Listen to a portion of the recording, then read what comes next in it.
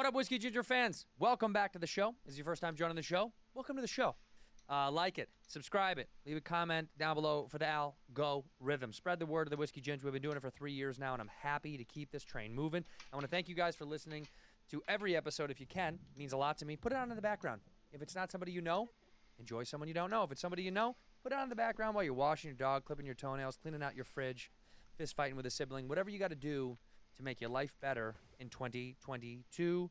My guest this week is one of my favorite wild-brained, delicious, kooky, strange birds, Harlan Williams. I love this dude so much. He is a genius in the comedic world, a brilliant man, a beautiful man.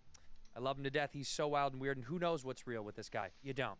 This week, right now, hey, tonight, I am in Kansas City. I'm in Kansas City and St. Louis this weekend.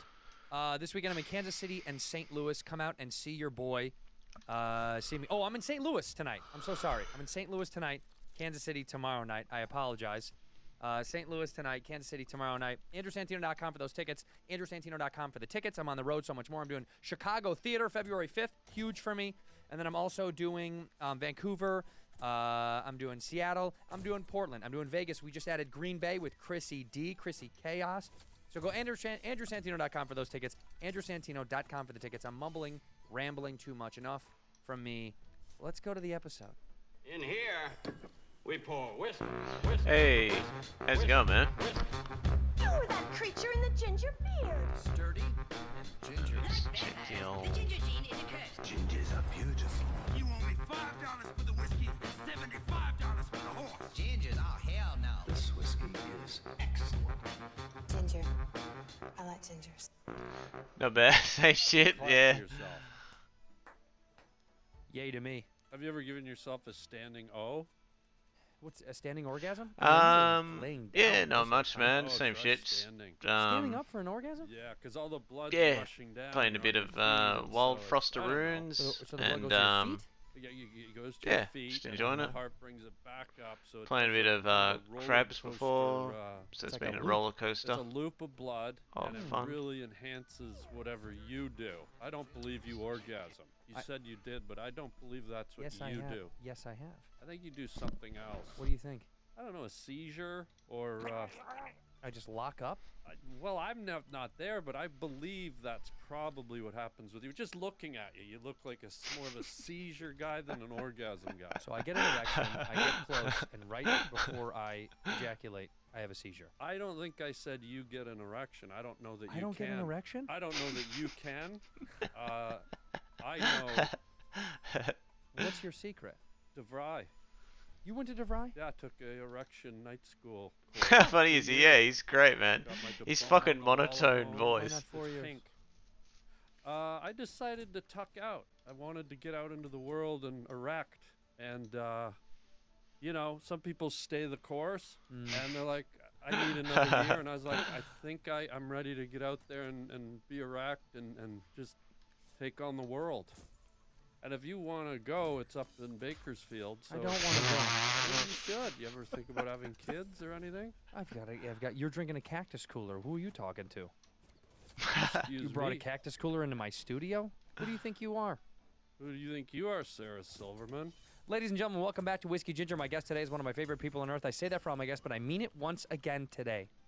It is the notorious, the nefarious, the negligent. How the run's been going, man? nuisance, The there was another N word. Whoa, guy. What? I'm just naming Whoa, good ends. whoa. I'm naming a bunch of good ends. How about Nostradamus, one of the very first vampires? The notable Nostradamus, Harlan Williams. Thank you. Thank you so much for being Got to here. the boss again just Comedian, before, but shit actor, build fuck. Poet and a gentleman.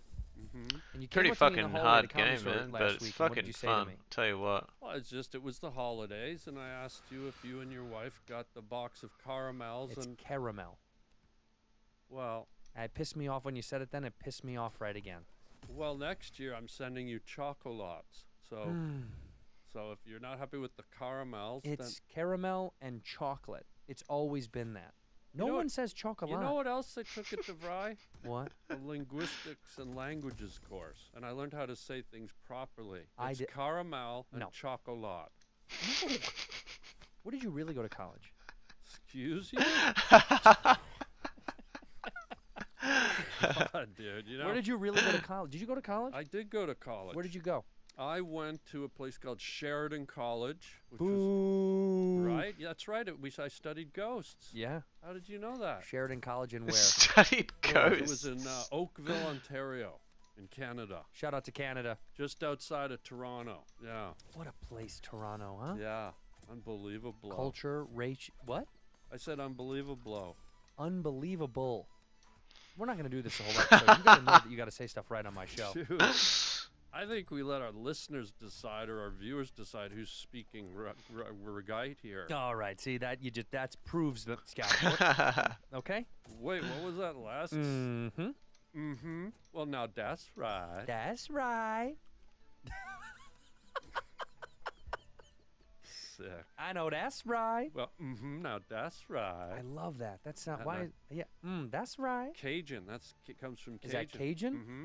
Have you ever been down to Louisiana? I sure have. New Orleans? Yeah, yeah. What'd you eat down there? I had crawdads, Love crawdads. peppered pumpkin flaps. Any craw moms? No, that's been outlawed.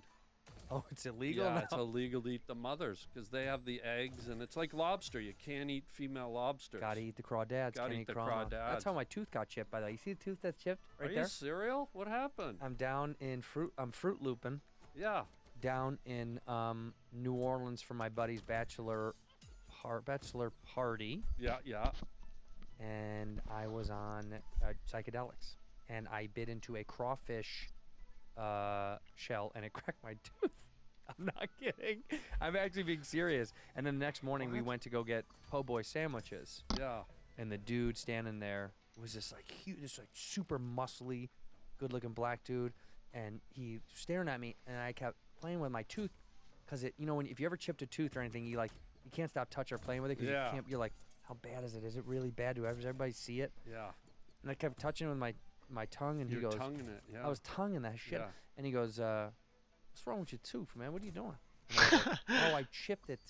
I was on mushrooms. I chipped it eating crawfish. I had crawfish shell. I was so dumb. And he goes, yeah, that's New Orleans. So it Wow. validated. That's what happens in New Orleans.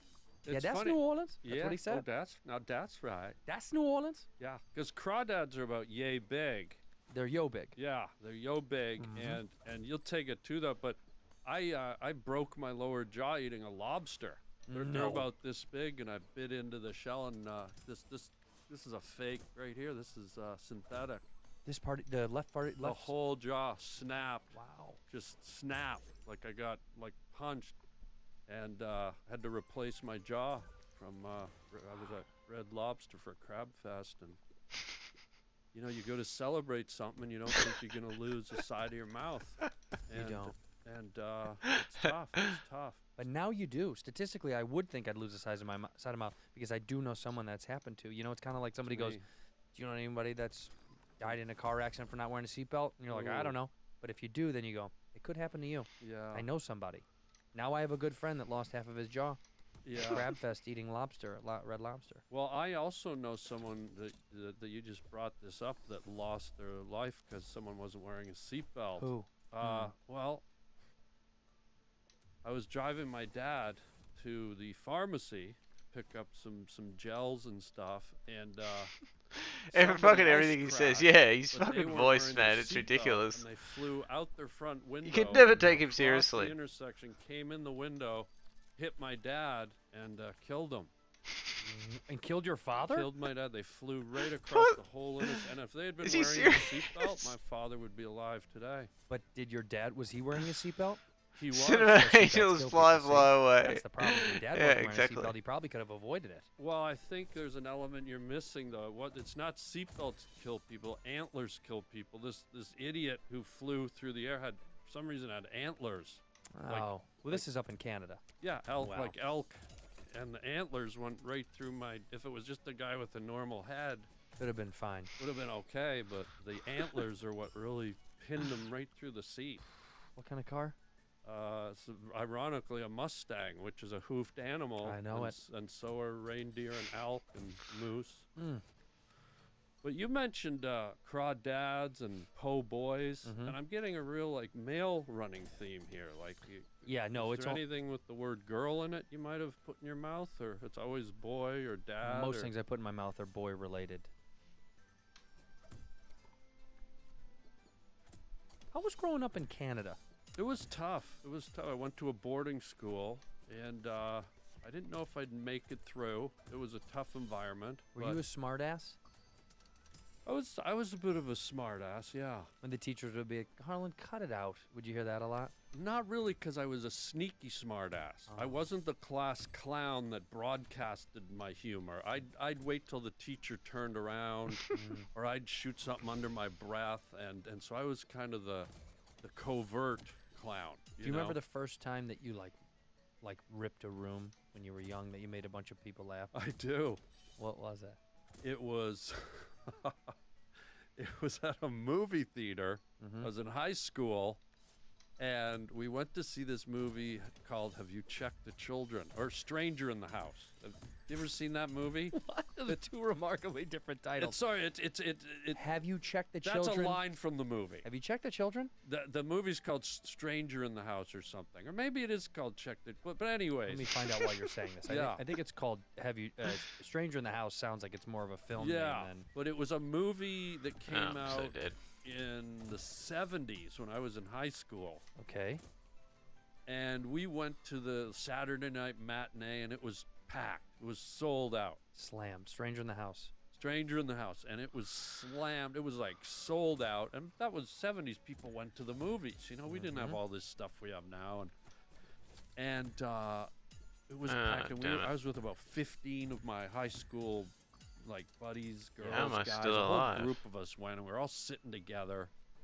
And sitting surrounded by them, I felt empowered. So here's this horror movie, and every time someone was just about to go through a door, or someone was about to jump out, I'd mean, yell no out a Alex to line, heal? thinking, "Oh, the crowd's gonna hate me. I'm ruining." And the first time I did it, the whole theater just blew up laughing. Like I don't even remember what I did, but I remember feeling I just made 300 people laugh in unison. And it filled me up with this kind of power and this energy, and so Ah, I right. kind of kept doing it throughout the whole movie, and it just every single line just destroyed, and I turned this scary movie into like Into a one of comedy. the best comedies of the season, and nobody got mad. Like I think they got to the point where I could feel they're almost waiting for me to yell Sure. a comment, and they weren't just, they were somehow perfectly timed, and they fit, and so that was the first time I really felt empowered by the power of laughter, you know? Do you know the kind of stuff you were saying back then? Do you remember at all what it was? I don't remember. It was a running commentary on what I was seeing on the screen. You were the original Mystery Science Theater. Yeah, that could be right. That yeah. stole it from you. Maybe. And those are maybe. Canadian guys, weren't they, that started that? I Wasn't don't know. Was that not an SCTV guys thing? No? No. But Would- that was guys just kind of sitting there talking. I was yelling out. I You were was screaming. Yeah. Like I had to project. We were kind of 3/4 of the way up, so I needed the whole, so I would yell it out, and I was nervous as hell. But when they went with me, I was just like, wow. And then I started thinking, if I can make a dark theater full of complete strangers break up laughing, I think that's when the seeds started to happen. You Yeah. know? Yeah. What's your very first gig? I want to know. Stand-up gig? Yeah. Wow. Well, first of all, before I answer, I'm gonna say I don't appreciate what's happening here. The ambush journalism. I'm not doing a journalistic thing. I don't know. I feel like you're ambushing me. Well, this is pointed and named, by the way. Everything here is very angled. So Don't there's you a like reason for all of it. lasagna? I know, but I really feel a little bit violated and ambushed. But I'm gonna answer. Mm-hmm. You wanted it that way. Mm-hmm. Player, please. My first gig ever was in Toronto, Canada, at the only comedy club in the city. Yuck back- Yucks. Yuck Yucks in the early 80s. And it was one of these things where you had to go on amateur night on Monday night. You got to do 5 minutes. And the way they did it is to get on stage, you had to phone. And this is back in the days of rotary phones where there was no redial button, I love those. right? So it was like, and so there'd be like all kinds of people phoning in. The first 15 people through would get 5 minutes on stage. What a nightmare. So for the first 4 months, I wanted to do it, and by the time I'd be on the phone I'd literally have a sore finger, and at the end of it, I'd finally, after like an hour and a half, hello, yuck yucks. I go, yeah, no, we've already got 15. So it took me 4 months to finally like get them to pick up on time, and I got my first like amateur night thing, and I went down. And I was nervous as hell, but I was as excited as hell. And they put me up first. I was the first guy. God. Cold?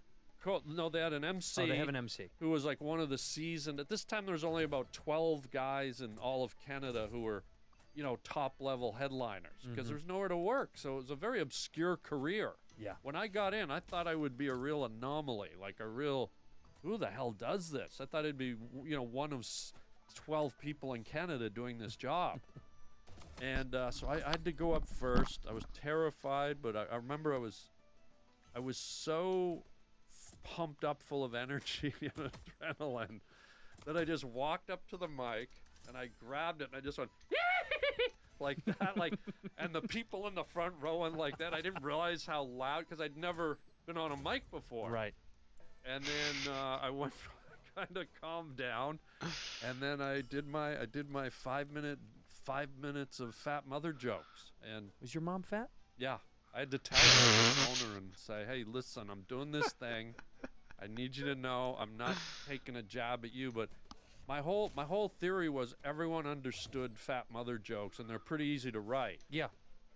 And my methodology was just get up there, do funny, quick fat mother jokes, but use your first year just to learn how to be on the stage. Right. Learn how to feel the lights. Learn how to feel the audience. Learn how to feel the energy. So I really wasn't up there the first year trying to be a comedian. I was, but it was more of a deeper plan to try and learn how it felt. To be the comedian. To be the comedian and know what to give and take doing a show was.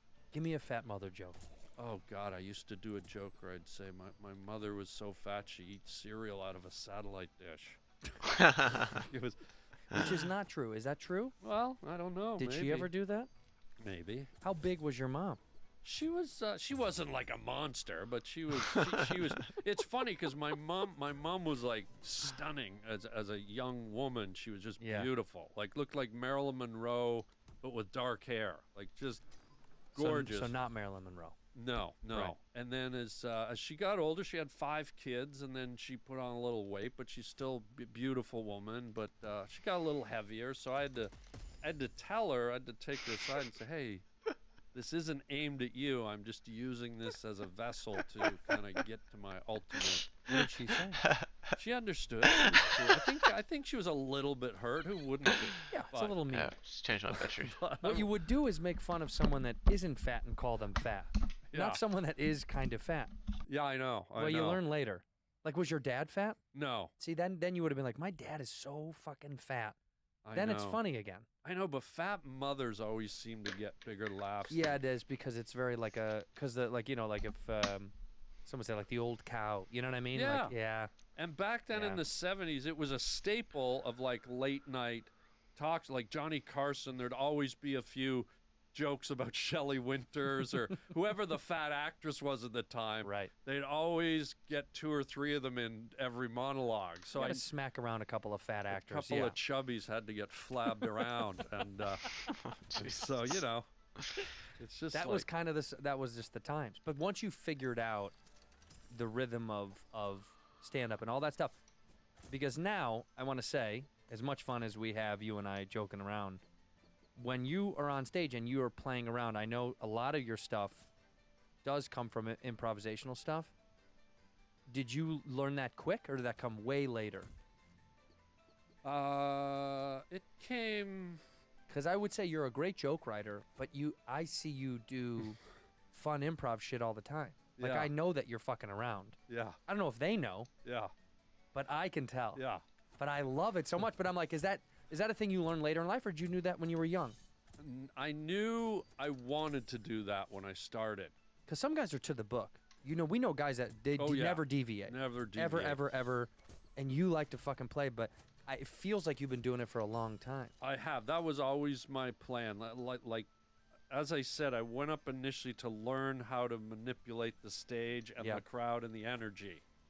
Because I knew in the long run, I wanted to be a guy that could walk out, not do my act, and just talk to a room full of strangers out of the cuff, like Yeah. out of nowhere, and see if I could make them laugh. To me personally, that was the true test of pure funny. Yeah. Because there's no net, there's no pre-written stuff, there's no formulated thought. It's just like, here we go, open the door, and Jump out. you're on. And it's like, you got to land on your feet. So I like pushing myself like that. But for the first few years, I couldn't even look at the crowd. I would walk out and literally stare into the lights and try and blind myself and just do my material. It was scary, but I used to do that. I used to black out at the Comedy Store. I would look at the lights as long as I could to not look down at their faces. yeah. But the store was always so daunting. The open mics and stuff there were so mean. Were they? Well, because those people knew they were going to get a real show later. Oh, yeah. So they wrote you off before you, even if you could be funny. They didn't give a fuck. They didn't want to hear your bullshit Yeah. because they got tickets and they got there early for the mic, but they knew that the showcase is coming in a couple of comics. Oh, wait, so you grew up in L.A.? Didn't No, have in the Chicago, people. but when I started out here. Oh, you did? I wanted to sink or swim, baby, and look at me. I'm sinking to the bottom of the ocean. Oh, yeah. Nice try, Corky. Corky don't sink. Corky does. float. Corky Cor- float. Corky float. Corky yeah, float. Yeah. When you said you used to dial like that, do you remember? Did you ever dial radio stations or no? No. You never no. did that. I used to call for tickets for stuff, all the concert tickets. I used to No, love. I couldn't be bothered. You were never a teenage girl. I was a teenage girl for a couple of years. No, I never did that. Give me the man. most embarrassing band that you listen to, because I'll tell you mine right now. I've been listening to it a lot. like band that I listen to now. Yeah, what do you listen to now that you kind of don't like that people would know, but you're like, fuck, I love it, but it's not good? It's funny. I don't have any shame like that. Like I, You have none? I listened to Wham! Legend. Last Christmas I Gave You My Heart all year long. Like I'll be wailing down Hollywood Boulevard going to the gym, and I'll blast it on purpose just to, because it's such a catchy tune. It you know? is. Yeah, good. legend. Last Christmas I gave you my heart, and the very next day you took it away. Or gave it away? Gave it away. Gave it yeah. away. I'm sorry, Yeah. I fucked well, that thanks up. for wrecking my Sorry, Wham. song. Yeah. I've been listening to Dave Matthews Band again. Oh yeah. It's not embarrassing. I just don't. I never really fell in love with that stuff, that kind of music. Yeah. And then a song came on the other day, and I was a little down. And it really Aw. was sweet. It was just a sweet song. Yeah, I don't know one thing about him. I just knew he was huge. Told us how to know that. It all sounds like that a little It bit. does? Yeah. You got the heat out on so and you got on to me honey. Yeah. Just it like kinda has that. this like I don't know, not country, but like yeah, maybe like an old Indie country. indie country bluegrass vibe, Yeah. vibey thing. So I didn't know anything about this guy, Dave. Dave Matthews, and then Mhm. I shot a movie called Becoming Winn-Dixie, which we shot in New Orleans, New Orleans. Carmel. Go ahead. And so I've done all these movies. My sisters, I have 4 sisters, blah, blah, whatever. And when I told them I was doing a movie with Dave Matthews, it's the only time one of my sisters said, "Oh, will you get an autograph?" And then he took me on his tour bus. And Oh he- wow. he Did you was get an good. autograph for one of your sisters? I did. He even did a little doodle for her. What is it? What did you doodle? He did a little like stick What man did he type of doodle? thing. Yeah, he Oh. went above and beyond. type Probably of- like his symbol. They have like a little symbol, a fire dancer thing. That's like their symbol, I think. No, it wasn't satanic. It was really sweet and nice. No, it's that. It's a fire dancer. Is that's their symbol? that's Satan stuff. Well, so what? What are you Christian? What's wrong? No, I with you? just don't want to come in and do an What's wrong with interview you? where somebody throw their demon seed all over me. I'm not a Satanist. I just think he's Oh, I got don't some know. good ideas. I feel there's evil here all of a sudden. You do. The way you're looking at me, I sense demon seed. You do. See? What? It's my regular face. I'm alive. That's what a demon seed does. What is that? What your demon sounds like? I'm alive. Why Ah, is he, that's is he- awesome. Is he alive? Well, there was an old movie in the 70s called Demon Seed, Really? It was about these people that make love and create a baby, a devil baby, and the only line it has in the old movie goes, I'm alive. and then the movie's over. Oh, I love that line. Yeah. Who has a better demon voice? Let's hear yours. Give me a good line. Not I'm alive. Give me a good demon line. Okay. How sweet. Fresh meat. Fuck, that's really good. Let me see if I can top that. In here, Oh, I'm we so pour dead. whiskey. The NFL playoffs are here, baby. I'm so excited. And DraftKings Sportsbook, an official sports betting, 200. The extra bags. We forgot to bring our own. That's a demon at like Trader Joe's that forgot to It bring its sounded bags. a little Shakespearean. There's a little British lilt on it, and that Really? really takes the horror out of it. So if there's demons in purgatory, but That's you what- did not make it down to the lower strata. You were nowhere near the That's kinda how I feel. fiery brimstone. That is going to be me, right in purgatory. Yeah, you're, This is my at best, impression. you're a purgatory demon. This is my impression of a demon who just won't valet. He just won't Okay. because it's not money, it's principle. Okay. You know what I mean? Yeah. He should, but he's like, I don't want someone driving my car, and we can find a spot. Okay, Yeah. here we go. No. We're going to keep circulating the block until someone leaves. Oh, are you ready? No. Son of a bitch. How was that? Well, when you play this back, Mm-hmm. you're gonna see, and you have to play it backwards, as Yeah. you know. Yeah. You said circulating the block. Yeah. What you wanted to say was circling. We're gonna keep Circling the block. No, circulating. No, circulating means circulation. Yeah. See, Satan's at work right now, throwing you off. The devil, the demon seed in this room made you say it wrong. You think so? To fry is waiting for you. He sounds like something out of a game. Imagine if they had demon commercials that came on late at night. Do you believe in the devil? You look like you do. 100%. Yeah. You look like you not. do. I know. If you believe in something good, you got to have something bad down Yeah. there. Without darkness, there can be no light. And without light, you need light. Without light, there would be no General Electric. And without General Electric, there would be no rice. Rice. Why do we have rice? Because it's brown and white. Why not black? Why isn't there black rice? There is. Have you ever had wild rice? There's some black pieces in there, but it's mostly And what are the black pieces? They're rice. So what does that make them? it's not dominatory black. It's Black rice. Why you want to cut out the blacks? I like black Whoa, rice. bro, I whoa. like black rice. Yeah, but now you're saying there's no black rice? There's not enough. Okay, as that's far as my money's concerned, there should be way Okay. more black rice on the market. Everybody says you want brown or white. It's like, what about black? okay. What about black rice? Black rice, you know where wild rice comes from? I'm guessing you don't, just looking in your googly eyes over there. Thailand. No. Where? A lot of it comes from North America, from the marshes of North America. Lie. The natives go along in their canoes and they actually bash it, and it grows out of the water in shallow marshes, and they bash it right into the Why do they basin of the canoe. hit it so hard? What's that for? That knocks it out of its husk, and I know you know that word, husk. Yeah. And they collect it in the canoes, and that's why it's a little more expensive. It's a bit precarious to harvest, if you know what those two words are. I don't. Okay. But I'm well, guessing it's hard to get, is what you were trying to say. Bingo. Yeah, that makes sense. You did this movie with Dave Matthews. He was in it as a musician or in it as an actor? He was in it as an actor, but there's a scene where he sang us a song too. It's a really charming movie. Have you seen it? Absolutely not. Because of Winn-Dixie, it's based on a really famous children's book. And the other woman in it, which was amazing, I forget her name and I feel horrible, but she was the co-star, the beautiful woman co-star to Marlon Brando on The Waterfront. Oh my God. The blonde lady. She was obviously a senior by this time, but that's the closest. The 6 degrees of separation. I think that's the closest I've been to. Do you have 6 degrees of Kevin Bacon? Could you do it?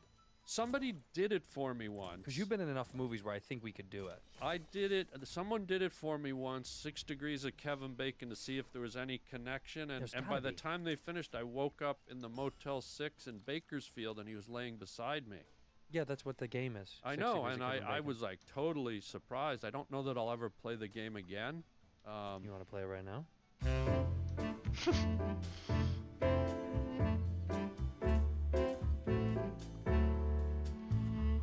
I really don't. I didn't like waking up beside him.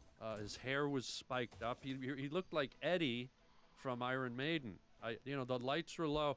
Normally, the Motel 6 leaves the light on for you, but I guess we had some wiring issues. And Kevin Bacon in the moonlight with that hair and those sunken in cheeks, it looked like Eddie from the cover of Iron Maiden albums. Iron Maiden. Iron. Wow. It's not iron. How You could know, it be? How even could it be One iron? of us in this room, Demon Seed, took 4 years Demon of linguistics and language at It's me. DeVry. You took 3, first of all. I took 4 because there was a freshen up course. You son of a... When you wake up in Kevin Bacon's porky Motel 6. arms. Doesn't he Shit, I'm look in like Eddie trouble from here. Iron Maiden, though? Iron Maiden. God damn it. Yeah, he does look like Eddie from Iron Maiden. That is what Kevin Bacon. That's who Kevin Bacon really is. Yeah. His daughter's a famous actress now too. Are you doing Are more? you serious? Saucy Pork bacon. chop salad? Saucy bacon. Saucy bacon. Saucy bacon. Saucy bacon. Saucy bacon. If she went to Taiwan, she'd be eaten alive. Saucy She'd bacon. be cannibalized. Bacon. Oh, look at the saucy bacon. You ever see a school of piranha? She came off the plane. They just like They'd eat her alive. You just see it. By the time she got to the terminal, it'd be a human skeleton just walking. What is that? A fucking. I was acting. Why can't I act? Is this how you act? When's it my turn to act? I mean, I want you to. Are you doing acting right now? Okay, say rah, say rah. I'm not telling. I do have something coming up. but Do I'm you not really? yeah, Don't Get like my something coming out or chances. something you're gonna film? something coming out. Well, What's better the chances than me, worst man. thing I've you never ever did, even got to acting-wise? get to the boss yet. Because I can tell you. Sounds really? like you're I'd like to hear what consistently you getting know. there, I though, have which no is pretty idea. good. Oh. The worst thing I did, acting-wise. No disrespect to the people who put it together, because it's a lot of work. Whether you're doing an indie movie or a $20 million budget movie. Just say it. I did a movie that didn't come out real well called Surf School. Surf School. Who was Yeah. in it? I wasn't the lead, but I was probably Oh, had wow. the most notoriety out of anyone in it. Okay, Surf School. I want to look it up. And it was basically one of these teen rom-com movies where it was a bunch of kids on a beach going to school, and Yeah. I was the old grizzled ex-surf champion who lived in a hut on the beach, and all the kids at surf school looked up to me as the kind of surfer guru. That's awesome. Well, it was awesome because here's where they got me. We shot in Costa Rica Ooh. on a beach with all kinds of beautiful girls in bikinis. Yeah. It was fun. It was a great time, but unfortunately, it was a low budget movie. It didn't come out great, so that was probably. What do you think it got on Metacritic score out of 10? Does Metacritic go all the way down into Satan's hell? It sure does. Then I'm gonna say minus 3,251,000,000,000. This says 2.2 out of 10. Not bad. No, that 2.2 is not good. That's good. Yeah. I'll tell you who was in this. Cisco. Cisco, the thong That song guy. Wow. Did you hang out with Cisco? I did a little, yeah. Is he Yeah. cool? Yeah, he was a nice guy, definitely. Good Yeah. actor? You know, for standing on a beach, you going, hey, there's a wave. Yeah, he was fine. Everyone was fine. Did Cisco surf in the movie? No, there were a couple of guys that actually surfed, which was cool. You but, don't know how to surf, do you? I've done it a few times, but no, I'm not a qualified surfer. I'm really horrible. Another stand-up comic that was in this. Yeah, Taylor Negron. Tyler Negron. Taylor Negron. It's Negron. Negron. He was the pizza delivery guy in Fast Times at Ridgemont High. He passed away. I know. I remember that. That was a big deal. Yeah, he was the pizza delivery guy. in Mr. Hand's class, correct? That's right. He brought the pizza He brought the to pizza the door. into Sean Penn. Yeah. Mr. Hand. Yeah. Yeah. he goes, well, if this Well, is your shit. time and this Dead is my again. time, doesn't that make it Our time. It's a That's great so fucking great. movie. So that was the worst thing you Fucking did. poison. I mean, technically, it probably came out the worst. I think. Yeah. You know. Well, Yeah.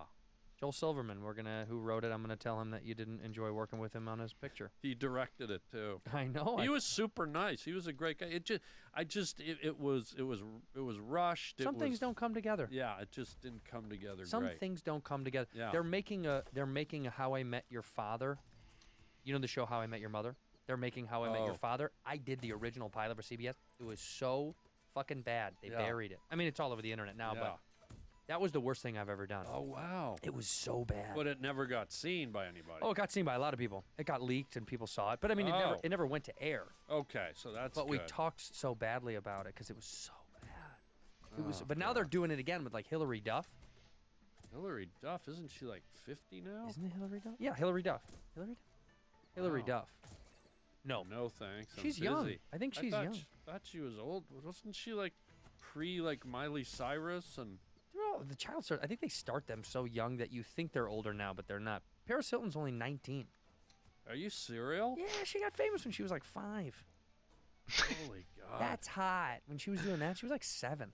She looked older for sure, because you know they do that. They age you up in Hollywood. Paris Hilton. I wonder if there's like a Carol Motel 6 anywhere. Like, imagine if you were born into that family.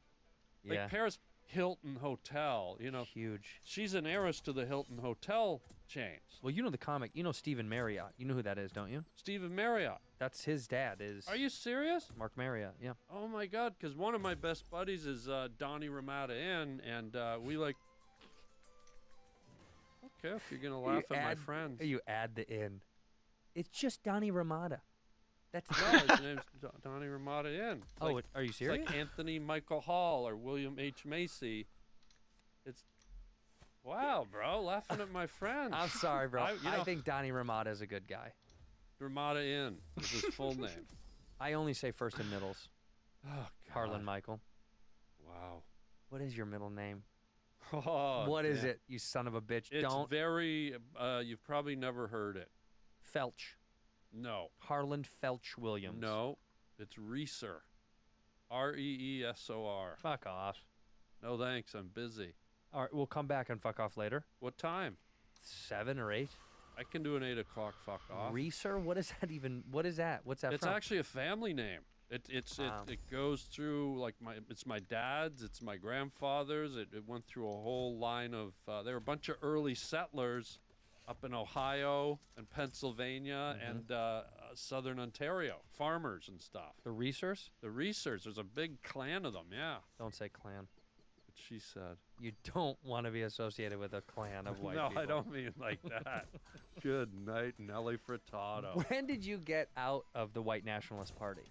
Oh God, that would probably be. You were in it for so long. Yeah, 73. 73.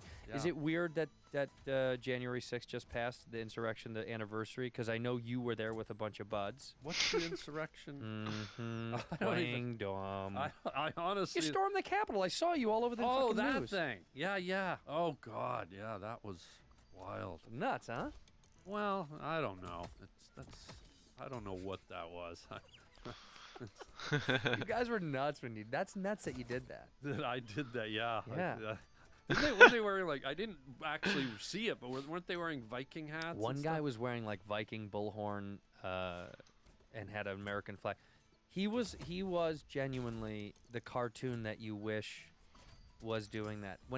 That's why he was so internetable, because it didn't look like a real guy. Looked like just a fake costume. Yeah, well, he looks like somebody built him to go do that. He doesn't look like a real idiot renegade. He looked like kind of like a cartoon version of someone you draw that would storm the Capitol online. He looked to me like if I wore a rabbit costume to bed and took a boat to the island of where the wild things are, Love. he'd be standing there. The first guy you'd see. He'd be one of the wild things.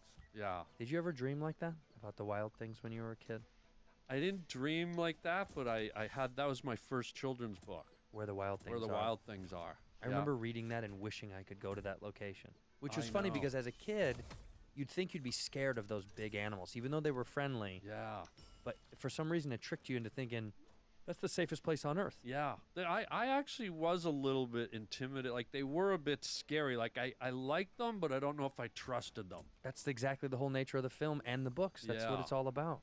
Because as a kid, you kind of intrinsically are wired in your DNA to not necessarily trust something with big dripping fangs and big yellow eyes Hairy. and claws and like That's why I have a thing about Armenians still today. Go, Are you Winx. serial? You can yeah, do because it. the hairy thing. When I was a kid, I didn't like hairy Oh, things. I see right. Armenian guys in my neighborhood. It's so hairy. I just carried a pick in my hair. I kept a pick in my hair, and if I got attacked, I would just brush them out. Oh, you brush yeah. them out. Yeah, That makes sense. yeah, Well, to each their own, yeah. as it were. Oh, cute. The way you say that, just cute. Are you doing touring? Are you touring? You're not touring, are you? Yeah, I'm just starting up. I'm gonna be starting up. Are in- you really going to go on the road? Yeah, I'm gonna do a little. Yeah, it's not as much as it used to be because of COVID, but I got a few dates. The on, Omicron tour? Yeah, I got a few dates on the books. You didn't get COVID, did you? No, did you? Yeah. No. I did. How? Where? Why? I play I play tackle football at Pan Pacific Park. Skins and Are you skins. choking up, bro? Mm-hmm. I know COVID's emotional. Let it take a minute, bro. I'm I played sorry. tackle football at Pan Pacific Park. Skins and skins. Oh, so no shirt on? No shirt, no pants. Skins and skins versus skins v skins. You gotta wear Right. undies, and every time we tackle, we have to do what's called a latent scrum. Already misplayed. Which means you have Fuck, to lay dude. there and roll around with whoever tackled you for about 5 or 7 minutes. Oh my God. Then whoever is tired first has to kiss the other one on the lips, and then you get back up and you're back in the game. That's probably how I got it. You know, is the stadium up on the top of Brokeback Mountain by any chance? I think so. I think it's on the. That's I think prob- it's on the yeah. other side. It's probably on the back side of Brokeback Mountain, to be Wow, honest with that's like almost like Pink Floyd's The Dark Side of the Moon, but you. Did you ever watch that with The Wizard of Oz? Did you ever do that bullshit? no. Do you know what I'm talking about, right? Yeah, I know what you mean. I did it in high school. Did it make sense? Well, you were stoned. For people that don't know what we're talking about, people used to do this thing where you'd watch Wizard of Oz and they'd cue it up with Pink Floyd, and apparently it would be perfectly timed. The soundtrack would be perfectly timed to the film. But you're so stoned, you're looking for it to be Yeah. timed well. Yeah. So I think rhythmically, because a film is cut kind of in the way that music is composed, right? There's Yeah, a rhythm to it. There is. You're right. So I I think you're did- looking for it. I used to watch Bambi to Black Sabbath's Paranoid album. Oh, such a good album. Yeah, and it really kind of popped the movie to life. Did it sync? It synced real well. It synced real well. I used to watch Terminator, and I would turn off the volume on Terminator, but just turn on Iron Maiden albums the whole time. Oh, sweet. Because Yeah. I love Iron Maiden. Oh, what a dream treat. I watched Philadelphia to Barry Manilow's Copacabana album once. So good. Yeah. So good. One time, I watched Schindler's List. Fuck, Okay. bad I luck, turned dude. it off, and I just turned on B-52's entire album. Oh, God. What a dream treat. There he is. Oh, go get the Jews. Yeah, that's Whoa, listen to you. That's exactly how he sounds. Wow. In here, we pour whiskey. The winter is here. The winter is here, my friends. You got to upgrade your daily routine I with didn't know you Bespoke forgot you Post and their new took seasonal twice. lineup of must-have I'm box so of awesome fucking- collections. I've talked about these guys. I love them. That box of awesome is incredible. It is really cool to get on Time for a 80s snacky. music. Yeah. Like love. Ginger. I like gingers. That guy was so. Look, God, not to. I don't want to be mean to him, but boy, oh boy, did I fucking hate those songs when I heard them for some reason. You did? I hated that. My mom loved 80s music. Yeah. Like, loved it. My dad loves soul, which is where I got into soul, and that's why I liked hip hop a lot, because they stole all the samples I would listen in hip hop. I was like, this is from albums my dad has. Yeah. It was so weird to like listen to it, hear it, and go, oh, that's a sample from a song I know from a soul music artist. What kind of soul? Like Marvin Gaye and Well, yeah, Al Green and all yeah, that stuff? yeah. But do you know what Carolina Beach music is? No. But I mean, yeah, I mean, you do. The same kind of takings were passed through to like Sam Cooke and like Sam Cooke, you sat up real abrupt. No, I just was taken aback. I was that the Carolina beach music hit me. It was a little Carolina late. beach music is kind of like, yeah, it's got the same kind of touchings of soul and a little bit of funk in it. But my dad loved that shit. Like, was obsessed with it. Like, James Brown is like the greatest. My dad thinks James Brown's like the greatest thing of all time. But I would listen to that stuff, and I loved it, and I never connected with my mom on most stuff until she got into, like I like Clapton and stuff like that. Like, she got into that stuff later. Yeah. But when she liked 80s music, Yeah. boy, oh boy, did I hate 80s music. B-52s were terrible. Stuff like that was just like... Did it cause a rift between you and If your it was mother? like poppy and it was like... I didn't like that. Right. Yeah, my parents used to they used to fist fight, Saturday night fist fight at the Santino house. Are you serial? Yeah, and whoever won got to play music for the rest of the night. Was your mom a good fighter? Are you serial? Oh, wow. We never got to hear soul at the house. Wow. I listened to it in the garage. Wow. Undefeated. Wow. Your mom Irish? Irish. Yeah. Irish. Okay. My biological father's Italian, Yeah, that's why your mom won. Sicilian. Yeah. That's why your mom won. Well, Irish. he had her killed years later. He put a hit on her. How? Well, you're not going to believe this, but I will. he was driving in a car in Ontario, Canada, oddly enough. Oh, boy. I don't like where this is going, but keep going. And he asked her to not wear seatbelts, seatbelt. and he purposely careened into opposite traffic, sending my mother and himself through the front windshield. And What was on either your father's or your father's head, or whoever died? What were well, they? they both did. They both went through. I mean, it was. Were they it was wearing a anything on their murder head, like suicide. any kind of hat or headgear? Yeah, it had antlers on it. Why? How do you know that? Shitting me, bro? Remember earlier I told you my dad was killed in Ontario, Canada. What? He was wearing a seatbelt, and there was a car accident, Yeah.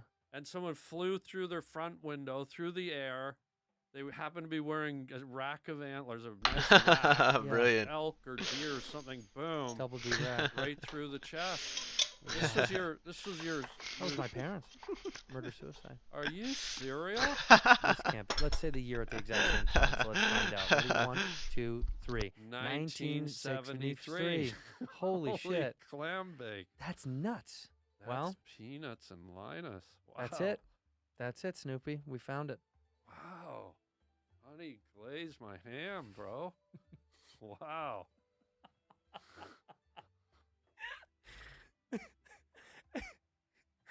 There's an old Irish saying that I want to bestow to you. Good. I like. Are you Irish? I'm Irish. Yeah. But how much? My mother's name was O'Donnell, maiden name. Oh man. Yeah. What was your dad? That's just English. Isn't it? Williams, Welsh.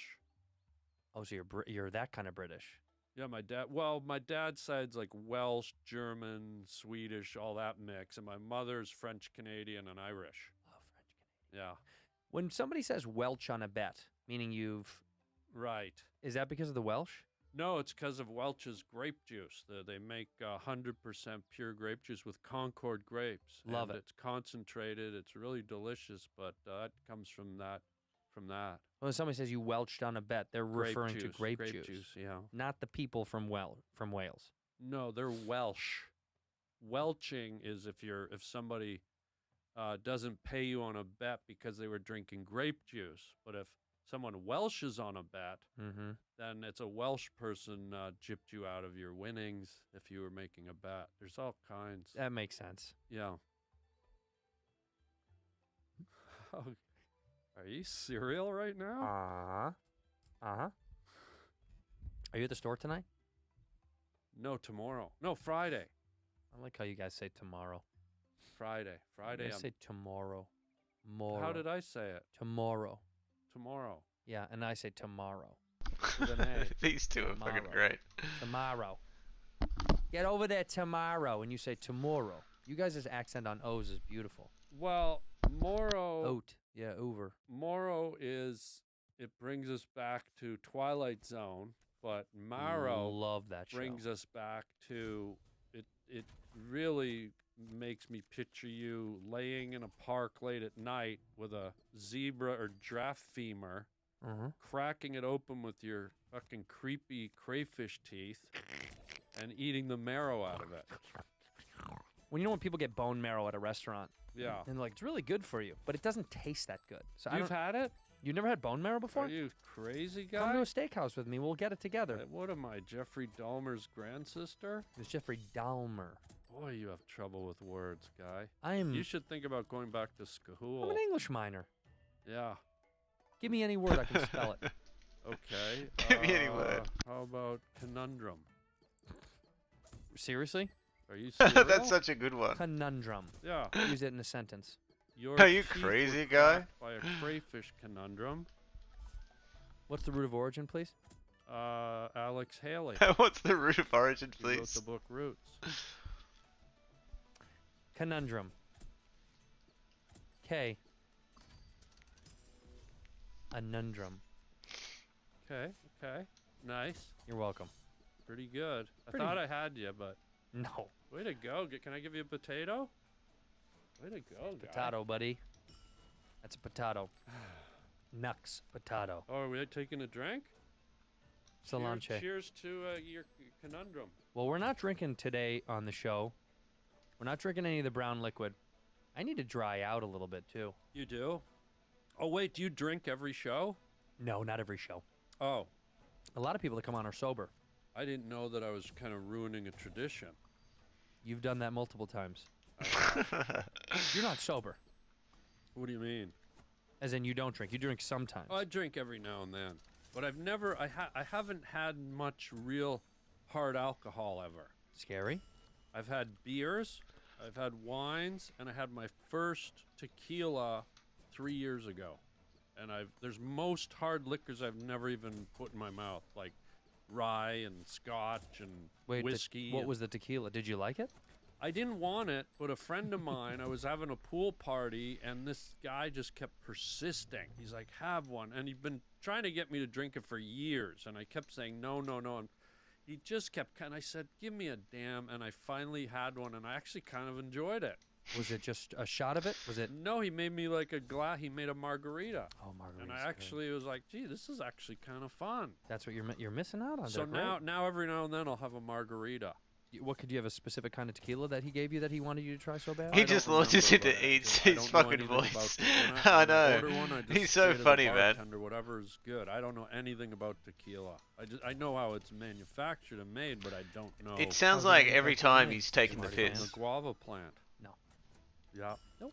Stuff I drink. I there. can't take him serious Oh, at you all, are- you get even guava if he tequila? said something Yeah. serious. with granola. Like, I'd assume and, that he's mustard joking. Seed. Brown mustard? Yellow. Only yellow, huh? Yeah, same stuff they make, by the way, cyanide and Agent Orange with. So it has a kick. It's got, Mine has a kick. it's got a jump on it. It gives you a kick. Like if you're feeling at a 3, this brings you up to about a 14, 4.5. 14. Oh my yeah. God. It rides you high. That's way higher than I thought. Daddy rides high when he's on the. Yeah. Daddy rides high. You smoke marijuana? I'm not gonna be a victim of ambush journalism, You smoke marijuana? and I'm not gonna be pressured into these conversations or ambush journalism. I told myself when I came in here, I'm not gonna be manipulated by the big 3. You smoke marijuana? Spell that in a sentence. Can you spell that first of all? Because I'm not SMOK. gonna talk about it to some. SMOK, marijuana. No. Mm-mm. See, I won't have an ambush journalism conversation if you can't even spell it. I could spell it. It's laborious. Laborious. Laborious. Laborious. You know what laborious means? Yeah, it's to labor at something. Labor intensive. Yeah. Yeah, something is laborious, right? Like, let's name stuff that's laborious. Lifting my fat mother. Lifting your fat mother is laborious. By the way, and this, Is she alive, by the way? no, she passed. R.I.P. to your fat mom. Yeah. So I'm gonna switch it to fat girl. I had a one-night stand with a fat girl. Are And you it's- being serious? Did you this, really? This is for real. I'm serial. And it was so bizarre. Like, this girl liked to eat. When I peeled her underpants off, you heard of the term, you've got ants in your pants? Yeah. This girl had Aunt Jemima in her pants. She liked to eat so much, I peeled her underpants off. A stack of buttermilk pancakes dropped out onto the floor. Were they warm? Yeah. Well, And buttered. fresh butter? Fresh butters. I mean, she had Aunt Jemima in her pants. Well, that sounds like a positive to me, doesn't? Isn't? I mean, Well, what's not positive, I said, what's going on with you health-wise? And she was like, have you heard of Lyme disease? And Yeah. I said, Yeah, I bit by a sure tick. have. And she said, well, I've got key lime pie disease. And I was like, wow, Chubby, that's, you called her chubby. yeah, I'm into pillow talk. I get that. I mean, I'm not gonna do pillow talk with Thunder Lump. Thunder Lumps? Was that her? Is that like a surname? It's a pet, thing. Sex play. Sex play? You ever do you know. Her romance there, guy? Hey, you might want You know. ratchet it up there, Nacho. I'm not gonna. Well, welcome to the Thunderdome team. Never played the Thunderdome. Cereal? Never She made it. never played the Now that's 80s music I think I like. All Tina the men Turner. come in these places. She was great. She was seductive. And She her was like, hair was so She was beautiful. seductive. oh, like a lioness. And she would kind of stumble when she wore heels. She was very Yeah. like, but I really liked it that I thought she almost might fall all the time. Yeah. I was I into know it. what he means. Yeah. I liked it. I like when a performer is almost going to get hurt all the I time. was into That's that. trouble walking. Yeah. You would have loved dating. I know you're married, She's but you got would a have loved uneven- dating the creature. From That's Jeepers fucking Creepers, hilarious. 'cause he had sort of trouble walking. Walking? A bit. Yeah, he's more of a flyer, but I mean, you If would you have could loved him. marry a character from television or film, not the actress, Right, the character, you already know the answer. go for it. Bewitched, bewitched. Dun, dun, dun, dun. But it was two different actresses, by the way, too. So that means Elizabeth Montgomery plays. you want to go for the Hottie. First of all, a Yeah. hottie. Yeah. Gorge. Yeah. And could wiggle her nose and, hey, honey, do we have the new Tesla yet? Ding, ding, ding, ding. We do now. Hey, honey, can Farrah Fawcett join us in the bedroom tonight? No. Ding, ding, ding, ding. Then you get Farrah Fawcett. Yeah, but Farrah Fawcett don't know no magic, player. No, yeah, she does. No, she don't. You spend 10 minutes with that woman, you can tell she knows magic. Up close magic, by the way. She does great sleight of hand tricks. Yeah, but that's that and 7 buckets of crawdads Player. to get you a one-way ticket to Fun Fun Street. And tooth chipped. Yeah. And you get yourself a tooth chipping. What's mine?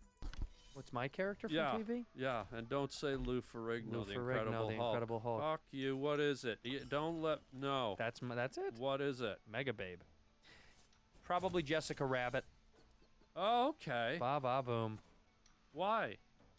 Probably her tits and her ass, I think.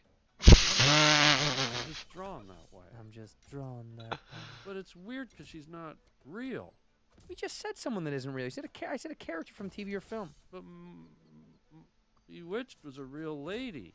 She wasn't, my friend. She was. I'm okay. It's okay if you feel that way, but you're wrong, buddy. You You're ever see wrong, her in buddy. the Twilight Zone episode she did? Elizabeth Montgomery? Yeah. No. She did one episode with Charles Bronson. Seriously? Yeah, it's really cool. Wait, My Cold Dead Hands, Charles Bronson? Isn't that him? No, that's Charlton Heston. Charles Bronson was like Death Wish guy. Oh, yes. He was a cool old badass, but it's a Yeah. really cool Twilight Zone episode where they're the last 2 people alive. One of them's American. He's American and she's Russian. Is she Russian in real life? I don't have to answer that. I'm No, not you gonna don't. I'm not gonna partake in ambush journalism. You're Why? right. I thought I came in here to talk. Okay, go ahead. Well, just I feel ambushed again. She did the video. Who did? Exactly. See, you set me up to fail. Every time. It's I so tried easy. To do a story. Who drew the shirt? Is that Blues Traveler? I drew it. Did you really? I drew this morning. That looks awesome. Thank you. Oh my God, it does say Harlan on it. You know the Yeah. Blues Traveler cat? That kind of looks like that. I draw my own shirts. All of them? A lot of them. What kind of, talking to the mic so people can hear you. Oh. What kind of pen stuff what do you use? So I draw Sharpie? with Sharpie on shirts. I draw my I own sell them. shirts. The original art. It's like wearing a painting or a drawing. Like you'll sell that shirt. Yeah. How much? Not much. I sell them for between like 65 and 120 bucks. I'll buy it. I wouldn't make you buy. I'll draw you one if you want one. Take it off. No. Take it off. Are you I serial? want 100 and how much? Uh, 100, I have $100. $300.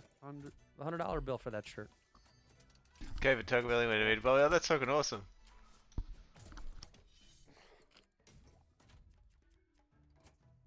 Thank you. That's a good now that's a good exchange. What a great shirt. Are you serial? You want it? I love this. I just drew that this morning. I swear to God. I wake up. That's my morning therapy. I don't meditate. I just got up Mm-hmm. and I kind of start my day drawing, and it It is really clears my beautiful mind. for people that didn't get to Thank see it you, at the buddy. house. Thank you. Really cool. You know what it's called? What is this titled? Yeah. Yeah. Curly Whiskers Skull Cat. Because see, his whiskers are curly and he's got a skull on his head there. This is Curly Whiskers Skull Cat. Yeah. And Yeah. now he's yours.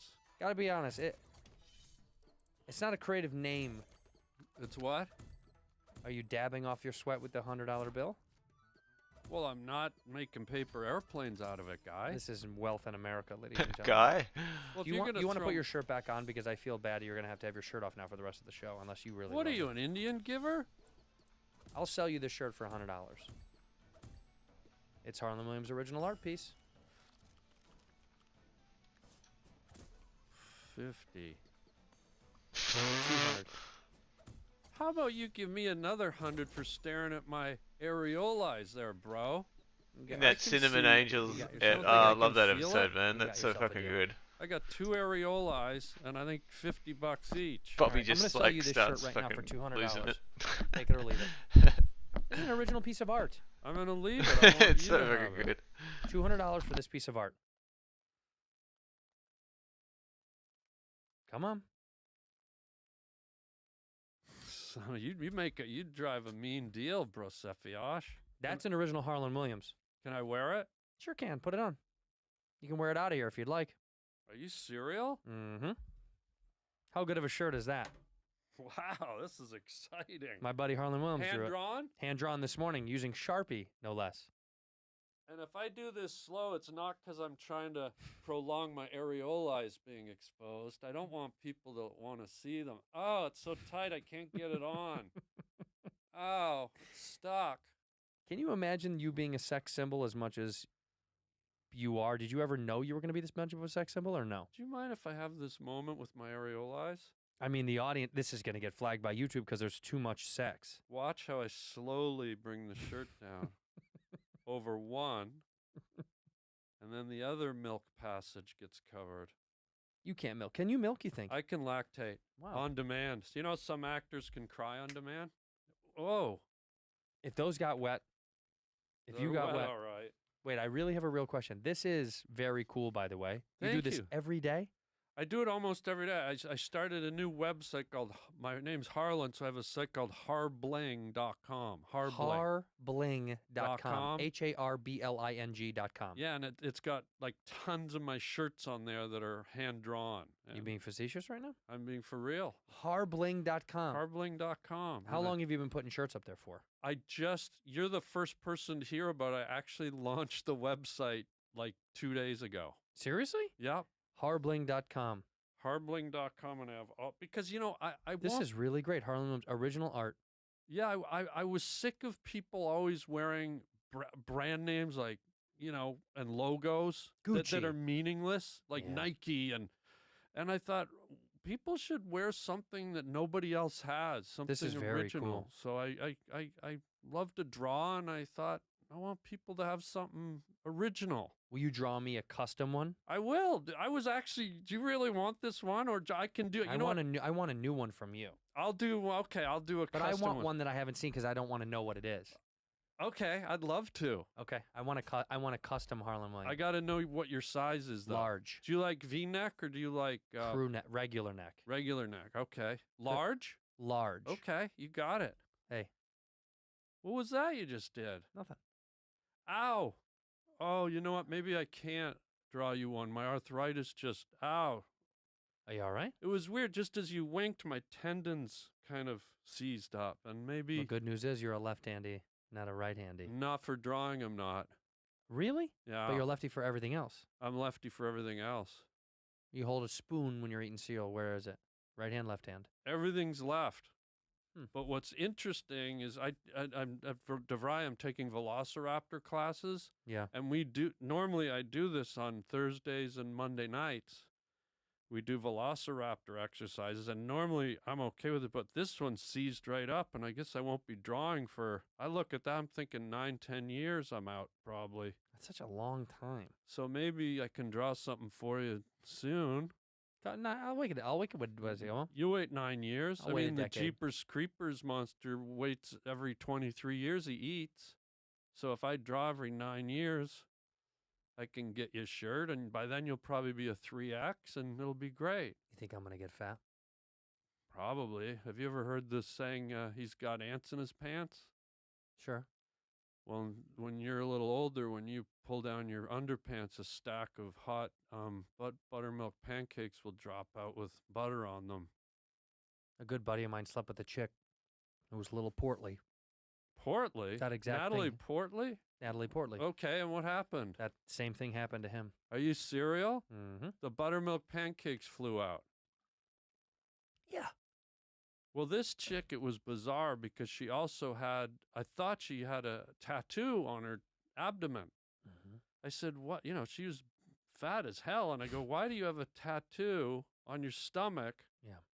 of the Monster Energy drink logo of all things? That seems strange. And she gets all fired up. She goes, those are my stretch marks, asshole. And luckily, she still wanted to make love after that, but it was tough.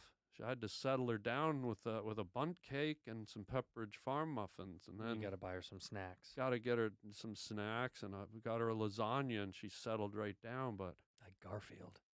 pardon me, Like Garfield. Remember how much he loved lasagna? Garfield the cat? Loved lasagna. That was the whole thing. It's lasagna. Oh, I am saying it wrong. He loved lasagna. I roll. Is that the emoji you use the most? Actually, no. The one I use is it's the little smiley face eating a human limb, the Dahmer emoji. Mm-hmm. It's like, hey, had a great time on our date. Maybe next time I can eat you alive type of, fun, playful, cannibal type stuff. Yeah. I have my favorite emoji is the cross-eyed, crooked smile with Charles Manson. yeah. upside down cross. The fucknard. That's Fucknard. called. Yeah, I love that. those I are use that the great. most. Those are so fun. If I'm like, I miss you, Grandma, and then I Yeah. send her that, the fucknard. Yeah. Yeah. Oh, great. My grandma's 91 years old right now. Are you serial? Yeah, she's doing good. Wow, is she still like? I call her. I call her all the time. I said, what's Really? going on? I called her on this show. I've called her on this show a bunch. And is she still lucid? Yeah. Like she knows who you're, like no dementia or anything like that? I mean, I don't know. I think everyone kind of slows down a little bit.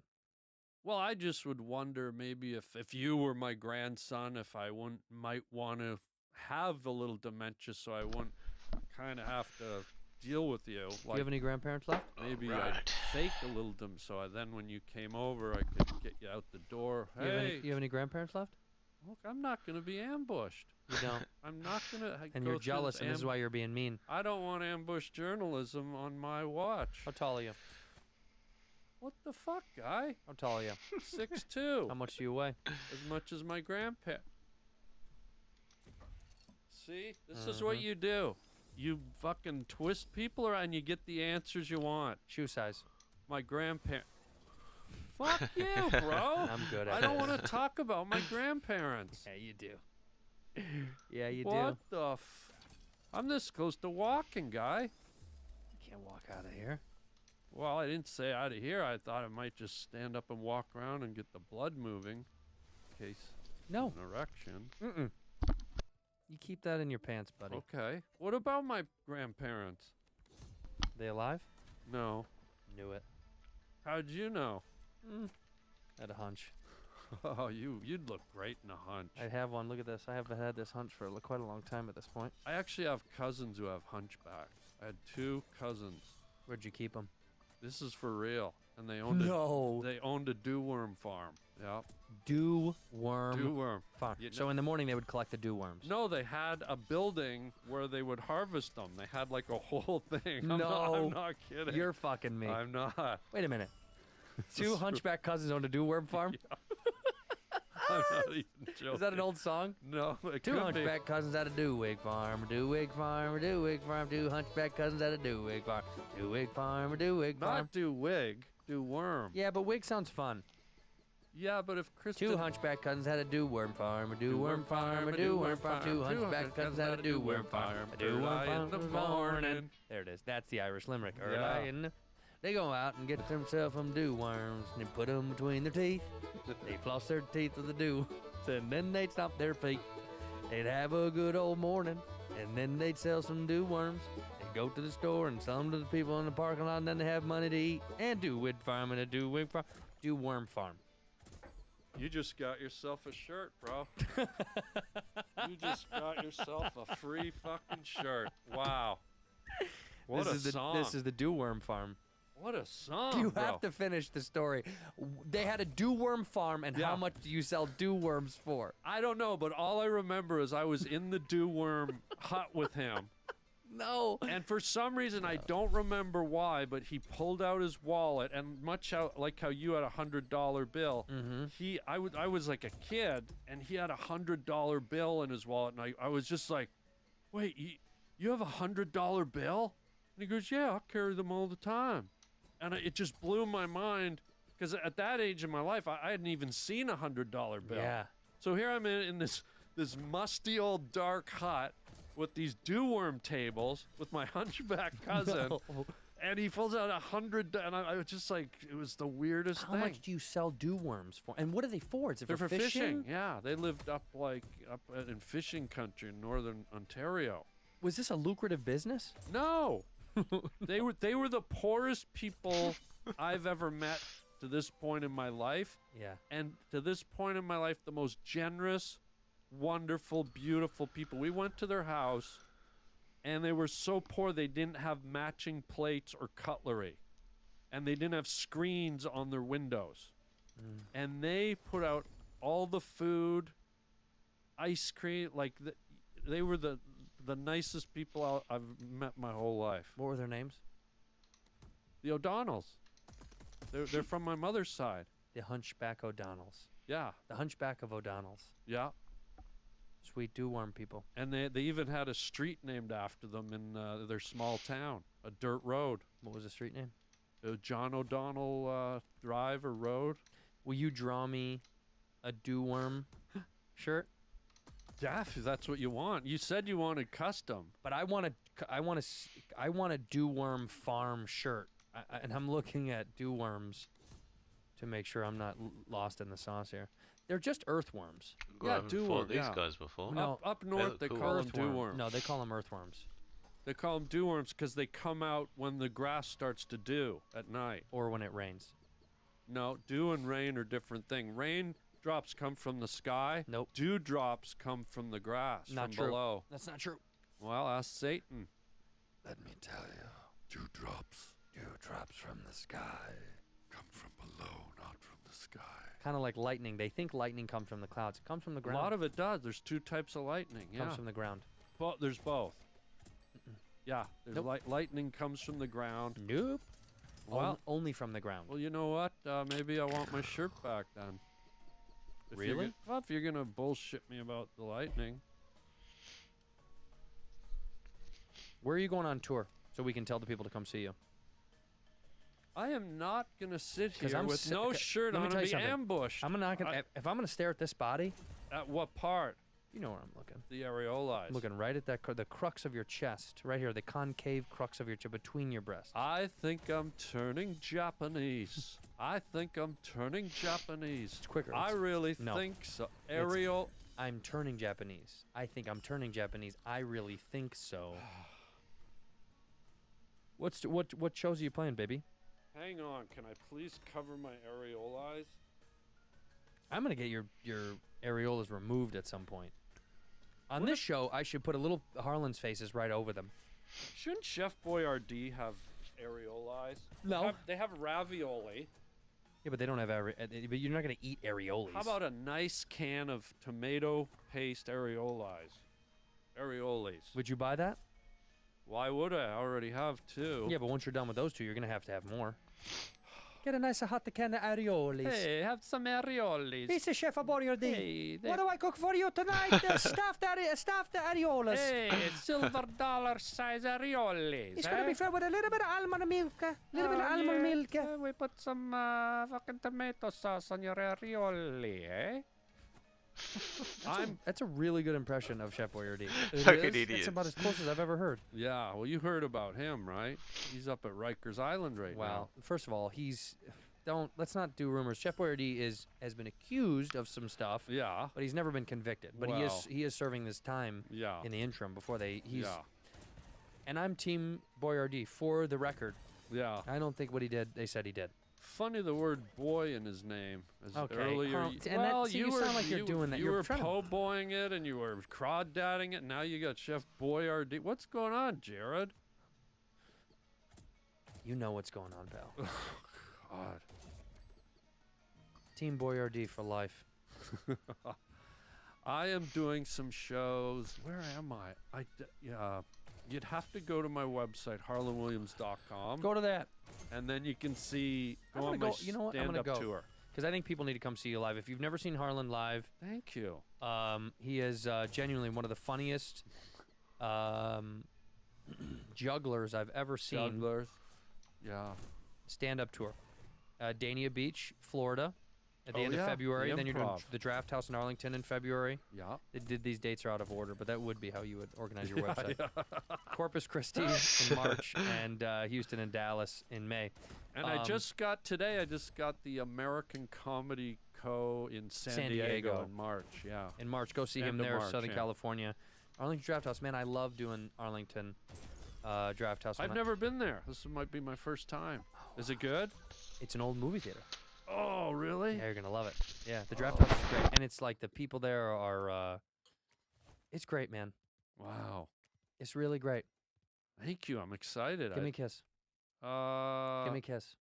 Can I blow a kiss? Yeah.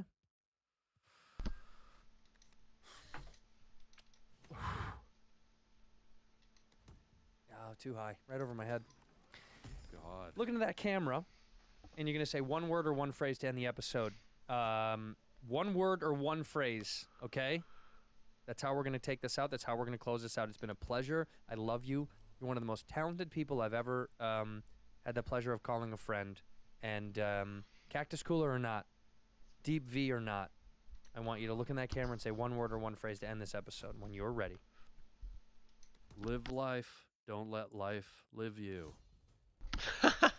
Harbling.com. What the fuck? In here, we pour whiskey. Smog, eh?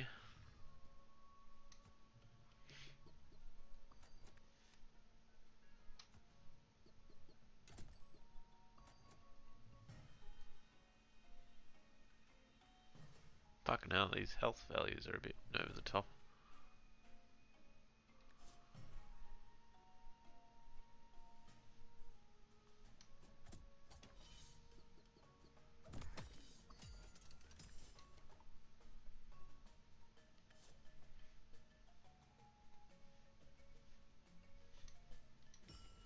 Fucking ramps up, yeah, man.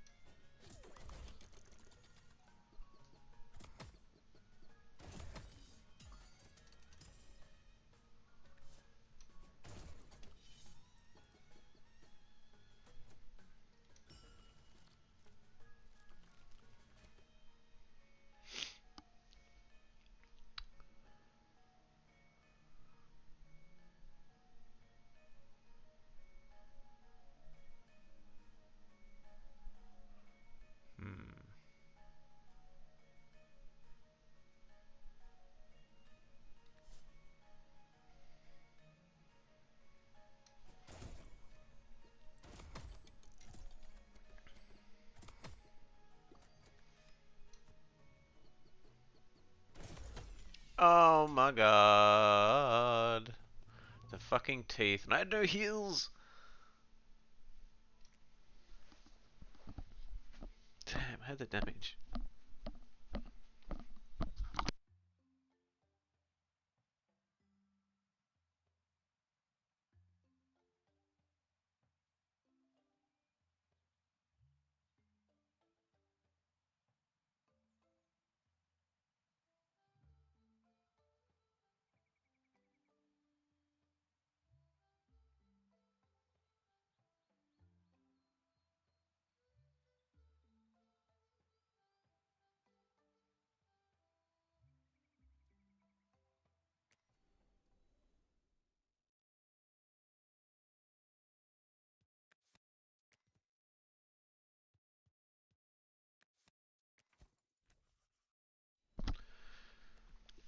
Back to it again.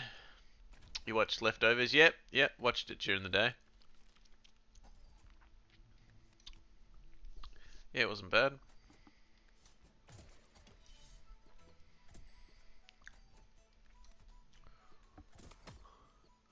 The giant fucking mega hat. Yeah, I know. How good are they?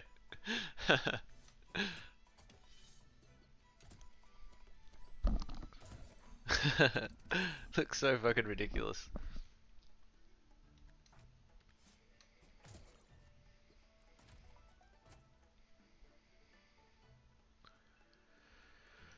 Dun, diddle dun.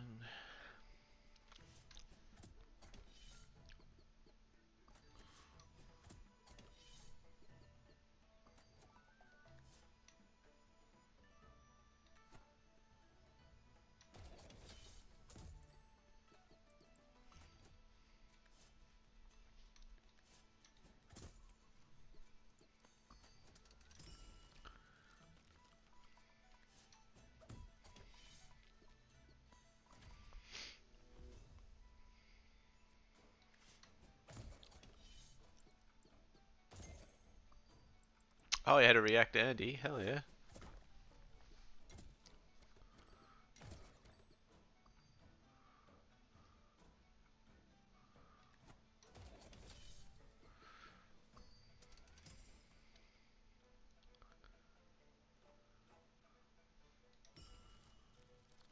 Nice.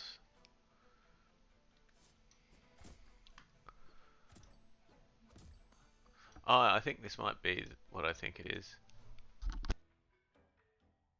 Yeah, saw this was in the thing. I haven't actually seen it yet.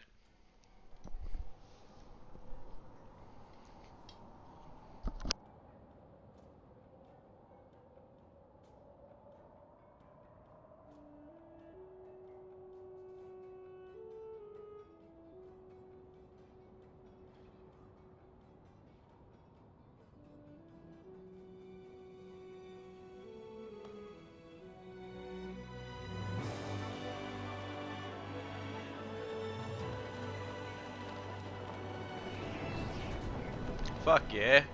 So good. Jumping off the city in the clouds. So good. Give me my hang glider. True.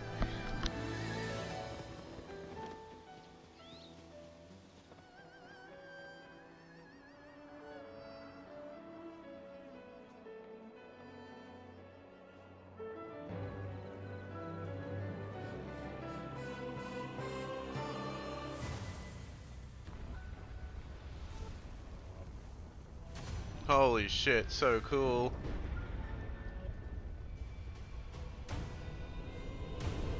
Whoa.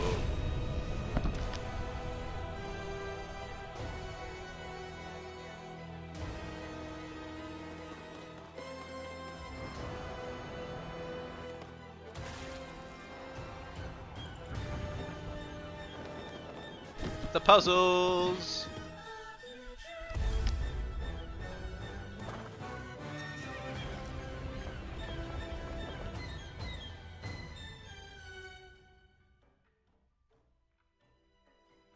Zelda, we rely on your knight and that legendary sword he carries. Our last line of defense will be Link.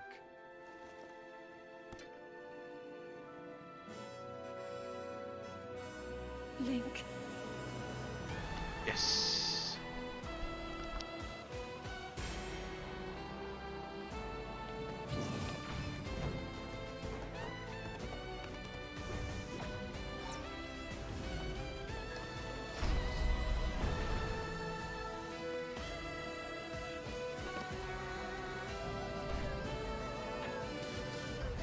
Holy shit, man, the new mechanics. All this new shit is going to be so fucking cool. It looks so epic. I know why I am here. It's something only I can do.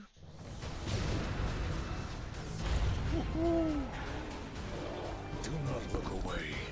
You witness a king's revival. Jesus. And the birth of his new world.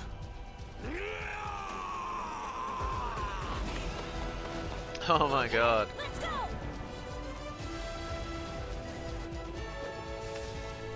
But you are not alone. Oh hell yeah. I remember all that. You are our final Combat. hope. Hell yeah, man, I'm keen as shit. I can't wait to stream it again. I loved the last one.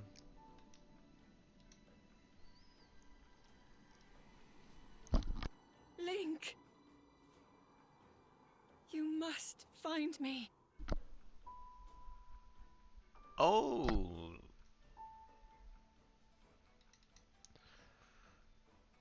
I'm guessing that's American date as well, so like next month?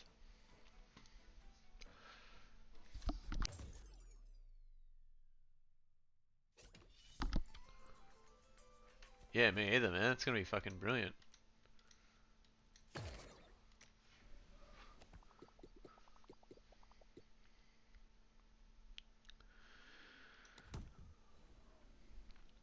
Most influential people? Oh no, I didn't see that. That's fucking cool though. Since Miyamoto. No shit, that's fucking cool. Deserved.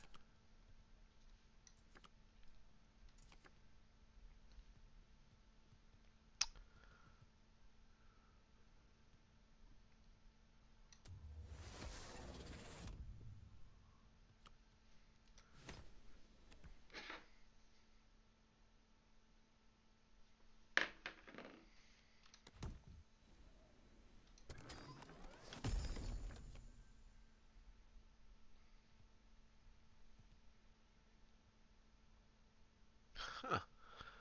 Boost a random allies effects by boost a random enemies effects by 2. So, I guess if they had like poison or something.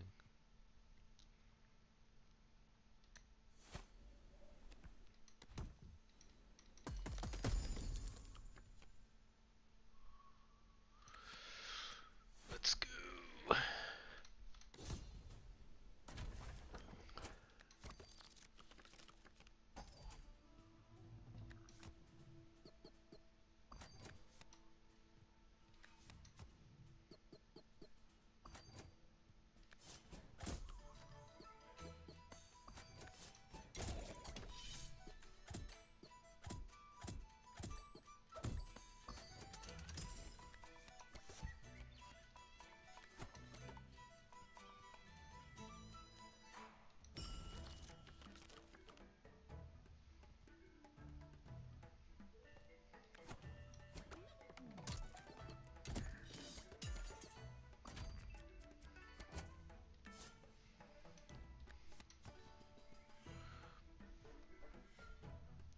ADD brain needs something in me. Yeah, true. Hello. Oh, brilliant. Good idea, Testing. man. This Yeah, is a special transmission. I feel you. A special one-off show with me, Ricky Gervais, Stephen Merchant. Hello there. And the little bald mank twat that is the shaven monkey known as Carl Pilkington. Right. Now, Rick, just a quick question, because if people have just stumbled across this, perhaps on the internet or on their TV channel, they're probably going to be a little bit alarmed by what you've said there. You come straight in with little bald mank twat, and a lot of people don't know who that little bald mank twat is, so maybe you should clarify. Well, I'm Ricky Gervais. You probably know me from such shows as The Office and Extras, cameos in the odd film. my long-term partner, not in that way, Stephen Merchant. Not in that way. Stephen Merchant, yes, I was involved with some of those projects. I've not been in a film. And we met Carl when we went back to XFM as Conquering Heroes. We were let go when XFM changed hands, and then we did The Office, and then we came back, and we were big shots. No longer did we need to run the desk or press any buttons. So we were assigned, how can I put this? Like a stupid lackey. Yes, yes. Stupid lackey. The person who was lowest on the rung. I'd have thought so. Station. They said, "Oh, give it to me. No one wants to work Saturdays." The caretaker didn't work Saturdays, so they gave us Carl. And we met Carl, and I was first struck by the roundness of his head. I'll be honest. I thought, this is a bald man. This is a bald man. Freak of a man. He opened his mouth. He spoke funny. Actually, he spoke without opening his mouth. That was the second thing that struck me. He just had this slack-jawed gimpness about him. Words came out. I think they get the idea now, anyway. Do you feel that was a balanced explanation of your meeting with us, or would you like to offer any extra detail there, Carl? Well, with every meeting, there's a different story, isn't there? The way you sort of looked at me and thought, he's weird. I saw Steve. It was like a triangle. Ricky was looking at me, I was looking at you, thinking that's weird. It seems unjust that I'm the. Why don't you have any go at Ricky for being fat and just because? Old? No, I'm just saying on the first meeting. Right. It's like a museum, isn't it? Everybody rushes to the weird stuff first. You're putting yourself firmly in that category as well, though. Oh, I love that. That's great. Like someone from Reservoir Dogs. Everyone looking at someone else. But you don't feel that way about me anymore. No, I've got used to it. No, that's what I'm saying. That whatever your accusations of weirdness were, they all were unfounded. It moves on, doesn't it? It's like anything. You get used to a look, don't you? I watch a lot of programs on stuff that people have up with them, and you only watch programs about people that got something wrong with them. That is what you do. If ever you say, "Did you see that thing last night?" It's going to be something like the kid who was born with too many legs, or the baby with an arse for a head. It's always going to be stuff like that. It's like there was a program on a bit back about a fella who had a funny head and what have you, and he lived in a small village, and nobody double taked anymore because you get used to it, don't you? What was up with his head? Just had like it was sort of like the new Elephant Man. He'd sort of gone for that look. He'd gone for that look. What does he do in the morning? Just eat a bun, sort of shave? It's just that's all I'm saying is people in his village. You want a big village. People used to it, and they no longer stared. And that's what I'm saying with you. But it's interesting that because you say you've acclimatised to my so-called weirdness. I don't know what weirdness that is. I've still not grasped that. But Ricky continues. What? It's just the eyes. Well, why are you listening? So I've not had a go at you, and you see your round head like a orange, which is the thing which perpetually entertains Ricky. Ricky is never acclimatised to you. Is that fair, Rick? Yeah, I love it. I can't get enough of him because I see different things every time I look at Carl. Sometimes I see like a completely sort of like spherical object, right? Like honestly, like some sort of pumpkin on Halloween, and then I see him. I see. Flat straight with on. A pumpkin, Rick, with a jack-o'-lantern outside someone's house, right? There is a certain light behind the eyes. Not with Carl. And then sometimes he looks like a plate. Do you know what I mean? Like like a clay plate that a child has made. When they've made a face on the plate using their food. Or a biscuit, like one of those biscuits, novelty biscuits you can buy sure, at your you birthday. Can ice with a little smile into mine. Yeah, but that's not the. I think that's not the biggest thing about Carl. Carl, it isn't his physicality, isn't it the roundness of his head, it isn't the gimpness of his slack-jawed face, it's not even his hairy body and sort of like chimp-like gait. It is... Although those are all key features. These are all key features, but it's his incredible mind. And I think maybe over the next 2 hours or so, if you haven't heard of Carl, then I think you're in retreat. If you have heard of Carl, then you're already being treated, I think. By the fact that he is present on this special broadcast. Rick, can I suggest that we take a pause there, play some music, come back and we'll talk some more? Oh, this isn't just about Carl. We're playing some great tunes.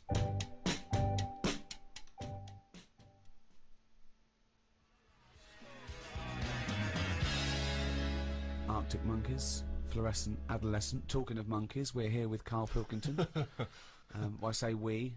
I'm Ricky Gervais. With me, Stephen Merchant. Hello. Doing a special one-off broadcast. Now, it's special in the sense that I don't know why it's special. I started that sentence. I had no. I had no backup. It's not particularly special. We've done this thousands of times. Well, it's special in the sense you got the old team back together. Exactly. It's special in the sense that it is a one-off. Yeah. That's why it's a special one-off. It's special in the sense that it is a one-off. I know it's special for me because I'm giving up a time, about 3 or 4 hours of my time for no money and no personal gain. So well, you say that. Now, Sammy Jacob, right, is the guy that founded XFM and gave me and Steve our break in entertainment or whatever, comedy.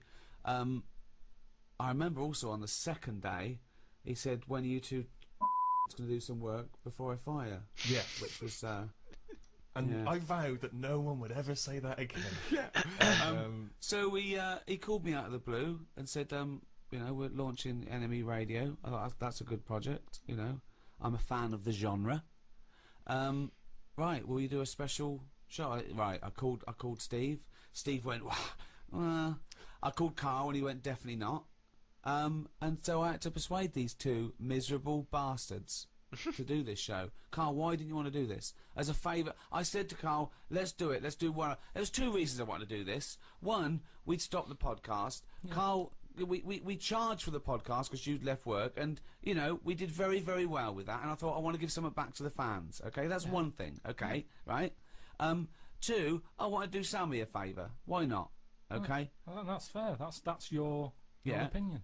Yeah, but you, yes. But what you can't do when you're doing someone a favour, you can't go, yeah, Steve and Carl feel the same about it. Yeah, of course I'll do it, Sammy. Well, of course Carl will do you a favour, the man you've never met and you've never done a favour for yourself. Well, of course he'll do it. Well, hold on. Steve didn't want to do it either. He was busy. He works on 6 Music, so he was worried about that. He shouldn't really be doing it. Shouldn't really be doing this. And I'll tell you this, if you do love great new music and like to chat, then 6 Music Sunday afternoons is a great place to be. I agree. There's enough for everyone to go round. Yeah. Enjoy that. Enjoy this. Yeah. But Steve does it a favour to me. I said, Steve, well, all right, mate. You've done me enough favours. Yeah. Yes, I will. Okay. You didn't fall for that. I said, as a favour to me. No, he didn't. I even started an internet campaign, putting the poster up saying, Carl, do some work, you little lazy bastard. After a month, he was begging me to stop it. I wasn't begging you. It was just a bit stupid. You were really annoyed. Yeah, what I like though, it's interesting because you're a busy man, Rick, and I know you've been heavily involved with lots of projects. How you found time, because you don't like writing and doing any form of administration at any time. How you found time to write a daily blog is quite remarkable. Well, I knew it was irritating him. Right. It was it captured the imagination of people all over the world. I wanted him to do this podcast, and here we are. Bad. What changed your mind, Carl? Well, you kept going on about it. Yeah. And then I thought you saw friendship was an important thing. Yeah, a little bit of that. Now I've got to tell Steve something on air that Steve doesn't know about. Me and Steve are doing this for free as a favour. I'm doing it as a favour to Sammy. Steve's doing it as a favour for me. That's what friends are for. Carl was negotiating himself some money. Yeah, well, this... Who the hell have you negotiated money from? Well, Sammy, I didn't know him.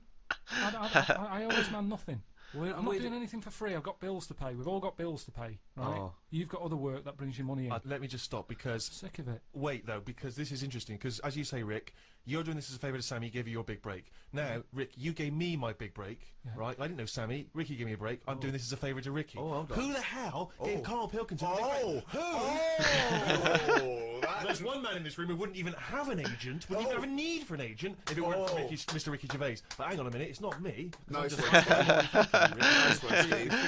You miserable, ungrateful little mank twat. Yeah, I hope you feel really bad. I don't feel bad. Me and Steve are doing it out of the kindness of our heart. You're money grabbing again. They're also on the internet. How mean he is. I'm not mean. How mean he is. You know, we did those paid podcasts. We wanted to do some free ones. You wouldn't do it because we've done it now. I'm just saying you've got to get to a point when you go, I enjoyed that. Yeah, the podcasts were all right. Cut them off. You don't keep the story going. With the Bible, they didn't go, let's do another volume. People seem to like this story. Yes, they did. What? The New Testament. The Old Testament was a massive success. They did it once then. They did like a special for the fans. But all I'm saying is... One sequel. But they didn't keep going on. And we did 3 lots of the podcast. That's more than enough for anyone. But I just wanted to give the people on the internet something back. Not now, but I wish they So did do more back people on the then. internet always moaning. What? Who am I? Just moan. Who do? He's People right. do. He's right.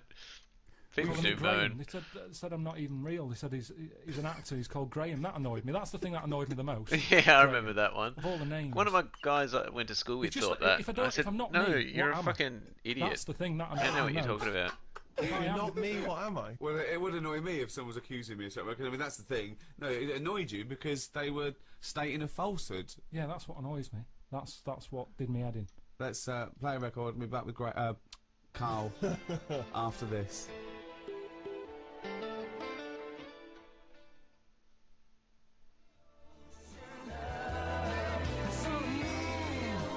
Richard Ashcroft, check the meaning. He's from your neck of the woods, isn't he? Wigan. Yeah, we were just discussing The fact how miserable and mean Carl is. He won't do anyone a favour. Do He do takes. favours. man, I'm I gonna shifted die the again. telly. Oh, hold on. He shifted my telly. I gave him a television. I gave him a bed. He went, I shifted your bed. No, I gave you a bed. That's how he couches things. I cashed that bloody cheque you wrote to me. Unbelievable. Who's the last person you did a favour for where you weren't expecting something in return? I'm always treating people. I've told you, if I have a good day, at the end of it, I'll go, do you know what? I'll treat them. And Treat who? It might be a homeless fella. It might be some charity. I'm sick, honestly, the amount of money I give away It to might be I a don't like chatting girlfriend about it. who got a lovely new camera for Christmas, still wrapped up from when it was given to you as a leaving present. So, All this stuff about you're doing so much for charity. You honestly tell me you think you're walking along, you're whistling. Oh, I've had a great day, me. Hey, you never have a great day. No, I've never seen you have a great Had a day. great day, It mate. doesn't matter what. It's unbelievable. You're whinging all the time, miserable. Nothing impresses you. Nothing at all. The best I've ever Whinging heard all the you was, time. was all right, that. Well, tell us about the last time you had a great That's day. What was right. the last great day you had where you thought, oh, I must end this by giving some money to a homeless fella? I mean, yeah, I don't have a great day. Yeah, What never. I mean is, a day Ever. when I go, do you know what? I'm quite content. Right. It's a long way from a good day. That is the equivalent of him skipping along. No, every night before I nod off, I lie I'm there with him though, and man. I think, never "What's really that have a day great like?" day either. And I'll go through just it. go, and oh, I'm that like, was "Oh, alright." How boring is that? No, it's good. You've got to do that. Otherwise, what was the point of the day? If you're So- never going to look back on it and go, "What have I done? Yeah, that was all right." What's the point of it happening? But how often do you go, wow, I've really achieved a lot today? Not Because I remember that- one day, just one day at random, you told us you'd been to the cobblers and back. No cobblers still existed. Yeah, that was a 24-hour period we were talking about there. You kept a diary. It mainly consisted of had a chip butty in a cafe with Suzanne. And then you talk about an old woman I you think that's saw. awesome. So that was your Like, day. that's I've a made sick it way to thing live. That I do now that Like, you I know, like he's to just learn having something fun, every Go on, day. going and in then- a What have you cafe, learned chilling today? out, Well, I'm meeting up with his buzzing, missus. Brilliant. But what I'm Fucking saying What is, did you learn yesterday? I've learned you're not a generous man. You're a mean, Yeah. you're a mean bastard. You don't really. Like, And you know, that's he coming doesn't have from to Steve work Merchant. anymore. I'm just saying, as long as I always think if you've learned something, Yeah. then the day's not been wasted. What have you Someone- learned someone yesterday? famous What have said you that. learned yesterday? It was something you told me about the monkey arm. Right, yeah. There's scientists have done the first brain robot interface. They've put like 100 electrodes on the part of the cortex that is for your motor system, and they put it on a monkey's brain, and through the power of thought, he learned how to use a robot arm. Wow. So just by thought, just like you do your own arm, Yep. you know, and it took him a few days, not years. In a few days, this monkey was making this robot arm pick up grapes and put it in his own mouth through the power of thought. Right? Carl went. Did he have his own arms? I went. Yeah. He went. Well, he's lazy then. Don't you think it's a bit wasted on a chimp? One, what's it doing? All they ever do is eat or chuck shit about. So why give them a decent new robotic arm? Well, who are you going to give it to? I just mean give it to something that is going to get more use out of it. What, a giraffe? No, something more. If they could link that up to a worm, I'd go, that's good. Well, I'd how find- could a worm think to use a robot arm? Listen to me. They can't think. Hang on, Yeah, I'd but like this to is- know. I'd like to know how this tiny How do you worm... know? How do you know? What I'm saying is, a worm's never had an arm. You're a maniac. I'm Think not what a you're saying. You wish a worm had an arm for a day. No, all I'm saying is, if we're going to faff about here and get animals giving them extra arms, don't... They just- weren't giving a monkey an extra arm. They were testing this theory that they could make the first computer-brain interface. The thought went from the brain through a computer and made this arm work. That's incredible. The upshots are. You can really have bionic arms. You could have amputees having perfectly working dexterous limbs. And your response to that is? Give it to a worm. I'd just say I'd be more. I'd sort of be Give it to a fascinated about seeing it worm. more. If they said, look at what the worm wants to do with an arm if it had one. I honestly don't know how your brain works. I think we should give it to you and see what you do with it. I'll tell you How what, would a Jen. worm? How could a worm have an arm? So Carl? good. It wouldn't have an arm. The monkey didn't have an arm. It was a robot arm that they'd set up. Right, let me explain it like this. I wish they'd have picked something else. Maybe not a worm, but they always seem to do the tests on the wrong animals. No, they do it on the closest thing to the human being they can. I'll tell you what I read. You know, I say I like to learn something every day and what have you. Yeah. 2 weeks ago, it was about our worm. They've given it anti-aging cream. Right. When have you ever seen an old worm? How do we know if it's any good? I could not tell you the age of a worm. I've seen loads of them. Give it a tortoise. Play a record.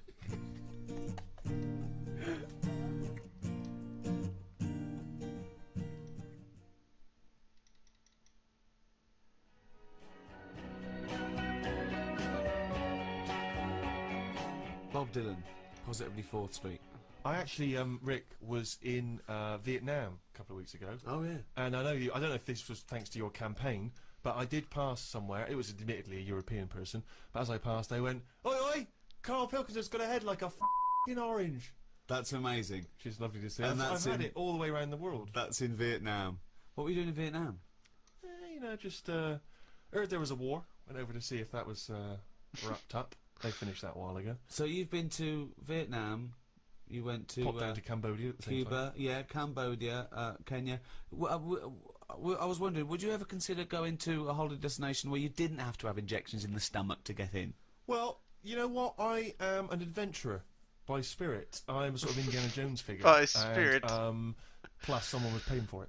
Ah, there you go. Pardon me. We did it in high-class luxury. Did you? There was no slum in it. I felt a bit bad because I was worried that I wouldn't see the real Vietnam. But I did. I did see the real Vietnam Indiana from Jones the figure. air-conditioned 4x4 that I was being given to my 5-star hotel. And what's it like? It's great. It's really good. I mean, obviously, you know, the war was a long time ago, so they've got back on the 5-star hotel. uppers. I don't know what I mean by that, but Anyway, anyway, the other way around. If yeah. you're on your uppers, isn't Yeah. it? Yeah. back on. Anyway, no, it's doing well. A lot of nice people, a lot of generous people. You know, obviously there's poverty. Yeah. There's a couple of things over there I think which would really intrigue you, Carl. And I think it's a great shame that you're not more adventurous as a traveller. Yeah, you know the only reason he's gone is because it's a cheap place to He go. has about 9 holidays as a year. well. He goes to the same place, doesn't he? Some rock in the Mediterranean. Yeah, it's safe. I know There's Vietnam's nothing there. I know, but I don't sort of. What I've seen of Vietnam, I had a mate who went to somewhere like that. He showed me a picture. I had a picture of him walking round with a bag of locust that had been sold, and that's to eat. Well, I did actually utter the phrase at one point. Oh, I think that gecko's repeating on me. That's what I mean. So, I mean, I am quite exotic. I don't mind. I tell you what I didn't do, though, and I think I would fascinated to have seen you down there. There's a place in Vietnam, just outside of Hanoi, called Snake Village, right? And it is a long, long tradition in Vietnamese culture of eating snakes. In fact, one of the tourists even said, one of the guides actually said, "We will eat anything." And they eat snakes over there, and I'm not just talking about tiny little ones. I mean proper great big mammoth snakes, sometimes even king cobras, which I think may even be endangered in some parts of the world. And anyway, in Snake Village, you go over there. I didn't go because I was just a bit too squeamish. You sit down, they bring a great big snake. You choose it like you would a lobster. They bring you that snake. They sort of give it a bit of a demonstration. Then they slit it open in front of you. That's disgusting. The blood dribbles into a cup, and then if you're the guest of honour, they take the still beating heart and they make you drink it from a glass. Yeah, you see, That's disgusting. I've never fancied that. No, I've never sort of thought, you know what? I just think it's not holiday. That it's like endurance. Well, I don't. I'm not suggesting that you would enjoy that. I'm saying that there are many of these interesting, you know, exotic worlds out there. You just stay closeted in your tiny little world and whinge about everyone else. Oh, and this and that. You've got no real empathy. I mean, I went to some extraordinary places in Vietnam. There's quite a lot of floating villages. Yeah. Villages that are actually floating on the water where the fishermen Well, he's live. had trouble with his boiler. There was a big leak in your flat, wasn't there? But that's fine. Looking at stuff like that. All I'm saying is, when it comes to the point when I'm getting hungry, don't be serving me a snake's head. I'd love to see a little floating village. But why is it every restaurant you go in, they go, you know, do you want some crispy ant? Sea urchins. You know, some mate had one of them. He Crispy says ant. it's sort of alive when you're eating it. You have to hit it on the head to knock it out a bit and eat it before it wakes up again. I don't want a meal where you sort of having to do that to it. I'm not going to enjoy it thinking, is it waking up yet? I haven't finished my starter. Oh, it's rolling about a bit. Hit it on the head again. But this shows your ignorance, Carl, because Vietnamese food is not like that at all, is it? I'm just talking about one particular exotic restaurant. What was your last holiday? A couple of weeks He's ago, fucking wasn't it? right. He's always right, Yeah, it was man. a cheap one, though. He's Go on, fucking what's it spot on. 250 quid. Yeah, brilliant. Go on. Just a place in You don't, Menorca. you don't want to waste money, do you? Menorca. It's just. You've been there before, haven't you? No, I don't think I have. You've basically been to the same places over there. Yeah, there's not. I mean, yeah, you're right. I mean, there was nothing there to see. It was just. Even the weather wasn't that good. But So it was a I don't waste know of why I time. went. No wonder it was 250 quid. I don't know why I went. But it's an experience. So you and Suzanne went away for an idyllic holiday. It was £250 all in for a week, was it? Mm. Weather wasn't very good. There was nothing to see. It was a shithole. Right. What did you do?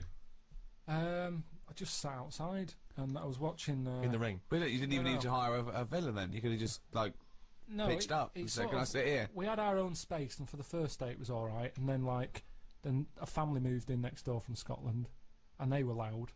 And I hate it when people are loud and you can't understand what they're saying because their accents was really strong. So it's like, no, I can't even sit here and listen to what's going on.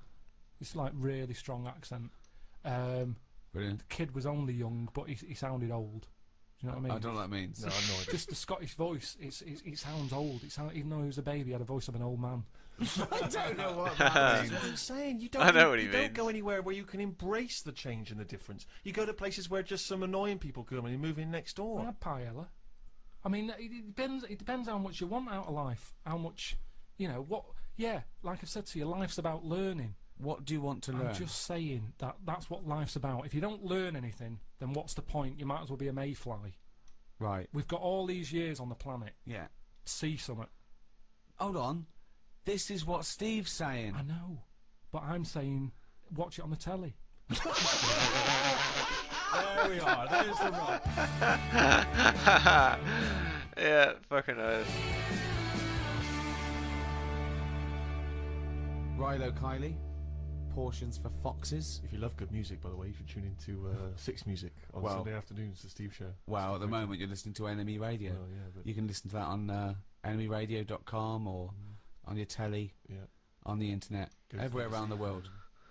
Enemy, probably along with Rolling Stone, one of the most famous, most respected Yeah. music.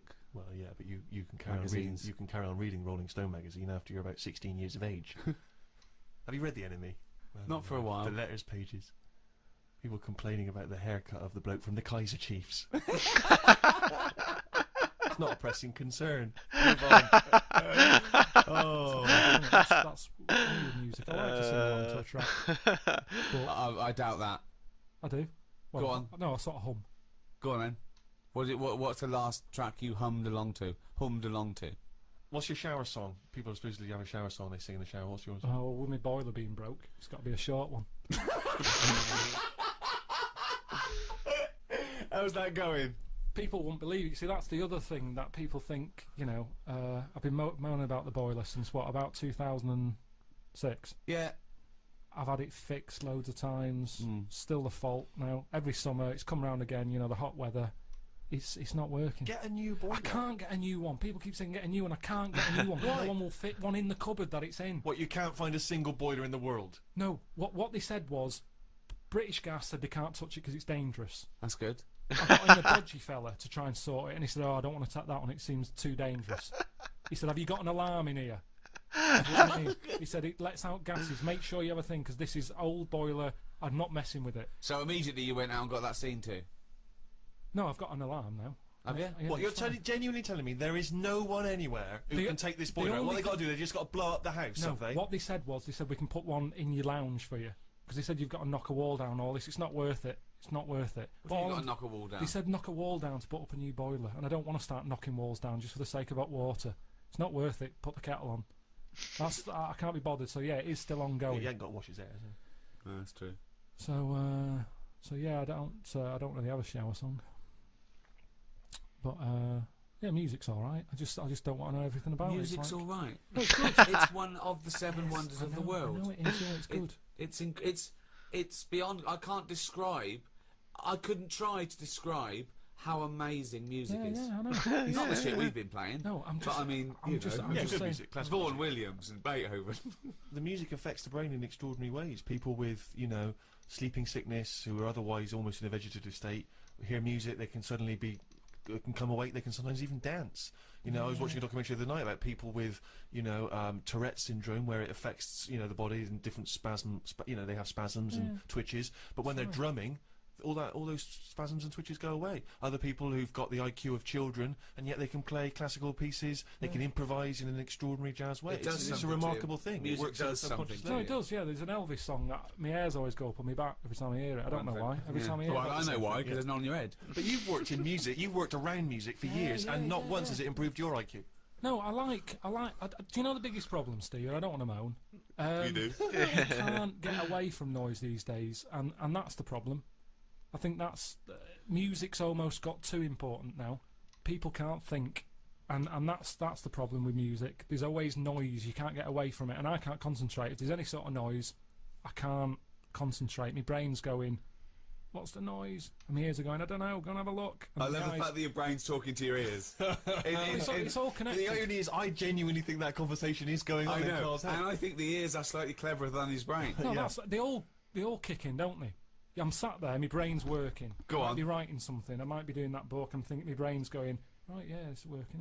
And then a noise happens outside. My ears go, what's that? My eyes go, well, I'll have a look. Brain goes, yeah, go on then. Suddenly, they're not even thinking about the book. Mate! All the time. Mate! It's you! No, but there's no conversation between ears and eyes and brains. Interesting. He's read the numbskulls. Do you remember that as a kid? Lots of little people inside a person's brain making it work. Herman's head for American. Turning a wheel to I've move said it. to you though, how do you know which one's in charge? Because my brain was quite happy doing that book, but my ears got bored.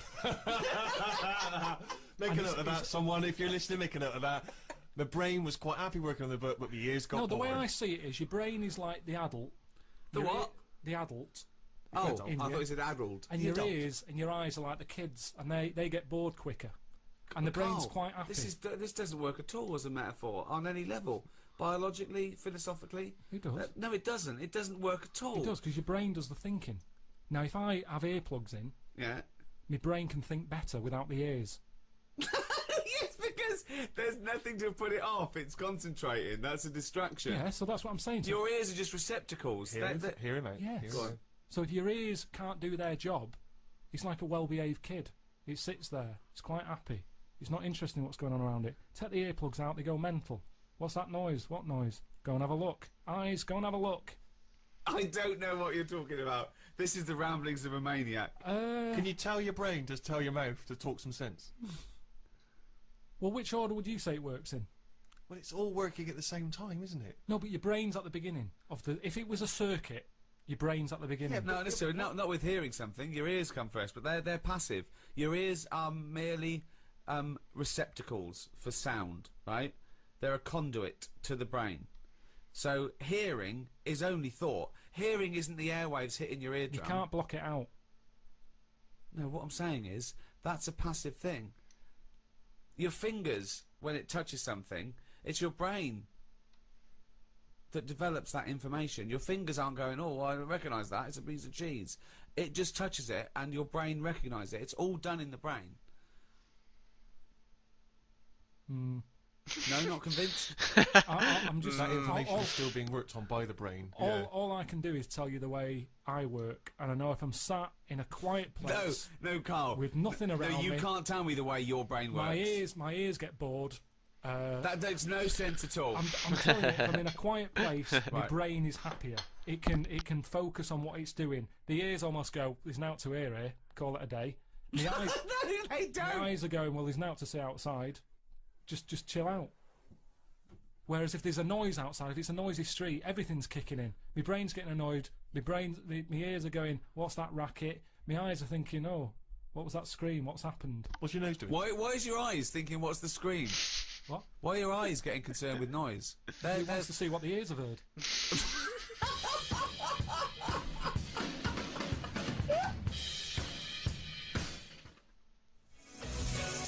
Cure Lullaby on NME Radio with me, Ricky Gervais, Stephen Merchant, hello, and Carl Pilkington. Right. Now,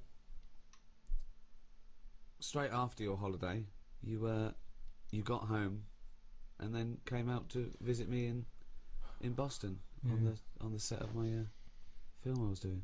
Mm. How was that? Well, I didn't want to do it, did I? He called up and said, "Do you want to come out?" And do I a thought, favour for me. Ricky said, "Can you do a favour for me?" You thought no. Well, no, I didn't. I didn't just go no. I sort of said, "What is it?" And he said, "Oh, well, you can just have a part." And he's like, "What's the point? though? I'm not an actor. I can't act. What's the point? It's Well, a you long are, way you're to Graham. go." So anyway, he said, "All right, don't bother." And a week later, calls back and he says, "Bring Suzanne with you if you want. Oh, holiday." So I thought, yeah, I could treat Suzanne to that. I thought a little part for him. They'd probably pay 2 flights. Yeah. You know, she's coming out. So- I thought, share it with friends. I was You're a generous guy. Yeah, so I thought, oh, she'll love that. That'll get me in the good book. So I said, listen, we're going to Boston. Get me in the good book. She goes, right. Anyway, Ricky books the tickets and that. She can't get time off because we'd just been in Menorca. So they said, hang on, you've just had a week off. You can't go anywhere. So I had to go on my own, right? Which, you know, fair enough. I'd said I'd go by that point. It'd all been booked. The costume that I needed for the film bit had been made. I couldn't get out of it. I was in too deep. Anyway, go there. Boston isn't worth seeing. I mean, you're talking about travelling the world and, you know, opening your eyes and seeing new things. There's nothing to see in Boston. It's Dunkin' Donuts and Starbucks. There's nothing else, is there? I'm not being unfair there. I mean, it looks nice. There's nice buildings. You mean there's not a museum of the weird? There's they had something to do with tea bags, didn't they? That No, it's the Boston hotel. Tea Party. It was nothing to do with tea bags. It was the Boston Tea Party. They're one of the founding events of America. It wasn't something to do with tea bags. So other than that, it wasn't chimps. There was no chimps involved. It in was the Boston Tea for Party. me. I went out for a walk on 2 of the days when I wasn't on to work, and yeah, only worked for 1 day. Well, got 3 days free, 2. 4 days in a hotel, all paid for. 1 day's work. I mean, it really is. He really is ungrateful. So anyway, Steve, I dressed up as a caveman in some old animal stuff, which you thought. Well, this was for the film, was it? This wasn't just your natural. Yeah. So could I just say, it was not real fur. I insisted there was no real fur. Well, used. you say that. Yeah. I get back, right, I'm run down because I didn't sleep when I was out there. I'm not very good. If Suzanne's not in the bed, there's something, it's like I feel... what, she's got to be there to tell you to sleep? Well, Close your eyes now, Carl. It just... Now, and our ears, stop listening. Listen to my words. Stop, sleep now, ears. So anyway, so I wasn't sleeping, so I was there for 4 days or whatever. I must have had about 3 hours. 1 real day's work filming, 2, and he was 2 shattered. Really. 2. He was absolutely shattered. He was weak. He was ill for a week afterwards. I did like 35 days, you know. Yeah. So yeah, but you were sleeping. If you don't sleep, it's basic sort of biology. If you don't sleep, you get run down. Sloths never get a flu because it's good, isn't it? That's when your body's replenishing. Stop. Can we just go with that one? Replenishing. What is it then? Sloths never get flu because that's when your body's replenishing. So the thing is, I'm bound to get ill. So you know what it's like. You're always like got a cold and that. Oh, he's dissing you every day. You're a sickly child, so you don't understand. Oh shit! I'm only go at the looks and then only because I'm trying to get him on my side. So anyway, so I'm shattered. I get back, so I think it's a bit weird that this isn't shaking off. And there was some news report about how there's some serious illnesses in planes because stuff goes out the engine and into the... Oh yeah, it's people from all over the world with all different things. Yeah, so I'm thinking, oh, what have I got? You know, it's my luck, innit? So I go to the doctors. The doctor said, well, you've done a whole day's work and you're not used to that, your body's shut down. So he said, you better have a holiday. Yeah, you need, this is when your body needs replenishing.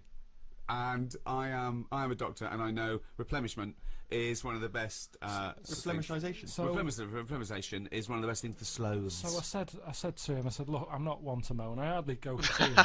He went, oh, you. I hardly see him. I hardly see this fella. So I said, look, I can't shake this cold off. I woke up the other night shaking, and he said, oh, virus, right? So, which isn't scary at all, because everything, well, there's some dodgy virus, isn't Well, there? yeah, but there's some. Well, that's what I'm saying. So, of course, it's a virus. Yeah. What else would it? What else would it be? I don't know. Not a doctor. So I said, "Oh, when's it going to go?" And he said, "Oh, might be 2 weeks. This one seems like a bad one. Quite clammy," he said. So I said, "Yeah, I feel a bit clammy, yeah." And he said, "Yeah, you will do."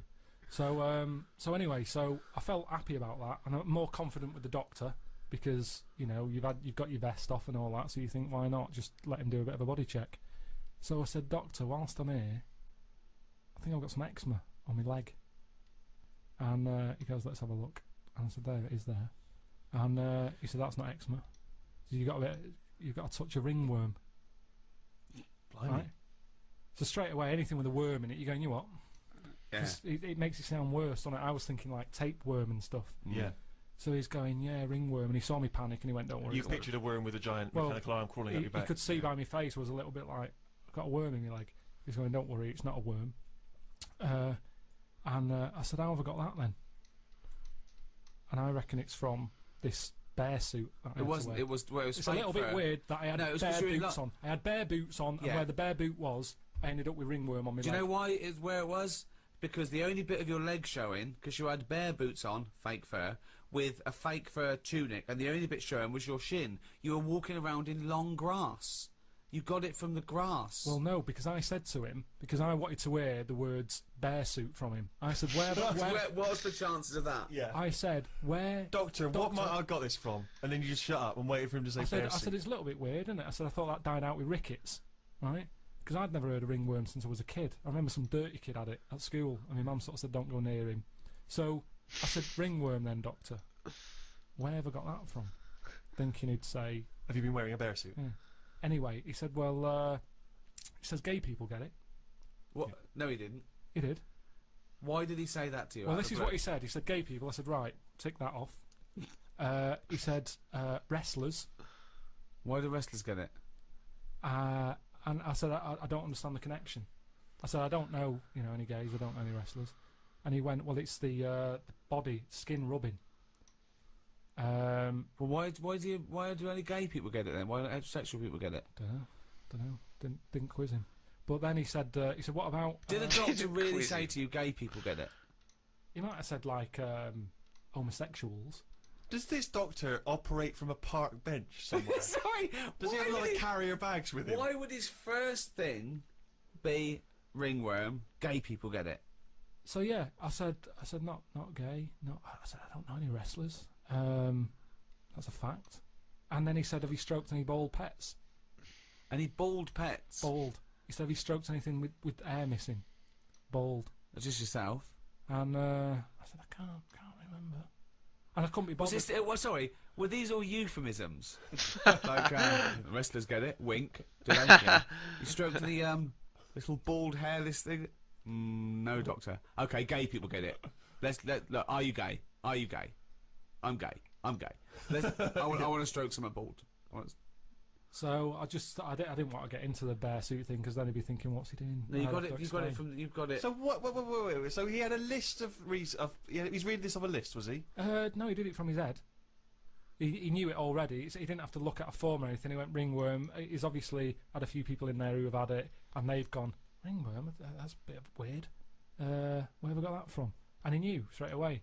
So he's had 3 people in there with ringworm. One of them was a wrestler. One of them had a shaved dog, and one of them was a. Where does he find these people? Is this the same doctor who told me that my nerves were too short for my body? Yeah, different fella. So yeah, ringworm I got from my time in Boston. Well, that was a heck of a amazing. Story. I'm beginning to wonder if the reason Suzanne didn't go with you on that trip was not to do with work obligations. Your iPod, you've downloaded it, maybe? It's a test transmission. Yeah. Oh, it is a test transmission. Yeah. Testing. Yeah. If you're hearing this, then it's working. Who are you? I'm Ricky Gervais. Who are you? Steve Merchant. Who's that little bald-headed mank twat chimp over there? It's me, isn't it? All right. Yeah, well, we need your name, don't we? Carl, it is. Telling you, I was talking to you earlier about going to Vietnam, and I'm not good I mean, although I like to travel, as you know, I like to go to exotic places. This is going to come as a surprise to you, Rick, but I do look very English when I'm abroad. Obviously I'm 6'7". I'm quite pasty and white, and I find it very hard to blend in with, say, Vietnamese people. Sure. But this time I thought I'd embrace this, and I've brought you something as to show you. It's not really going to be very helpful on the enemy radio, but I decided to wear a hat. I thought I'd buy a hat and wear a hat. And I thought that I bought this last minute as I was just before I got on the plane. I was doing some shopping. I thought I need to, because you can. Think it'd be something like from a Graham Greene novel, right? Exactly. They'd go, they call him the Englishman. Exactly. He's the wisest, and exactly. Yeah, exactly. So I thought, because you can kind of reinvent yourself when you're abroad in some way, can't you? Yeah. And so this is the hat I got. Reinvent yourself. Maybe you should look away for a second. I'll put it on, and then you can. Now, bear in mind, it is a bit battered because it's been in bags and stuff. Sure. Steve, what are you thinking? Right. No, it is a bit battered and damaged, I admit. Okay, how can I, right, it looks like a cross between something Miss Marple would wear. That's nonsense. No, it does. It looks a bit like that. And there's a beer with a bloke drinking, what's that called? Moretti beer? I think you're thinking of the Hofmeister bear. No, I'm not. It looks like Miss Marple's hat. It doesn't look like Miss Marple's hat. It's kind of moddy, isn't it? It's not. It's a tweed thing that comes down that an old lady would wear. Not tweed. It was a librarian lady would wear in the 1930s. It's not tweed. I have never seen it. That you didn't really buy that, did you, to wear? I did. No, you didn't. Yes, I did. Right. Can I take a picture of this and I'll put it on my website? Right, I am now taping this on a camcorder. I will put this up on rickygervais.com. I disagree. I think this genuinely looks good. I think it makes me look a bit like, say, Tom Waits or Farmer Barlow. The point is this, right? I'm wearing the hat. I'm looking good, okay? But people, obviously, they can sense that I'm a moneyed tourist. They can see how good I look, and they know I got a little bit of money in my pocket, can afford to buy hats, and everything. So obviously I'm always a target for people trying to get money from me, stuff like that, which is always a hassle, isn't it? And I find it very difficult tipping when I'm abroad. I don't really understand what the rules are with tipping, and that's a big anxiety for me. And also I have problems with the conversion, because obviously when you go abroad. So the Vietnamese dong. Come on, there's nothing funny about that. That's just what it's called, right?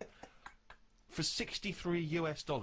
You can get 1 million dong, right? That's a lot of dong.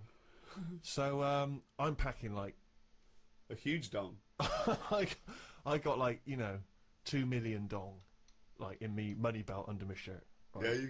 Yeah, so look at this image, right? You were wearing that hat and a money bum bag. belt. Yes, but no, I don't have a bum bag. I have a money belt that I wear underneath the t-shirt. Right. So as not to see, so people don't think I've got any money on me. And if I get mugged, I can just go, I've got any money on me. Because they would never think to look underneath the shirt and see the money belt. Right? Well, that's still out of reach, isn't it, over there?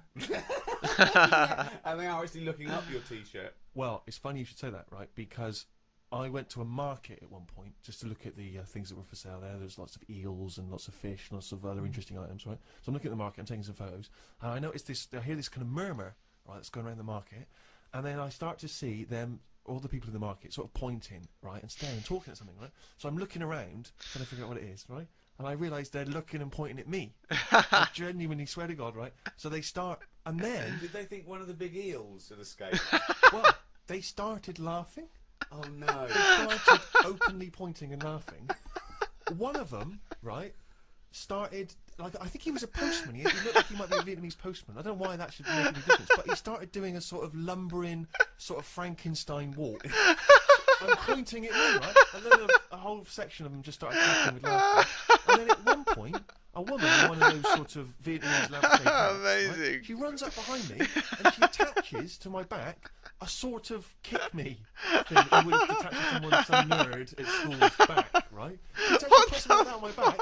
I don't realise initially. So they're just chortling. They are weeping by now. And I'm talking like the whole market is in hysterics. What the and fuck? Old ladies are coming up to me and just comparing their heights and then amazing. giggling. And I'm sort of trying to get this thing off my back. That's fucking amazing. And I just realised that this entire marketplace was just openly laughing at me. And what angered me, Rick, was that I spent a lot of time in this country, Awesome. in the UK, right, building up a career, right, so that people don't laugh at me, right? They respect me. They see me as a man of great accomplishments and achievements. I go to another country where I was. Exactly. Walking on with those glasses with a little money belt impression on, of him. sandals. Sandals Look at and this socks because I got foot fucking infection. size of this prick. And it turns out that they're just laughing at me. They're just openly mocking and laughing at me, right? Look at I the just size genuinely, of I got this upset. guy. I got in a You threw down your cagoule, left your clogs behind, and got on the first plane back. I hopped in a rickshaw straight back to the hotel where they do not laugh at me openly. But anyway, just to return to the dong issue, right? This was what worried me, was that obviously you got a tip. So we had a driver for a few days, right? And you got to leave him a tip. And I never feel a bit awkward. When do you give him the tip and everything? How does it work? And so I didn't know how much it should be. And I was thinking, well, it's a poor country. I've had to drive a couple of days. I haven't paid for the driver, so I give him like $20, right? Which is like 10 quid. I'm thinking that seems like a good tip. I get in there, I read in the guidebook, I should have only given him $2. But no, because A, you don't want to upset the precious equilibrium. You don't want to upset the financial equilibrium because he might have gone berserk. Yeah. I mean, that's $20 is a lot to him. He might have left his family, bought a different, corrugated iron shack What somewhere if else. he turned up with a hat like yours and said, exactly, we're mates now, aren't we? We're mates now, let's go. Just back got a to leader England." I've never Let's seen. pick Oh, up sick. some ladies. So Yeah, I got. I was a bit worried. So I was thinking of asking for the money, for some change, but I didn't think that was appropriate. I love Bebop. So, Hell yeah. But then I was worried because then I was thinking, what if all the other drivers pretty within cool. his organisation find out that I've given him like $20? They're all going to be expecting a big tip. Yeah. So that was a big worry. But more than that, we'd also had a guide with us, so he was bound to find out how that is. Right now, I didn't have any dollars left, and I thought, well, I've given that guy 10. Give the guy who's been talking English to us, showing us around, helping us out. I've got to give him even 50. more. Right, I ended up giving him $1 million. And how much is that? $63. I tipped someone $1 million. So he's a millionaire now? Yeah, I made someone a millionaire through my generosity. Well, so did I. He's sitting over there. That's absolutely He doesn't want to give anything back. So I know how you feel, mate. Old man, look at my life. Jesus, what's that? Neil Young, old man. Carl. Now, traditionally at the zoo they have to dart a dangerous animal, a lion or a gorilla or After whatever. what? They have to dart it. Oh yeah. Right, to take blood samples and check its health and stuff. So it's very stressful for the animal and quite dangerous to give it an anaesthetic like that. So what they've started doing now, there's a bug, right, like a type of beetle, and it's a bloodsucker. It's a little vampire bug. Okay, it's about 3 centimeters long. What they do is they tie a piece of string around it. They let it go into the cage on the chimp. It sucks the chimp's blood without the chimp even knowing. They pull it back, and they take the blood sample from it. They've taught it to do that. Well, they're not taught it to do anything. That's its nature. You put it near a warm-blooded mammal, it will suck its blood. So they've just tied a string to it so they can get it back. And how often does it have to do that a day? Well, I don't know. Why are these the important questions? Just because, isn't that incredible that they've got this amazing symbiotic relationship with the bug? Because that's Is it the same one? Say if there's 8 chimps. Oh, jeez, Carl, listen to me. No, let him. I want to. I'm just saying, if there's 8 chimps in there, yeah, 1 beetle. Yeah. By about number 5, that's going to be sick of eating. Well, then they probably have different beetles, and they let it. And Carl, I don't know why this is the. I'll tell you why it annoys me, because it annoys him. The other concern is that beetle. It might be enjoying, getting the blood and what have you. What happens if one of them's got AIDS? What, one of the chimps? That's where it came from. So say if there's well, then they know, and they say, oh, this chimp's got AIDS. Let's. And what about the beetle? What, you're saying you're worried that the beetle will contract AIDS? Well, I don't know if that's how it works, but all I'm saying is, you get a dirty chimp in there.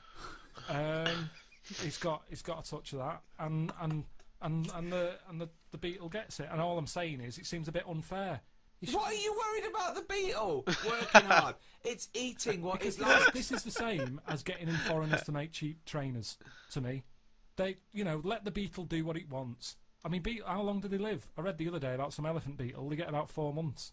Right. What do you think of this? Right, this elephant beetle in the paper the other day. Yeah. About the size of a gerbil. Right. Massive. Odd looking thing. Mm. The bigger, the uglier it is. Why are you looking at me? No. In a way, that is the way it works, isn't it? I think size is a big deal, isn't it? In a way, because this is interesting. Well, we better being smaller, aren't we? Well, it depends. What do you mean? Well, no. If you're afloat in the Atlantic Ocean and it's 4 degrees centigrade, it'd be better to be fat. I didn't really mean like that. I just meant in terms of like Steve. I've mentioned he's taller than us. Yeah. He's always ill. Well, that's nothing to do with his height. I just think bigger people, it's like that Zhang Lung or whatever, the world's tallest man. He's always sneezing and that. He's always got something up with him because he's not meant to be that big. Small fellas, you never see a midget in a doctor's waiting room. They never get ill, do they? You never see one getting run over because they're too small, so you don't hit them. So it's I think size. If you're too big, you never see a midget in a doctor's waiting room. So maybe they're there. No, they're not. They're not. So what I'm saying to you is this beetle that's massive, size of a gerbil. Yeah, but it's still but a gerbil's small. What do you mean? No, this is a big one. This beetle is massive. It lives 4 months. Lives 4 months. Been found in a banana crate. Right. Right. It's over here. They're upset for it because it's been in this banana crate for it could be like 3 months. And the whole purpose of the elephant beetle is to have it away. That's all it wants in its life. It's only got 4 months, and it loves having it away with another beetle. And it hasn't had it. So they found it in this crate, and it looked distraught. They said it was showing all signs of like desperately wanting to have it away. It was well, when you can wank yourself to death with 6 legs, you leave anything alone for 3 months in a dark crate. Just eating a load of bananas. Yeah, eating bananas and whacking away. Well, anyway, 6 times at exactly the same moment. Its feet go, apparently. I bet it does. What do you mean its feet go? That's a sign. When they got it out, they were they got the experts in. They said, "What is this? We've got a beetle here the size of a gerbil." They said, "We'll come round." They had a look. I'd say, well, how big's the gerbil? That's just scientists HQ. Is there? Yeah. You can come round. Right, you'll need a gerbil-sized box to bring that round in. Come round. Ring. Operator. Can I have people in charge of giant gerbil beetles? I'll put you through. Hey, come round. Gerbil beetle people. I think I've got one. Come round. Anyway, its feet were going. What do you mean its feet were going? Do you mean it was dancing like Lionel Blair, or it had bunions? I haven't seen one, but there's a surprise. I just read that that they were saying, yeah, we know what's the problem here. Look at its legs go, and they go up and down a lot, and it means that it wants like a partner. Dying for it. And they were saying they only live 4 months, and it looks about 3.5 months old, this one. How can they tell that? The problem is they haven't got any of these beetles here. Right. So they've had to, instead of flying it back out, yeah, they've gone over there to try and find one to bring it back because of the stress and that it's had, and it's older. Couldn't you put a gerbil in a beetle outfit? Hang on a minute. I don't mean a little wig holding a guitar. But I don't know the full story in that. I just know that they found this beetle. It just sounds unlikely that people would be this concerned about one beetle. And it's only got half a month left. It's got 2 weeks left. It's got to have some sex. We have got to give this beetle some sex because, god damn it, it's a beetle. What was found on a boat with some bananas? It deserves sex before it dies. I don't know why he cares more than a blood-sucking beetle than a chimpanzee. I just can't believe people are flying out to Japan or wherever they come from. Why do you care so much about beetles all of a sudden? Only because they were mentioned, and I just thought, whilst we're on the beetle tip, let's discuss them. What do you mean his legs were going as well? That's what they do. That shows signs of like it needs a woman. It's never had one before, which is weird. That's what I was going to say. It knew even though it didn't. And you're talking about my brain and my ears and all that. There's an example of how the beetle's not in charge. There's something else going on in its body. That's called instinct. Yeah. But that's true in a beetle, but it shouldn't be true in a human being. But it is though, isn't it? Otherwise, how did the first baby survive? How are we here now? Because you look at babies and they're spoilt rotten. I'm sick of it, the way they don't do anything for ages. They wouldn't survive. A kangaroo comes out, it's hopping around in about 2 hours. Babies, they sit there for months. But there's a very good reason for that. I've told you that. It needs its mother. If that was in a banana crate, it would have given up after about a week. What I'm saying is... a couple of days. It would have died in a couple of days, probably. Yeah. Whereas this beetle, he didn't know the outcome. He didn't know if he's ever going to see this partner. Yet, even though he's been in this crate with bananas for 3.5 months, it still wants to have it away. Now, if I was that, I'd be like, I'm not in the mood anyway. Why do you equate yourself with the beetle? This is what I don't understand. No, I'm not. I'm just saying how that's where nature's good, and I think the beetles are better than us in a way. We have got our brain, we've got our creativity, we've got our cognition, we've got all those things. That's our forte. That's where we kick in. Thought, introspection, art. I agree. Well, I could not live in a crate full of bananas for 2.5. I admit that. I admit that if my mum had given birth to me and then dropped me immediately in a bin, I wouldn't have survived. Yeah. But I don't see your point. And I understand that Beatles can do that, and I can't. But do you know what? The Beatles, they couldn't have written and directed The Office. So let's call it even. Hey, all this talk of the Beatles, right, has suggested to me, let's have some more music. Here's the Rolling Stones. Oh, doesn't work.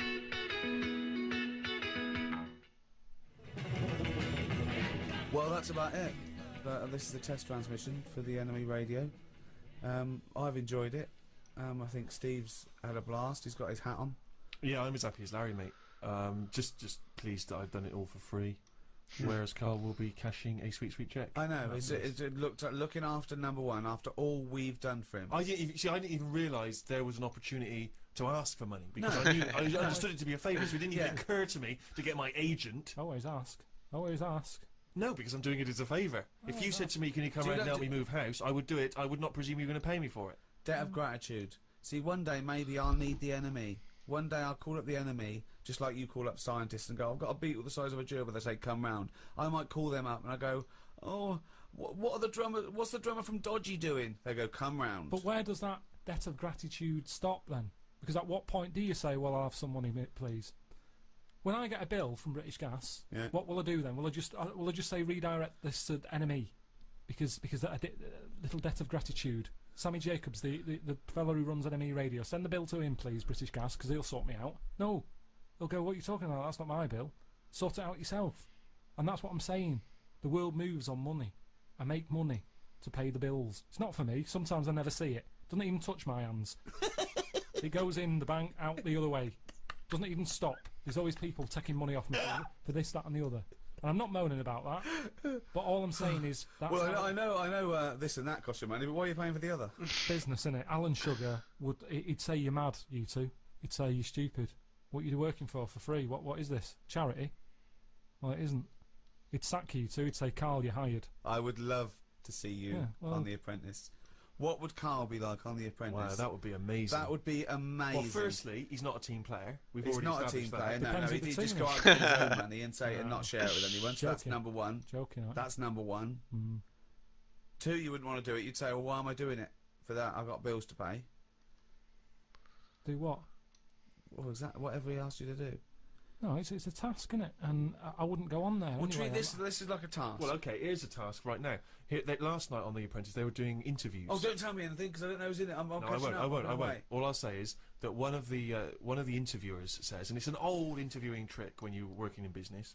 They say, "I've got a lovely luxury pen here, right? Here's a classic old Bic biro, right? Now you've got to sell that to me now, right? Sell it to me now. How would you sell it to me, right?" So this is a pen shop. No.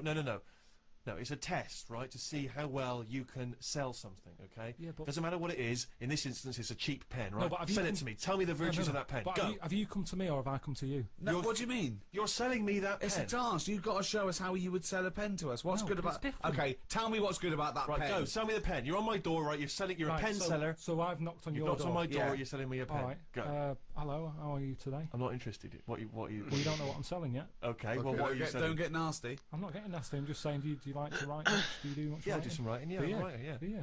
Interesting. How do you do that? Computer, what, you said word processor? Yeah. Computer. Well, thanks very much. Goodbye. No, but hang on a minute. Just, do you ever use a pen? Sometimes I use pens, yeah, but I got loads of pens.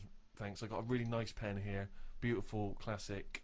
Looks like an expensive fountain. It's an expensive fountain pen. My grandfather gave it to me. It's So that's quite a special pen. It sounds like. I mean, it is a lovely pen and everything. But the problem is, when you go out and about, there's a danger that you could lose that. That is very true. But I mean, I don't really take pens. Have you seen these, sir? Can I interest you in just some looks like a cheap, tatty old pen, mate.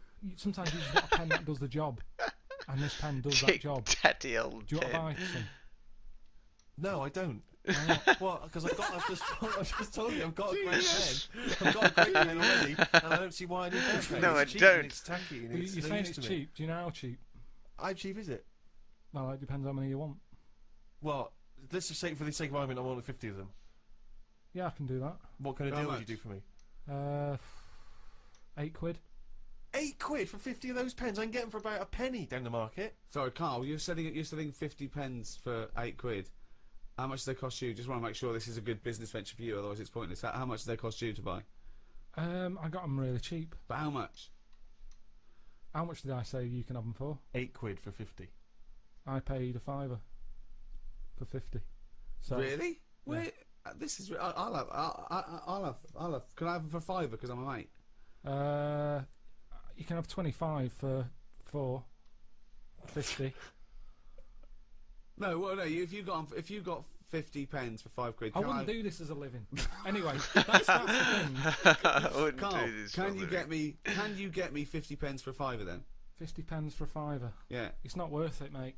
Well, no, I'm a mate. Just you don't want to make a profit out of me, do you? It's not worth it. I'm trying to run a business there. I've got bills to pay. Yeah, well, I'm trying to write something. I'm going to close the door in your face. No, you don't want a pen. No. Fine. Sometimes you've got to know when to cut off and move on. And So that's what I you'd do. say to Sir Alan, is that you always give up? When someone says no, you give up? I'll say I met him. He just wasn't having it. Sir Alan. Yeah. So he didn't want the pens. He wasn't having it, Sir Alan. But you're a salesman. You've got to persuade me that I need a pen. But what Everyone you needs say pens. But what you say about the other fellow that came out of the well, just lurking behind him, but came out of the shower, and I went, "Oh, I have 50 pence for £5." Yeah, What but did you I'd say? He argue said, that "Not no one interested." could I sell was It all Steve got a a bit pen dodgy. there. I don't know who this person was and that, and he just wanted him at the going rate. What sort of a businessman would it be for me to have got the pens for 50 quid, 50 pens for how much? 8. You're fired. Stick it up your ass. Well, I've enjoyed it, I must say. I've been Ricky Gervais, with me Stephen Merchant. Goodbye.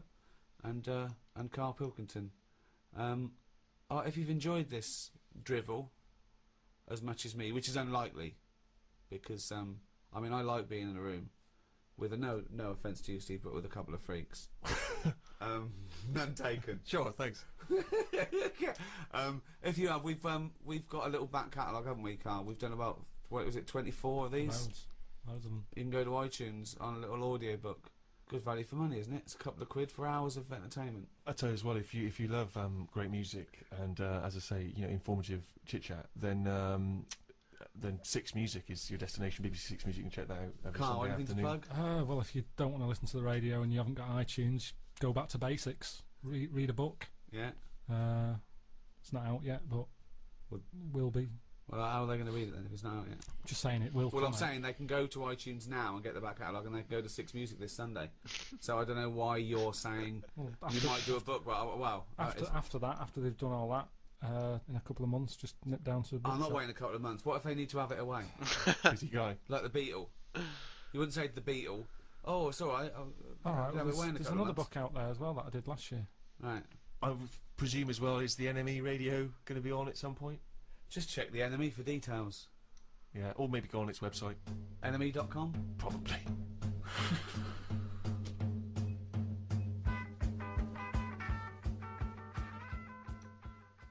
Rick, in case there are people who've bought this and they've not really heard Carl before, remember we were talking a while back about the questionnaire that is often featured at the end of the TV programme Inside the Actors Studio. Oh, yeah. Where the host, James Lipton, always asks the same questions to every guest. And it's just supposed to sort of, get their creative, juices flowing, their mind working. We did ask Carl some of them. We never completed the questionnaire. Oh, let's I thought carry I'd on with fire that a few then. more at him. And that'll also introduce people to the way his mind works a little bit. Okay. Question 6. What sound or noise do you love, Carl?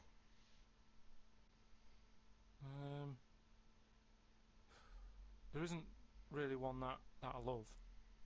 Nice noises, Yeah. like the ones you get, like I like going in the park, right? And you go, oh, that's nice, isn't it? And you get like bird noises and stuff. Give me your fucking wallet. But then like things like nice noises like that, and but you fucking you can't. Why did you fucking sleep with her? It's lovely in the park, isn't it? but with those bird noises comes a bit of stress. Right? I was in there the other day, and like I say, You bird can't. noises and little rhythms there, and I thought, that's not Oh right, 'cause it's like God. sort of summertime and that. He nails it. And then I thought, oh, that's nice. And I was watching it, and then it got like a little worm, right? And I was like, hey, put it down, right? Sorry, whoa! What do you mean? Because Why I are you didn't- interfering? Why were you interfering In nature. with a robin taking a worm? Just because it was a nice sunny day and that, and I thought, you see, worms normally come out when it's raining, don't they? And you go, well, I bet they're happy to die, in a way, because it's chucking it down, it's miserable. They come to the top of the soil then, don't they? Yeah. When it's miserable. But it was a sunny day. That's they don't drown, I assume. No, it's not that, is it? It's just that they hear the water or something falling on the ground and they go, what's going on? And they come up to see what's happening. What? No way. But why do they come up when they think it's raining? Because they're hearing, like, knocking on their land, and they're going, who's that? And they come up. Sorry, wait a minute. But why do you think they come up when it's raining? Because they're hearing the noise of the Yes, rain. but they know what it is. What am I doing? Why am I talking like him? Of course they don't know what it is. Look. Can worms hear stuff? Yeah. Well, they got... you don't know anything. Carl goes, yeah. Vibrations and so on, but they can't hear in the way we hear. No, they of don't course have they ears, can't. do they? Of course they can't.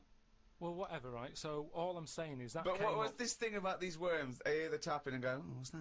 Right, tell us. Okay, so start. You're a worm, okay? It starts raining. Tell me your thought process. Well, you just kind of you're down there. You can't see anything. It's dark anyway. Yeah. So And you you haven't hear got about eyes. this, don't you? You hear about blind people have got really good ears, and it's the No. same with a worm. No, they do. It's an extra sense. They No, say. it's not. It's not. That's nonsense. That's nonsense. They start getting used to relying on them more, but it doesn't. So you don't turn into bionic woman because you lose your eyes.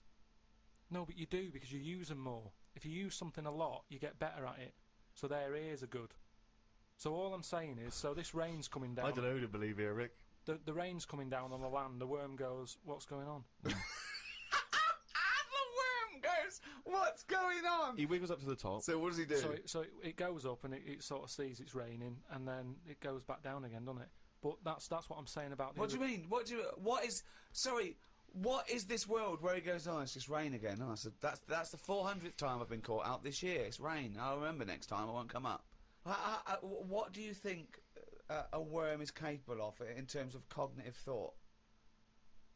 What do you mean? Well, a worm can basically tell certain chemicals and certain light patterns. That's all it is, really. Yeah, and It's not thinking. It's not choosing its favourite food. But you don't know that. It's the same way you're saying to me, I don't know what a worm's thinking. You don't know what it's thinking. I know it's not thinking. You don't know that, though, is what I'm saying. You don't know what things are thinking. Everything thinks. No, it doesn't. No, it doesn't. No, the thinking. There's something in this room that's not. All right. What about this one then? What about flowers? Do you think they've got a mind, a feeling? Because here's something that again they use phototropism. They go towards the sun. They close and open. Well, can you stop using long words, Rick, like sun? Listen, do you know I've been to my mum and dad's? Right, I was talking to my mum about stuff. All right. And she was saying how this flower solved a crime. What happened was there was a murder right, in an office. So they said it's obvious that someone who works in the office did this murder because that person's only a sort of a typist. He has, they've done nothing wrong. So they said that's narrowed it down, right? So this flower man came in, and he said, "I can sort this out for you." Dodge at you. It's made a shitload of money. He said, well, during the murder, nobody was putting it on. was Fuck. the cabinet, Yeah. Right. and he had some special wires that he can put on Special the flower, wires, yeah. on the flower, and it's sort of shaking and stuff because. Got the time trying to give like 20 rounds finally fees. No one I can put it on. Which charm? If you shake a plant, it doesn't like it. Okay. Right? So what happened was, he said, right, what we'll do We'll put the plant back on the shelf. Yep. We'll water it. We'll calm it down. Then get Get a nice cup of tea. Then get every member of staff to come in the room and just go near the flower. Right. So don't tell them. So like a lineup for the flower. Kind of. Kind of like a lineup. But Sure. don't tell them what we're doing. Just send them in and say, stand by that cabinet where the murder happened and what have you. Yeah. Anyway, it was a long day. They were getting through a lot of stuff. It was a big office block. Yeah. They were going, this isn't working. You know, the flower's not budging. Suddenly, they get into like the last part of the day when they were almost giving up. They call in a sketch artist. The plant gives them a... Some caretaker fella. Caretaker, yeah. Said, go over there. Was it? You Was know, it an so- old man that? I mean, because Scooby-Doo didn't like him from the beginning. No. So you know, is that why is that janitor so evil? They send the caretaker over to the plant. He's going, you know, he's thinking, I've got away with this. Of course. Plant starts shaking, what have you. They did him. Okay, wait a minute then. So, was there any other evidence? Was that the only evidence they used in the trial? Well, no, it's one of them things, though. Imagine it, if you're that caretaker and you're thinking, I've got away with this, then suddenly a plant grasses you up. You weren't expecting that. So suddenly you're off guard. And you go, okay, can't get that chrysanthemum away from me, I did it. You're talking absolute bollocks. That was one of the most nonsense pieces of shit I've ever heard But in my anyway, life. listen, well, it happened, but... It didn't because you happen. said it. But what I was saying is about the worm, right? The worm that I saw, and like I say, it was a sunny day. I thought, you know, what's that doing up here and what have you. So anyway, so this robin that I saw that was eating the worm, it had hold of it, and I thought it's a sunny day and that, give the worm a break sort of thing. So I went, oh yeah, like that, and it sort of dropped it in shock. But then when it realised I wasn't that near it, it picked it up again and swallowed it. And I just thought, oh, do you know what I mean? I don't know what you mean, no. I just thought it's a sunny day and everything. Normally birds are nice noises that I like, and yet there it is going about wrecking lives. Wrecking life! It was a No, worm! but it just swallowed it really quickly in that, and I thought, that's life, innit? That's what life is like. 1 minute it's there, then it's not.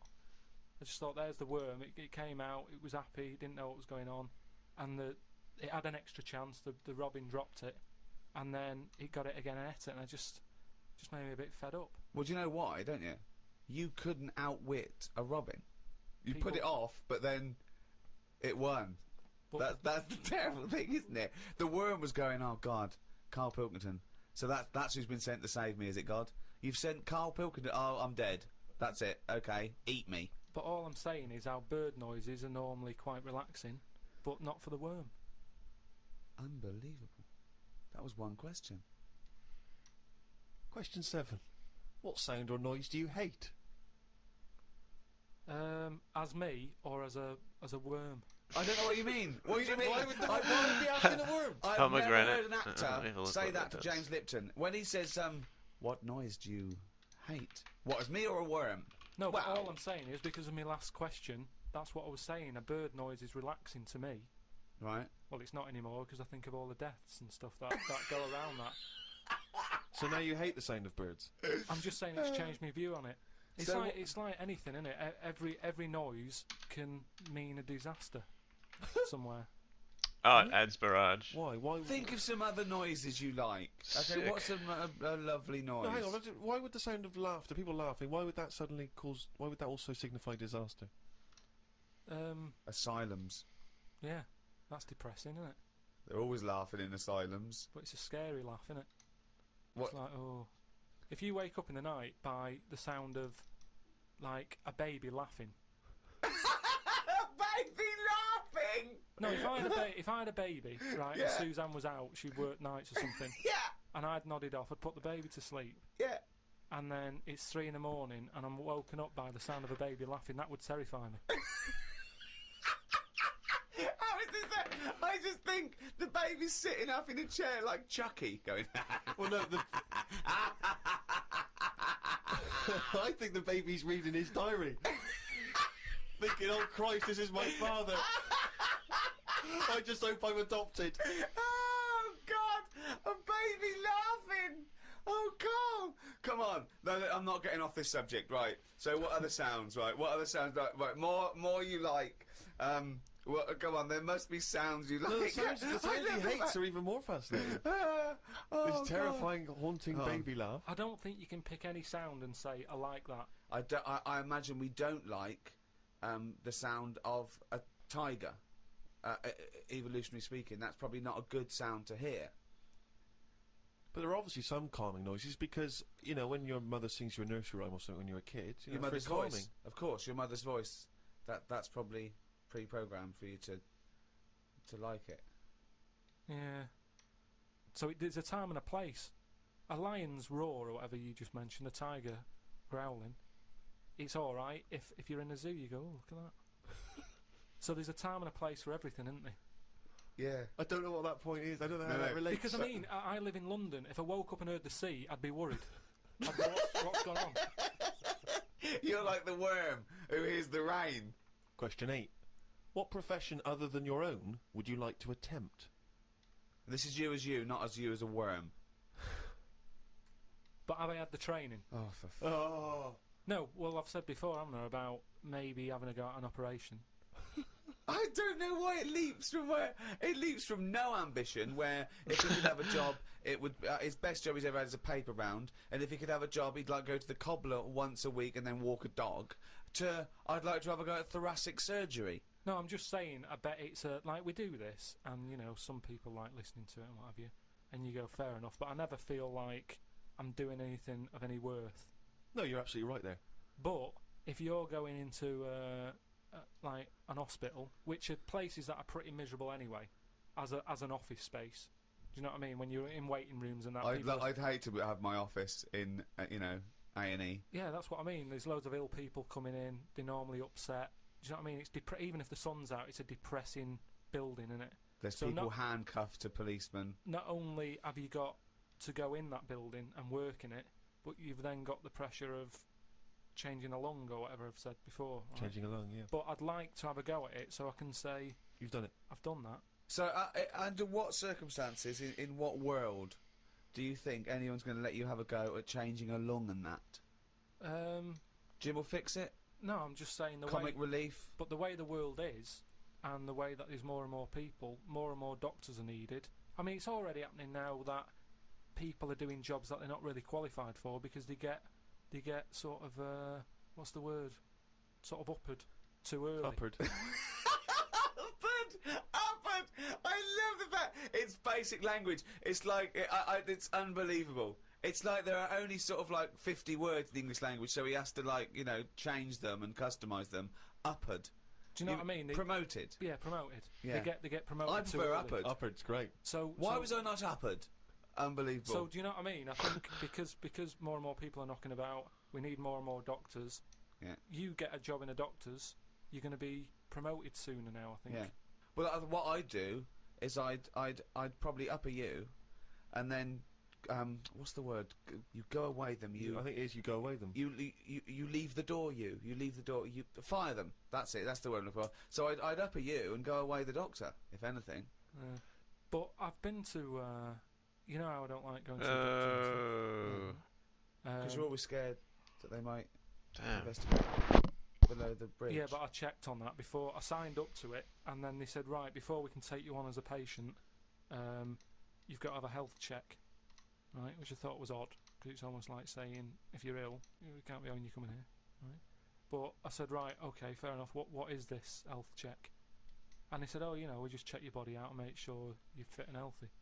And I thought that isn't enough information. I want to know if it's the old finger trick, or and I said, what do you mean though? When you said health check, what do you do? And she said, oh, it's just. I think she knew what I was getting at, and she said, oh, it's just the blood pressure, your height, your weight. Okay. That's about it. So I went and had it and stuff, but you had to, before you sort of said, right, I want this doctor. They give you loads of forms to fill out, right? And one of the things they did was, if you die, what do you want to give away? Right, like a donor. And it had like, it's basically everything you've got in you. It was all your main bits, your liver, your heart, your kidney, and what have you. And I thought, I really thought about it for 40 minutes or so. I didn't just rush into it. I was sat there thinking, if I'm dead, does it matter and stuff? But I was really concerned when it said about the eyes. Right. Right. Why? What do you mean? What? Because can they have your eyes after you die? It was. I think it was 4th on the list. Right. So they just sort of crammed it in. I think they know everybody's a bit cautious about giving their eyes away. No one cares more about the eyes than the liver or the. Why do you care about giving your eyes away when you're dead? Just because of that thing of, you know, we don't know for sure yet. I know that you poo-poo it, but the afterlife thing. Right, you don't know for sure if. Well, why would there be? How would there be? How would it work? Why do you think there's an afterlife? Why do you think there's? Why? Because we're here already. It blows my mind that we're wandering about this planet anyway. Do you know what I mean? The fact that we're here, just by gravity blows your mind, Carl. No, but do you know what I mean? The fact of your mum and dad have it away, and then you just pop out, and it's like, how's that happened? And then it's what happens is the father inserts his. No, but what I mean is, you know, not just that bit.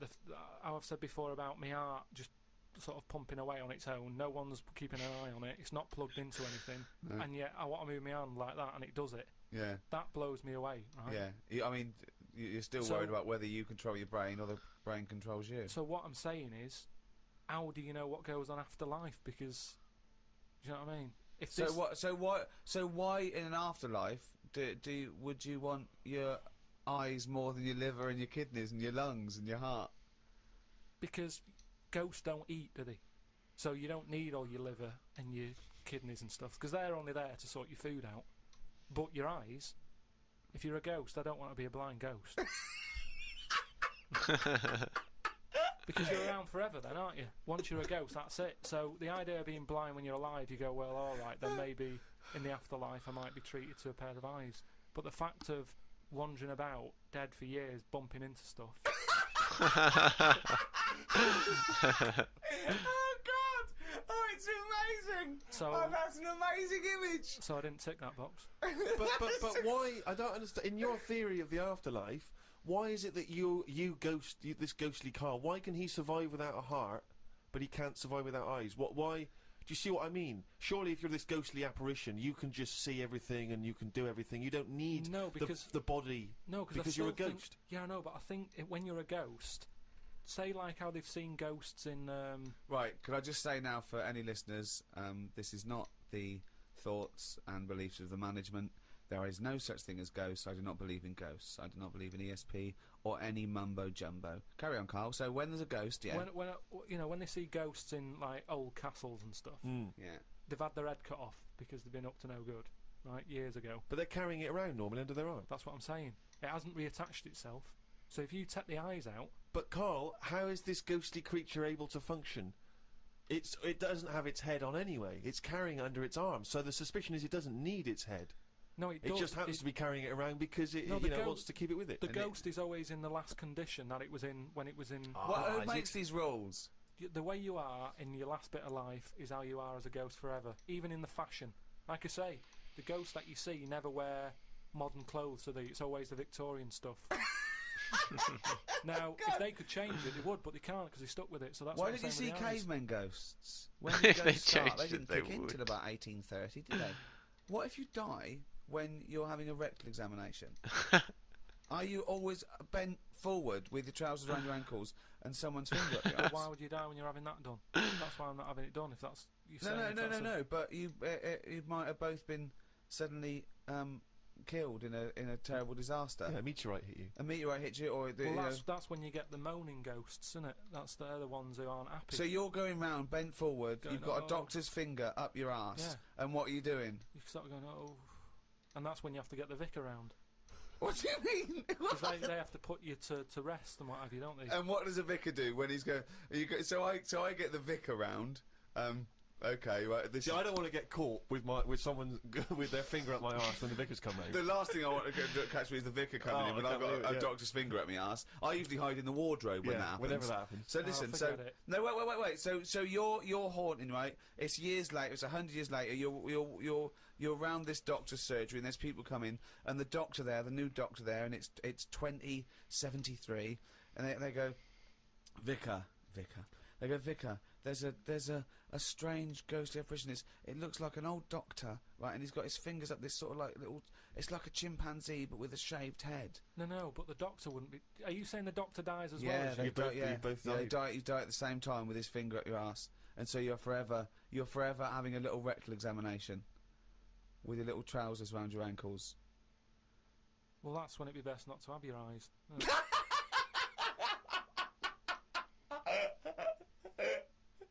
Here's another one. This is extraordinary. No, but listen to this. Listen to this. This is a good one. And Oh, I'd this like will to see convince you us. This one. Yeah, this way. Okay. answer this. This will be proof. Go on. I watched a programme the other week about dead people. Of course you did. Right? And it was people who had been found in their house. You know, they haven't got any family. They died, sat in their armchair. Nobody's knocking on the door, ringing them and checking if they're all right. Right? So they die and they rot away in a chair.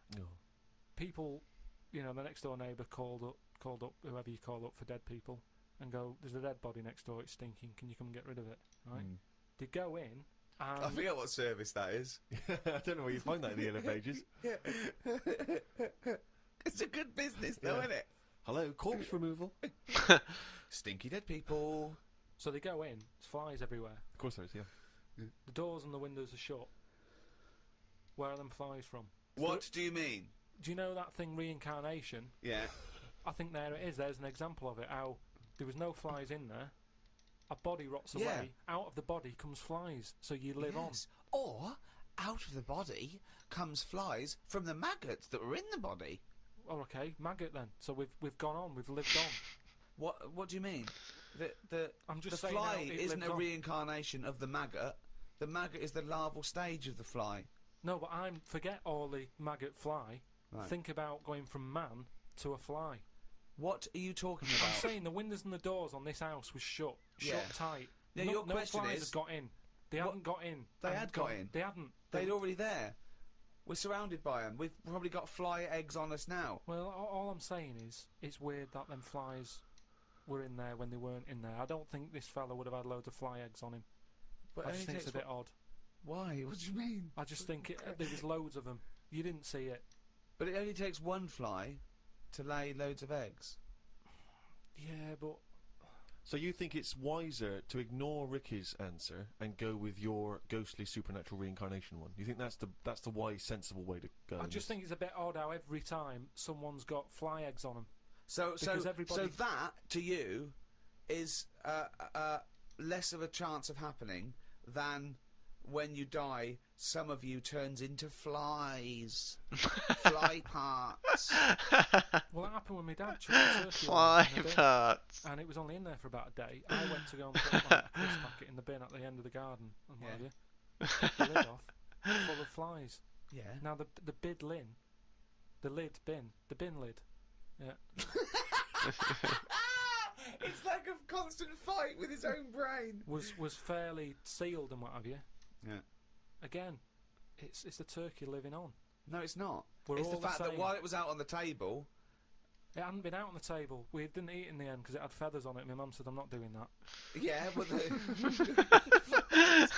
what do you mean it had feathers on it? Yeah. It just asks more questions every time he speaks. Alive. And my mum said, "Oh, I'll just get one from the supermarket." So we put it in the bin. Fucking So hell. what I'm saying is, I'm telling you, the eggs were already on it, mate. it's just an idea I've had. It's a theory. Everyone's allowed one. But it's bollocks. Back to the Inside the Actors studio questions. Question 9. That's What bollocks. profession, Carl, would you not like to do?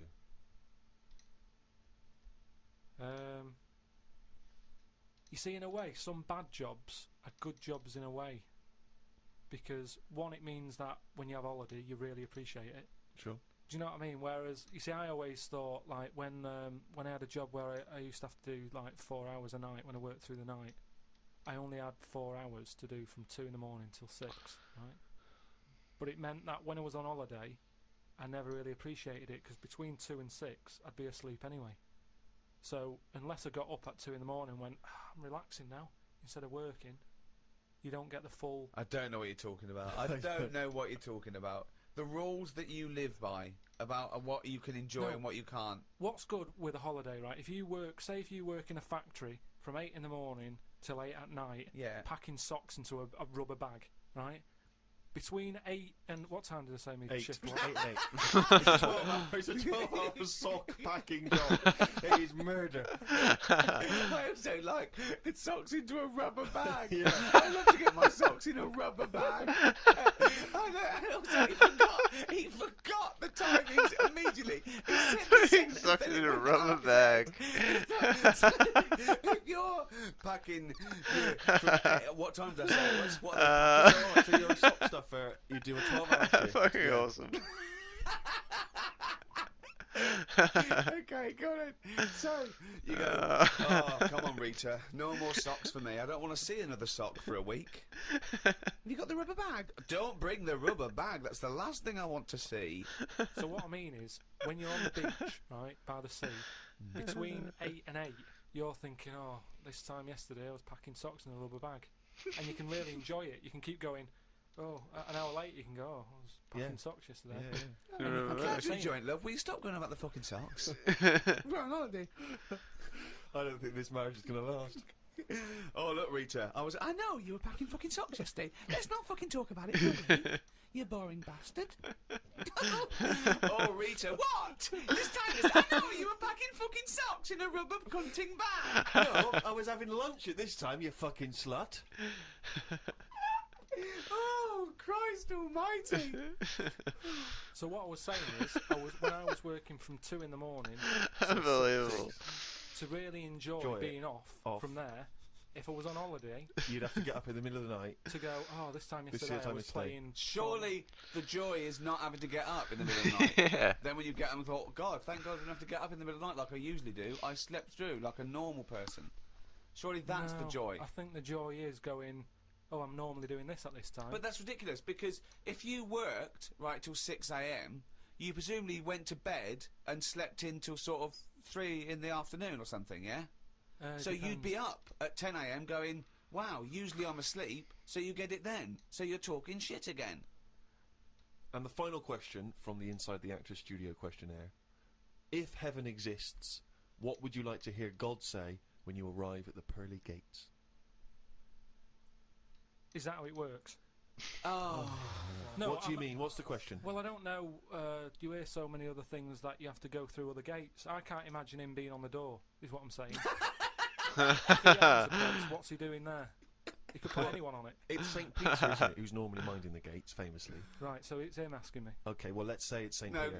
No. You go through the gate. Peter goes, oh, you expected. He's got an appointment. We're going through the God. You go through the God. You go through a few doors. Go up the top floor. Right, past the executive washroom into his big office. Okay, that overlooks the universe. And God says, why have you got a doctor with his finger up your arse? And you go, well, you should know. You caused it. So what? So you've gone in to see God. It's an audience with God. You've died. You've gone to heaven. And Got a what would smack you back like leader again, God fucking to say violently. to Oh, you you've been hanging for one, at huh? that point? He might offer you great wisdom. He might ask you a question. He might tell you something. What would you like him to say? Oh, I totally fucked that. Dickhead. And is this just one visit? This is like, because it's my first day. Yeah, it's I the first get a chat day. with Yeah, him. you get a chat with him. Yeah. But after that, I don't. Well, you I've never might seen bump again. into him at the odd. I've needed one more Christmas party, smackback the AGM. But I'm kill not for gonna an be unlock for myself, fuck am I? age. I'm Never gonna be seen in it. the Oh, shop nice. A little bit, because it's like, I mean, I'm not comfortable on the I first saw day of heaps at holiday the start. I haven't because you're seen in many different for ages now. surroundings, the hotel, you've got to get I used saw to so everything many. I was else. like, oh, I don't So need. he's not going to get the best You out know, I'll of me. change it Yeah, up. but you have eternal bliss. Yeah, you you've got, in heaven. he's It's got a happy. long time to get to know you, and he knows everything anyway, so don't worry about it. So why does he see me then? What would you want God to say to you? So you walk in there, you're happy with it because you understand now you're dead, and well, it's a whole new world, and everything's all right. You feel great. Like, what am I saying? Well, anyway, I'm going along with this drivel. yes. What would you like God to say to you? All right. Probably Shit just comes in to waves, say, reckon. You've done well in that in your life. You never did anybody any harm. So, welcome to heaven. Any problems, give us a shout. You know, here's a little layout of like a little map. It's kind of like. I love this. This is a great answer. And my A favourite little one map. is you never did anyone any harm. That's great. That's a brilliant thing for God to say. Yeah. So hang on, he's giving you a little map. So he's got a little map of the Little area. map, It's and big. he'll sort of say, this is where you go for this is where you go for that. I'd probably ask him about the ghost situation. I'd say, am I now a ghost then? Or is this just like another planet that I've come onto? Right. I don't know if he'd answer that. I don't know if he'd be sort of a bit, a little bit cagey. Yeah, a little bit like, well, I don't want to panic you and stuff. I'd say, right, is it right that I can see past family and that? Because to be honest, I'd probably prefer to stay away. He doesn't even want it. No, but the thing is, I've done all that in this life, so it's about moving on to another life and meeting different people. I prefer to leave that. What's the point? It's just like the same all over again. That's brilliant. So, who's the worst person? You go to heaven and it's all great, and God goes, "Oh look," and here's so and so, and you go, "Oh, what's he doing here?" Yeah. But why would he be introducing me to that one? No, I'm saying who's the worst person you'd like to see? And Who do you just not want to encounter in heaven? What if he said, "Right, Carl, you're in heaven, but we've got to teach you a lesson. You're a bit cruel to freaks. Here's Pillow Man. Here's the three-legged juggler. Here's the Elephant Man. They got a few questions." Yeah, that'd be alright. That'd be Elephant fair Man goes, enough. "Why did you talk about me like that?" I'd say I never had a go at you. "Why did you talk about me eating buns?" But then I'd get a bit annoyed with God. I'd turn Elephant Man onto God. I'd say, well, hang on a minute. At least when he put his head down on that pillar and he did himself in, he did that because he was sick of life. You've brought him up here. He's still got the head. Why didn't you give him a better head whilst he was up here in his next life? Well, he could say the same to you. Heaven's beginning to sound like one of the worst drink stews ever. It's awful. Everyone's sort of making kind of snipey comments, and you're having to make conversation with people you don't really want to talk to. Yeah, God, I'm not sure God's the best host. I mean, I don't know if it is like Do you this. think God would like this podcast? Well, I suppose it just kills half an hour, doesn't it? Well, yeah, but time's not a problem for him, is it? Yeah, it is, because he lives for ages, so he needs loads of filler. I bet he's, doing stuff that he's just like, I'm not really into this, but it's something to do, isn't it? Sudoku and stuff.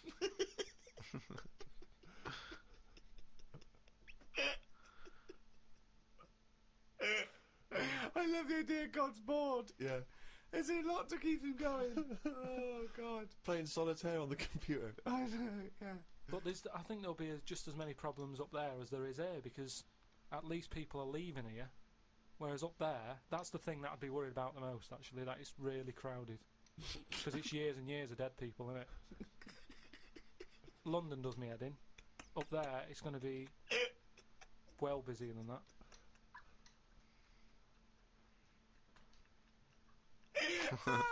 And what are you? So you're presumably all naked.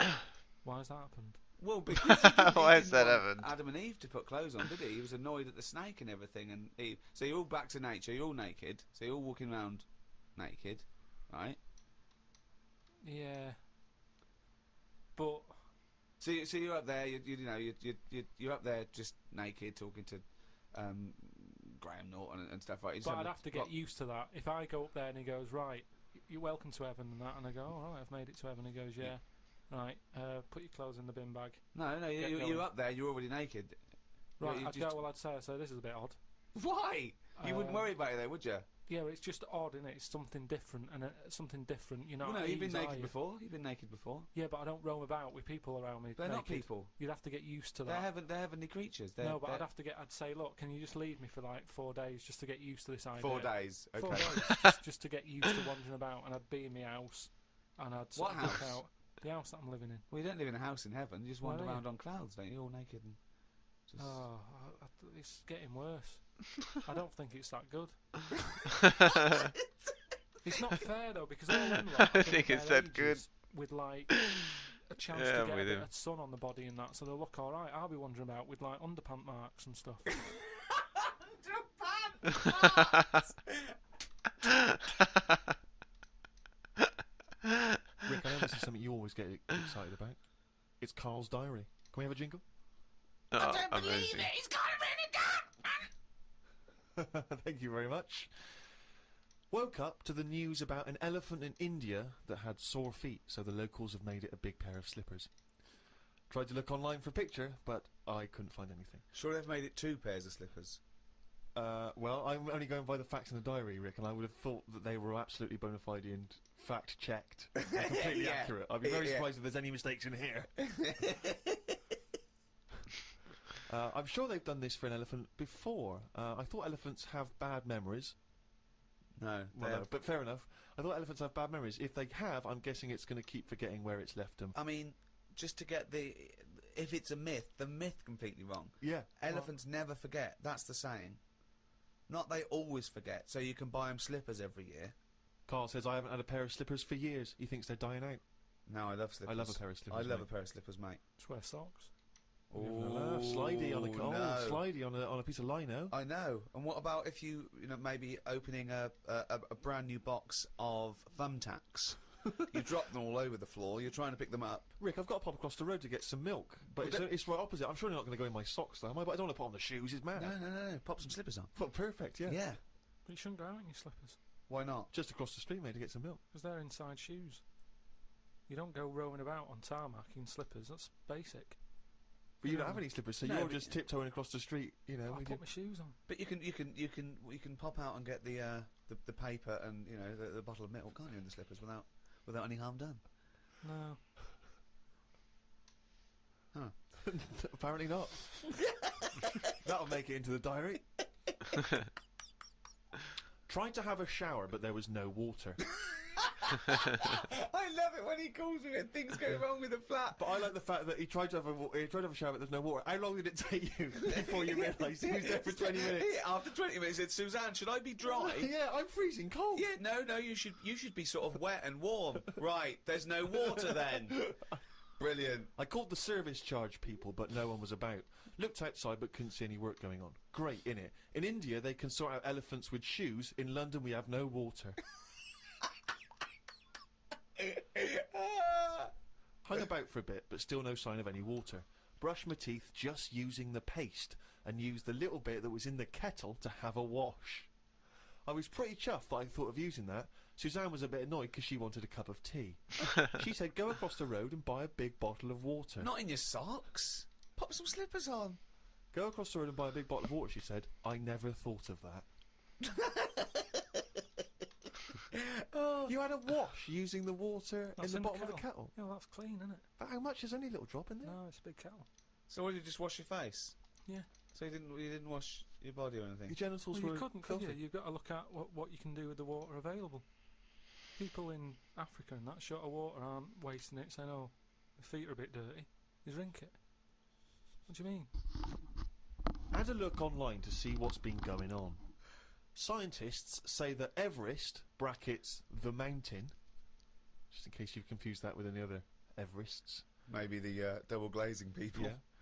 You say that scientists say that Everest has grown a bit.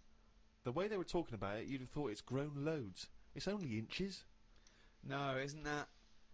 They found out that it's actually a couple of inches taller than they first thought because their methods of measuring are more accurate than they were 20 years ago. So it's bigger than they thought it was. It hasn't grown. No, I just think what's happened is at the bottom, because of like people are always climbing up it, aren't they? Right? Yeah. So they're sort of wearing away the soil at the bottom. Talk rubbish.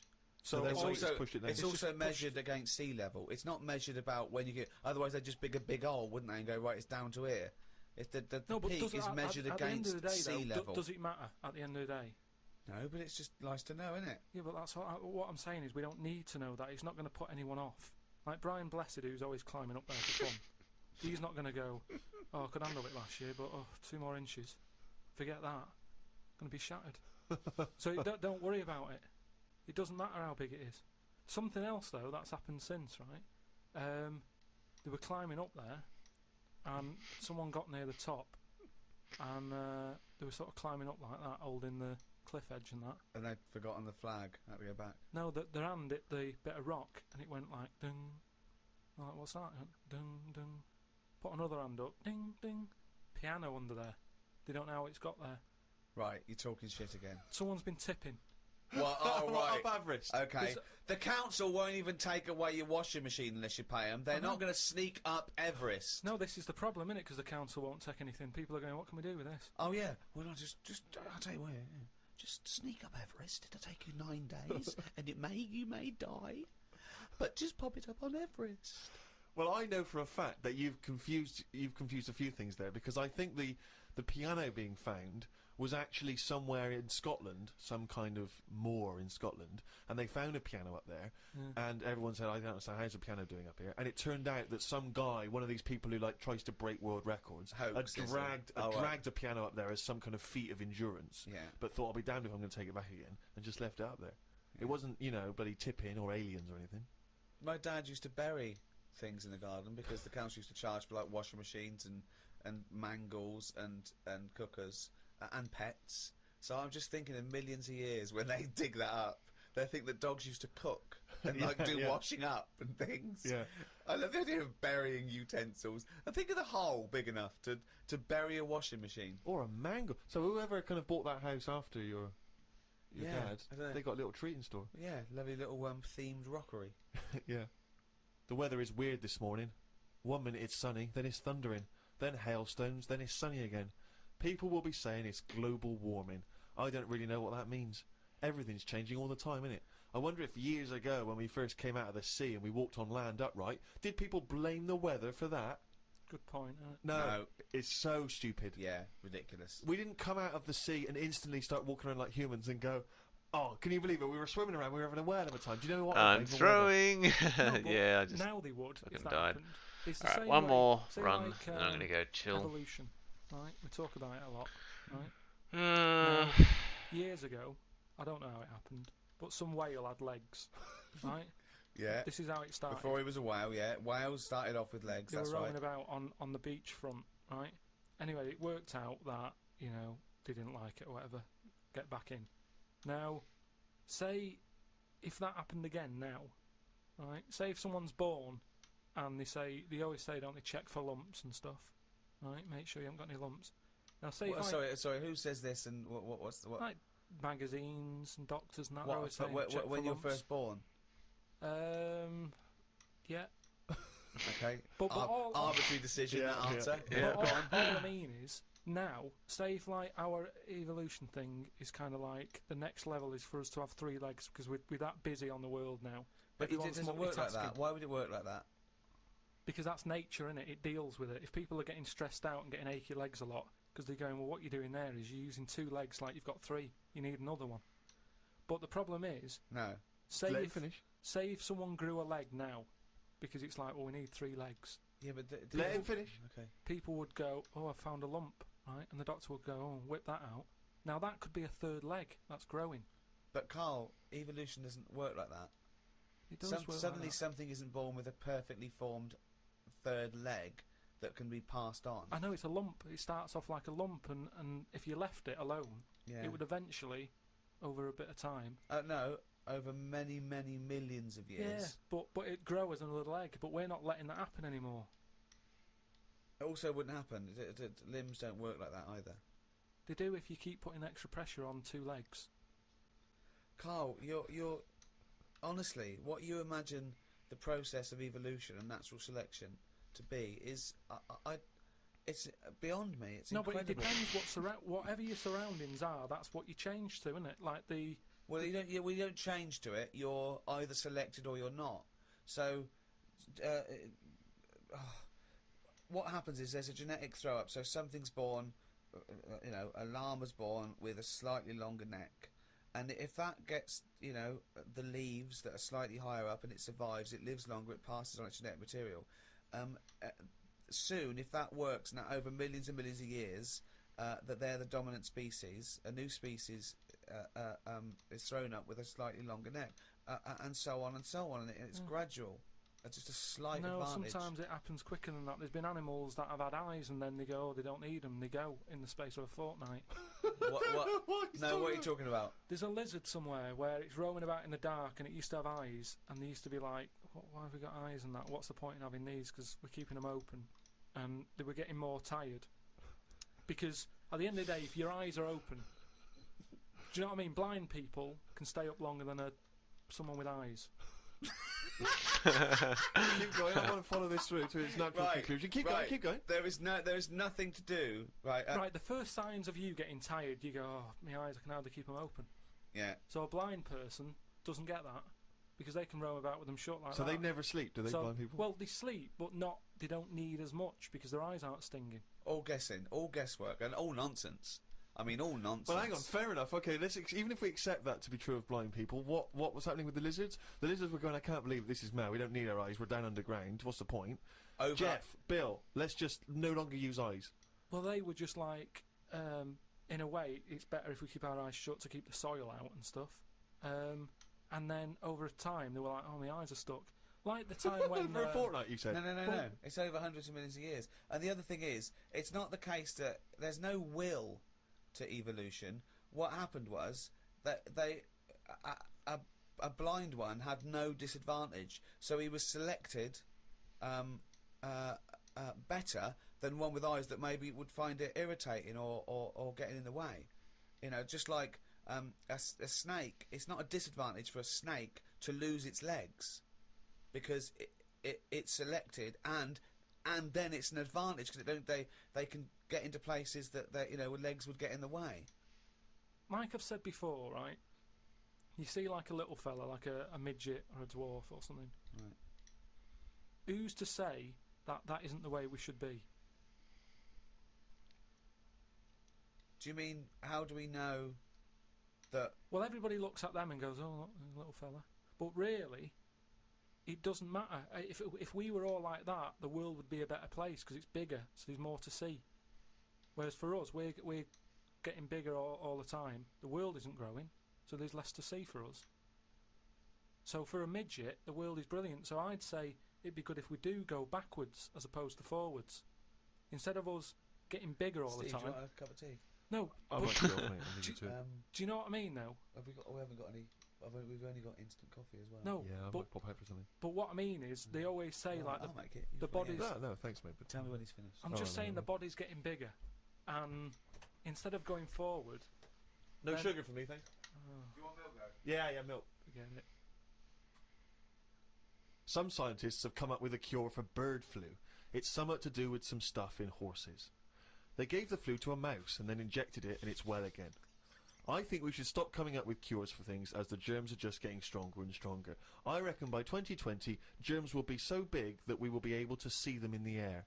They will no longer be little particles. You wouldn't swallow one. If you did, it won't be the germ that will kill you. You'll just choke to death. I think that's how we'll die in the future. Choking on enormous giant germs. And They'll they'll be like rampaging around the cities, will they?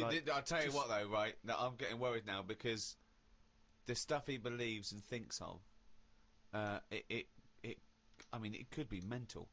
Do you know what I mean though? Like a proper paranoid sort of, one of those people that assume going to live in a loft covered in tinfoil.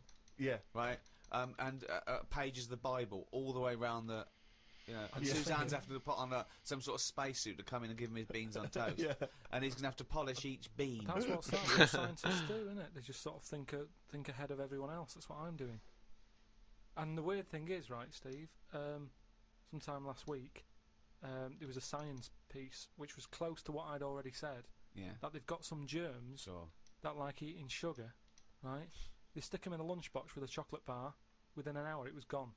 Right, and they say now these germs love chocolate and stuff. Did this scientist leave it near this fat scientist that works in the same laboratory? And he went, it's unbelievable. He said, Ted, he went, what? Right, I put the chocolate bar in here with the germ. I thought it was gone. That's amazing. Wow, that's brilliant, that. Do it again. Do it again. Leave another one, see if it happens again. So in the future, you're running around and germs are eating chocolate. Right. That's not science, that's Pac-Man. Went to bed and chatted about food to Suzanne. I said it would be best if our bodies could be run on something like coal. That way you wouldn't get fat, people, because you wouldn't be eating for enjoyment. You'd just be eating to give you energy. Suzanne said, why do you always take the nice things out of life? Because sometimes to think about the future, it's not going to be all good, is it? Look at the way we have to do things now that we sort of go, oh, I'm sick of this. But they do it for your own good. But you try and change the laws of the universe. Based on arbitrary whims. No, but we're always eating stuff. That's one of the things we do now, isn't it? As soon as we find a new creature like that frog that's been hidden away for like millions of years, you get someone who go, I wonder if we can eat that.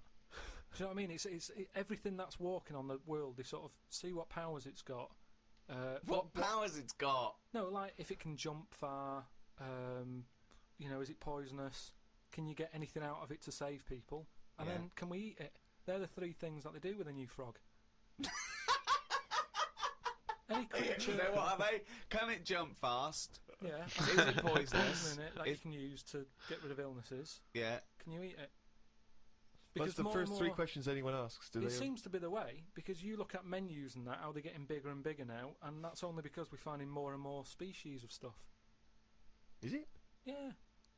If you look at some stuff on a menu, that octopus you eat, at some point that would have gone through the list of, right, what does it do? What's it got in it? What does that ink do? What does it taste like? Can it jump? Can it, whatever, well, they've done tests on it, haven't they, when we said about it being getting in a jam jar or something. Yeah. So it's all part of it. Everything's been tested. Everything.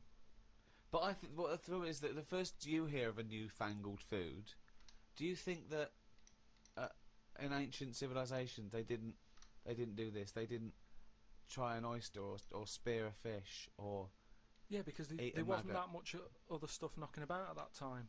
Right. We've got loads of stuff, so why are we messing about with some new frog? It's all like people just like showing off, don't they? Leave the frogs, let them get busy and have loads of them, eat the chickens, when we run out of them, move on to the frog or whatever. But why have all this on the go? Do you know what I mean? It just makes it, I hate going out for a meal now, because it's like, what you having? Oh, I'm sick of it, look at it all.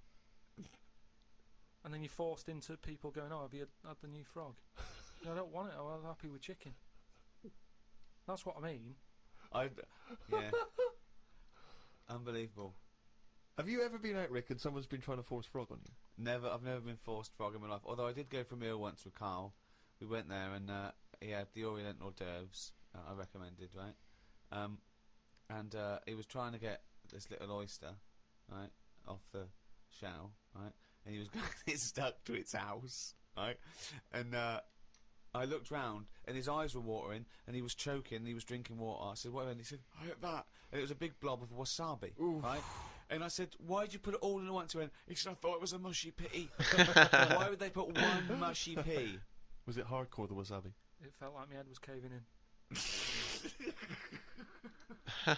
That was just Ricky squeezing it, wasn't it? Between courses. Trouble with that though is, you know, hot food. Why you get addicted to really hot food is the pain is actually it's killing taste buds, and then endorphins are released in the brain, like a morphine derivative to sort of go, it's all right, calm the pain. So you actually get addicted to that sort of, what but happens. Why would you want to kill your taste buds? But new ones come back. Well, yeah, I think straight away. Well, I don't know how long it takes. I don't know. I'm not sure. No, it's just, is that the chef sort of going, I'm serving some right rubbish tonight. Give him some of that kusabi. Kusabi! Oh, God, and Tonto! Oh, God. Back to the diary. At lunchtime, I went to a local cafe and had an omelette. An old woman, who was about 70-ish, was in there eating pizza. It didn't look right. No. I know what you mean there, actually. Old people eating pizza seems a bit weird. What about an old Italian lady eating pizza? Would that be alright? No, I'd expect her to have lasagna.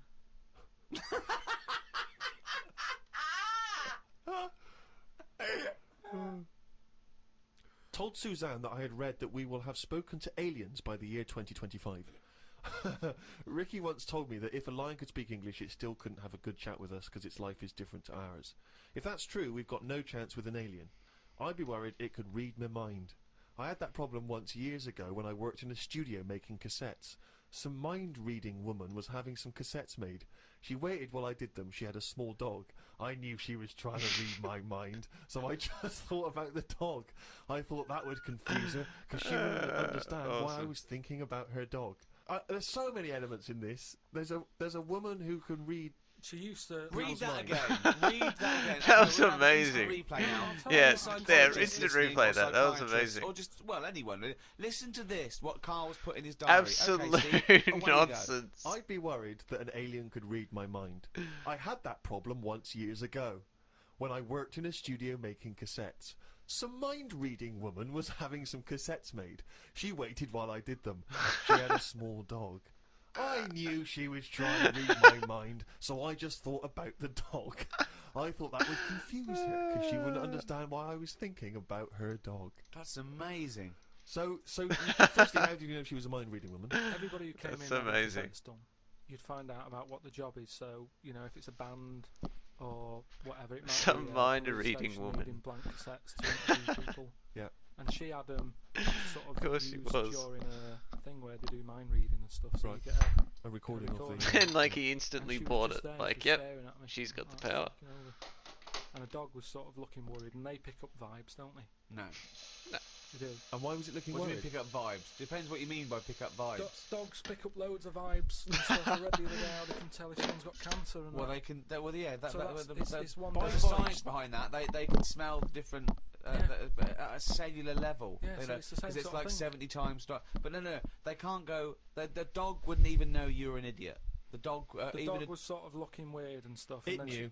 She It was, knew. She was looking at me. But were they looking, I'm not being funny. Were they looking at the roundness of your head? Do you No, think? they were just looking at me, and I was sort of panicking a bit. And the more that I was thinking she's reading my mind, I was thinking she knows that I know that she's reading my mind. So I just stopped thinking about her reading my mind.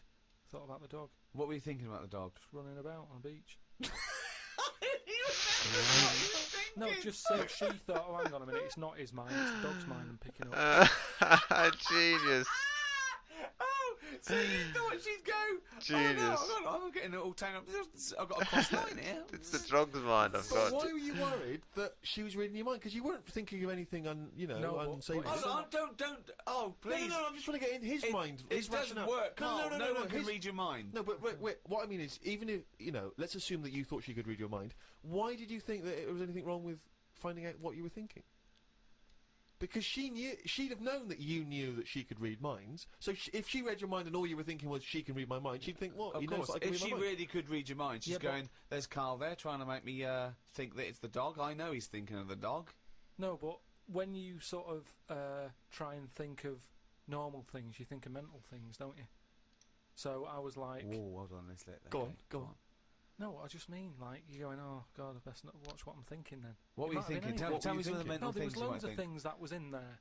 Like, Go there was on. an old woman who used to annoy me in there who used to give me socks all the time. And Socks? Socks. She used to always make loads of socks and she'd be bringing them in. And no matter what I did, no matter how much I said, look, I'm sick of your socks. She kept bringing them in all the time. I'm sick of your socks. socks. I didn't want socks with pictures on. So I used to, I might have been. I sort of want stood there socks going, with pictures oh, on shoes them. With the socks, I'm sick of them. Now, if she can sense that, she'll go over to her and go. He's a "Stop fucking bringing socks," lunatic. or whatever. No one can read minds. No one can contact the dead. Say like me, right? If I sometimes come in the room and that, and I'm fed up, you go, "Oh, Carl's fed up." I haven't even said anything. So it's just But like it's 'cause you look like a always miserable are. bastard. Yeah, and we know what that means. You're a We're miserable human and we bastard. understand facial So it's movements a bit and like that. moods. It's a bit like that. It's a level down. No, From no, no. She should be able to read your mind if you're locked in a safe. And she doesn't know who you are, and she doesn't know whether there's someone in there. No, that's what the double-blind test that is. would never work, would it? Because that means she'd never get a rest. That's like So you're making up the rules. You're making up the rules. Oh no, the thing is, that's what these people do. Go, oh no, I have to hold your hand. Oh, you have to write it down. Well, why? Why do you? It's the same as these mediums that contact the dead. They go, oh, I'm getting someone. Just ask him who he is. Just give us his full name and address. It's ridiculous. I know the fact that these dead people give him cryptic clues. Ask him about the toaster. What's your name? What's your name? Can't say my name. Might be an uncle. Just give me your fucking name. Back to Carl's diary, Friday the 31st. I read that some fella had been having an affair. His wife found out, Oh, so I when he can't was give asleep, a she name. superglued his neck to his stomach, one of his bollocks to his leg, Remember the and glued toaster? his arse cheeks together, then chucked him out. If Suzanne did that, I would definitely not get back with her. Saying that, I would have woke up if someone was putting superglue on my arse. I'm quite a light sleeper. Is that what she did, is it? Yeah, that's why I'm a bit cautious about wearing earbuds every night. The plunge things. Earbuds. Earbuds. Right. So plunge that's things. so that's not called, right? Plunge things. It's like he makes up words. They taught a chimp to talk, and the chimp had a better grasp of language after about a few years than Carl. Unbelievable. Yeah, that's why I won't wear buds and plunge things. I phoned him up the other day. He went, oh, I've just tried out those new earplugs that mould to your ear. You can't hear a thing except your own voice. And I went, oh, right, they're good, aren't they? He went, yeah. He said, it's weird hearing your own voice, isn't it? Because you're hearing it as other people hear it. I went, no, you're not. He went, you are. He said, you don't usually hear your own voice, because usually when you talk, you're talking over it. Woke up at 9:55 a.m. As soon as I woke up, I looked at Suzanne and she looked at me. Talking over I said, it. did I tell you about... I just think he opened his eyes. Okay, alright. Okay, so he opens his eyes, he looks at Suzanne, she looks at him. What question, Rick, do you think he immediately asks his girlfriend? Go on. What question do you think? Have a quick guess. Am I dreaming? I woke up, I said to my girlfriend, did I tell you about... I woke up, I looked at Suzanne, she looked at me. I said, did I tell you about the immune system? Did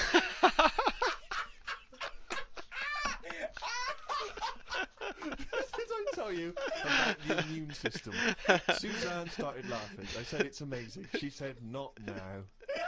Amazing.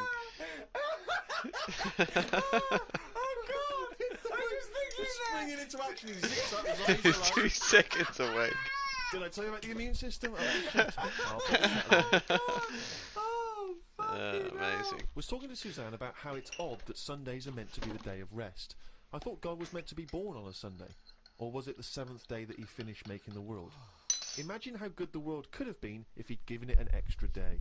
Sometimes it's best to give yourself a deadline, though, so you don't faff about. I looked at Suzanne. She was leaning back on the bench with her eyes shut with the sun on her face. I never got an answer to my question. Pretending to be asleep. That is one of my favourites. Steve can't even get it out. Yeah, it's fucking so good. On the wrong arms. No! What do you mean? Well, he had his left hand on his right arm and the right hand on the left arm. I don't think this would be a problem if he's been like that from an early age. When I was in Ripley's in LA, I saw a bloke whose head was on back to front. That's more annoying, innit, than your hands. Innit? Now then, would you walk? How would you walk? Would you be walking backwards, Carl, so that you could walk? So you're basically walking forwards. I reckon I'd walk sideways, so nobody would sort of tell the difference. It just looked like. Oh God! He solved it again. He's thought it through. Ah. Got home and read my magazine. There was a story about a baby that was born that looked like a frog. What magazine's this? That made the news. That was in a proper newspaper in the end. The story used the description to describe it. There was a picture. I think it was a fairly decent description. It didn't really have a neck or top half of its head. It would look alright if it always wore a scarf and a hat. The world would be a more interesting place if there were loads of different types of humans like there are creatures. Then some people would be good at certain jobs. Spider people, ant people, builders. Cockroach people, dustbin men. Good idea, isn't it? I mean, Cockroach men, Spider men, what are you talking about? I haven't had a normal conversation with you for a year. No.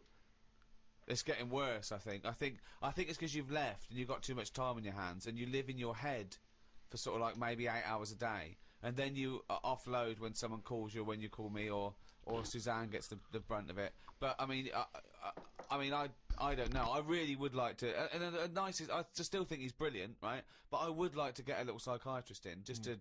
Would you mind seeing a psychiatrist? No, but it's just... There's nothing wrong... These are all ideas, aren't they? You look at some insects, right? Yeah. They don't have machinery. Yet they're getting by, aren't they? They have their lives like we do. They get up, they wander about, they collect food, they tidy up, they fix stuff, they make their own house. We can't do any of that. So what I'm saying is, why aren't we using them?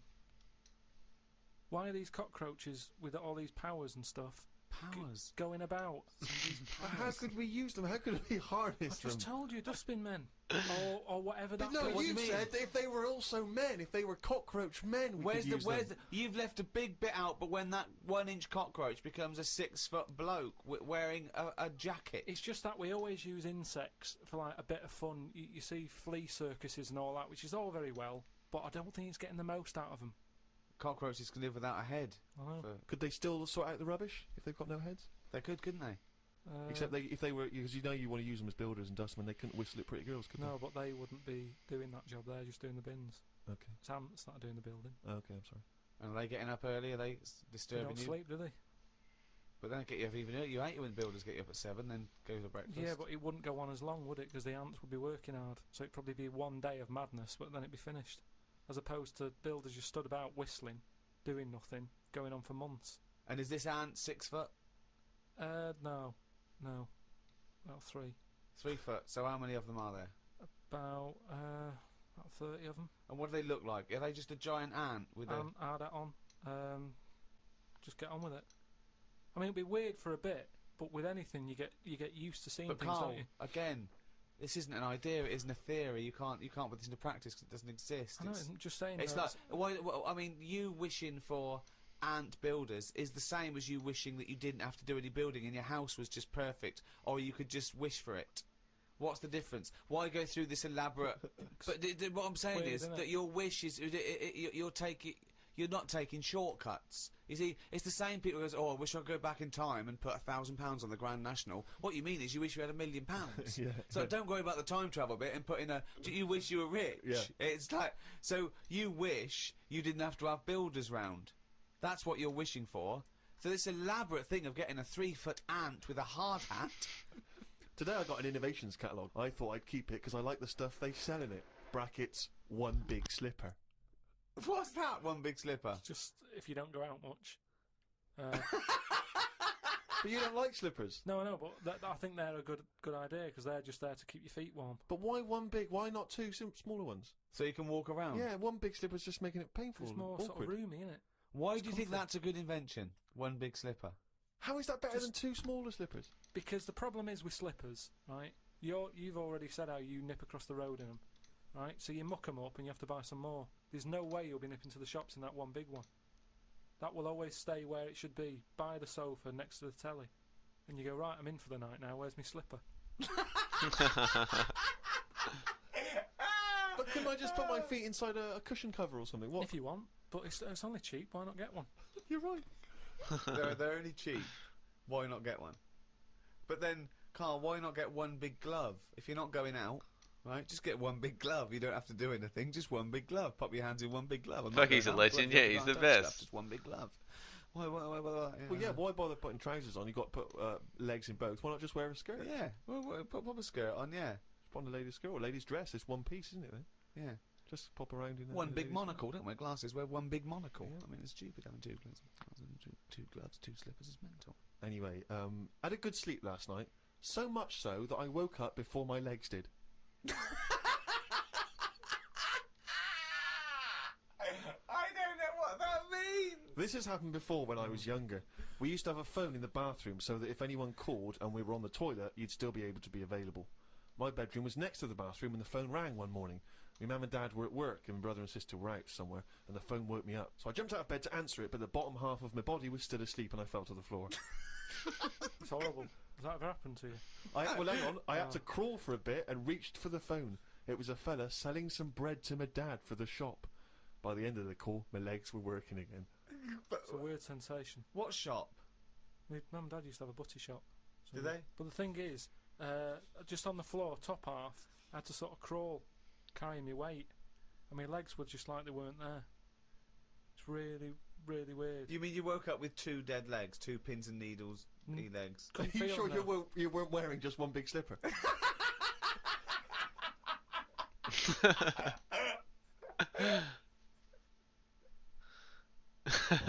We've had a fax. There's a guy. He's desperate for our help. I'm not going to deny it. He's desperate. He's a desperate man, Gervais. Right. Basically, the situation is this. He's got a small boat, and he's got to row it across a river. Right. Yeah. All right. Well, that might seem straightforward enough.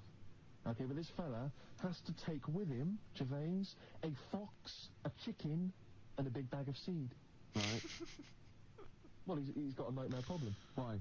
Why? Well, because the boat is only big enough for him and one of those items at any one time.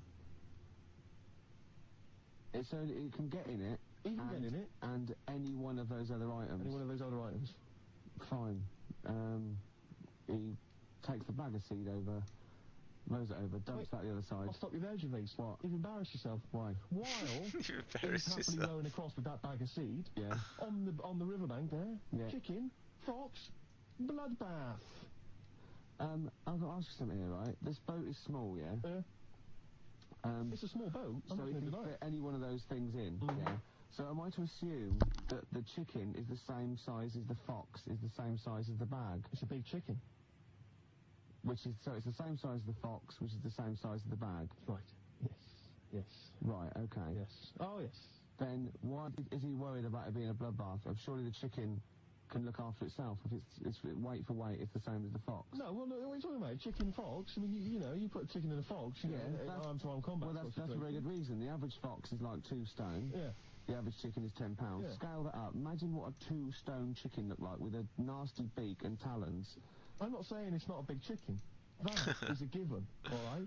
But you pit that chicken against a fox. Maybe that chicken's been taking that fox on all over the place, you know. They could have been on trains together, do you know what I mean, sharing hotel rooms. The chicken's knackered, all right?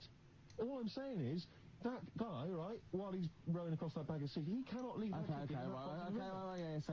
Fine. So he's a chicken and fox, Ooh, bag of seed, all I the thought same these size, ones. all Ah, the yeah, same the weight. smog They all weigh shit. 2 stone. Right, okay.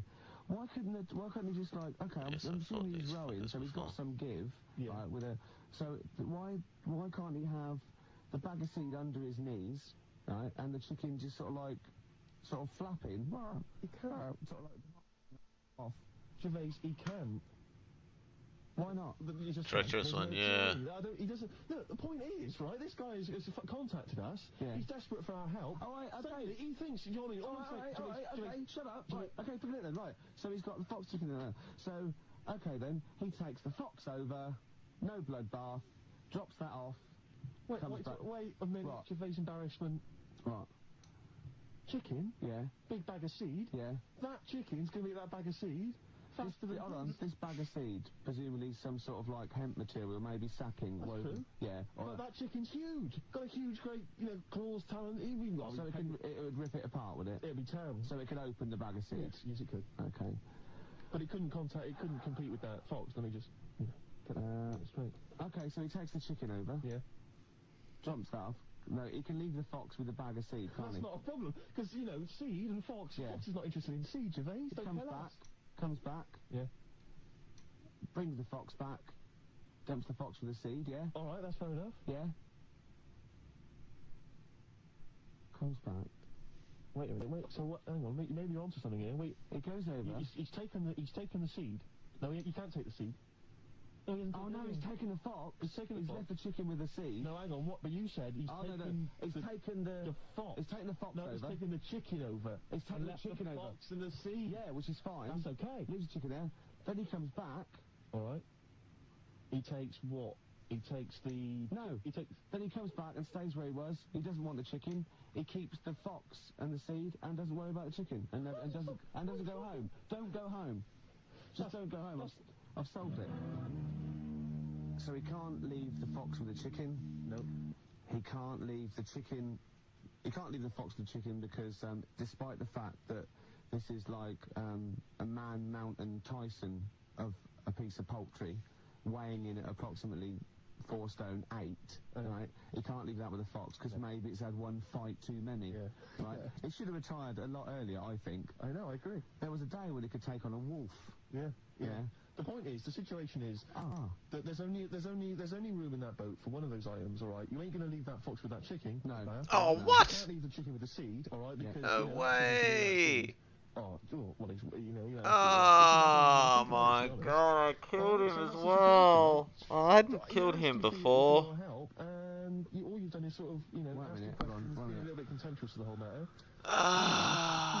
One fucking misfire. He takes the whole thing died. Chicken over. Yeah. Dumps the chicken. Yeah.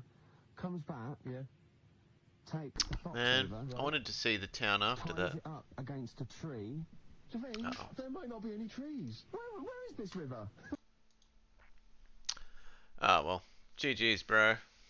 I will be on to Moz. H3 tomorrow as well, so that'll be good. I'll speak to you on text anyway, bro. Speak later.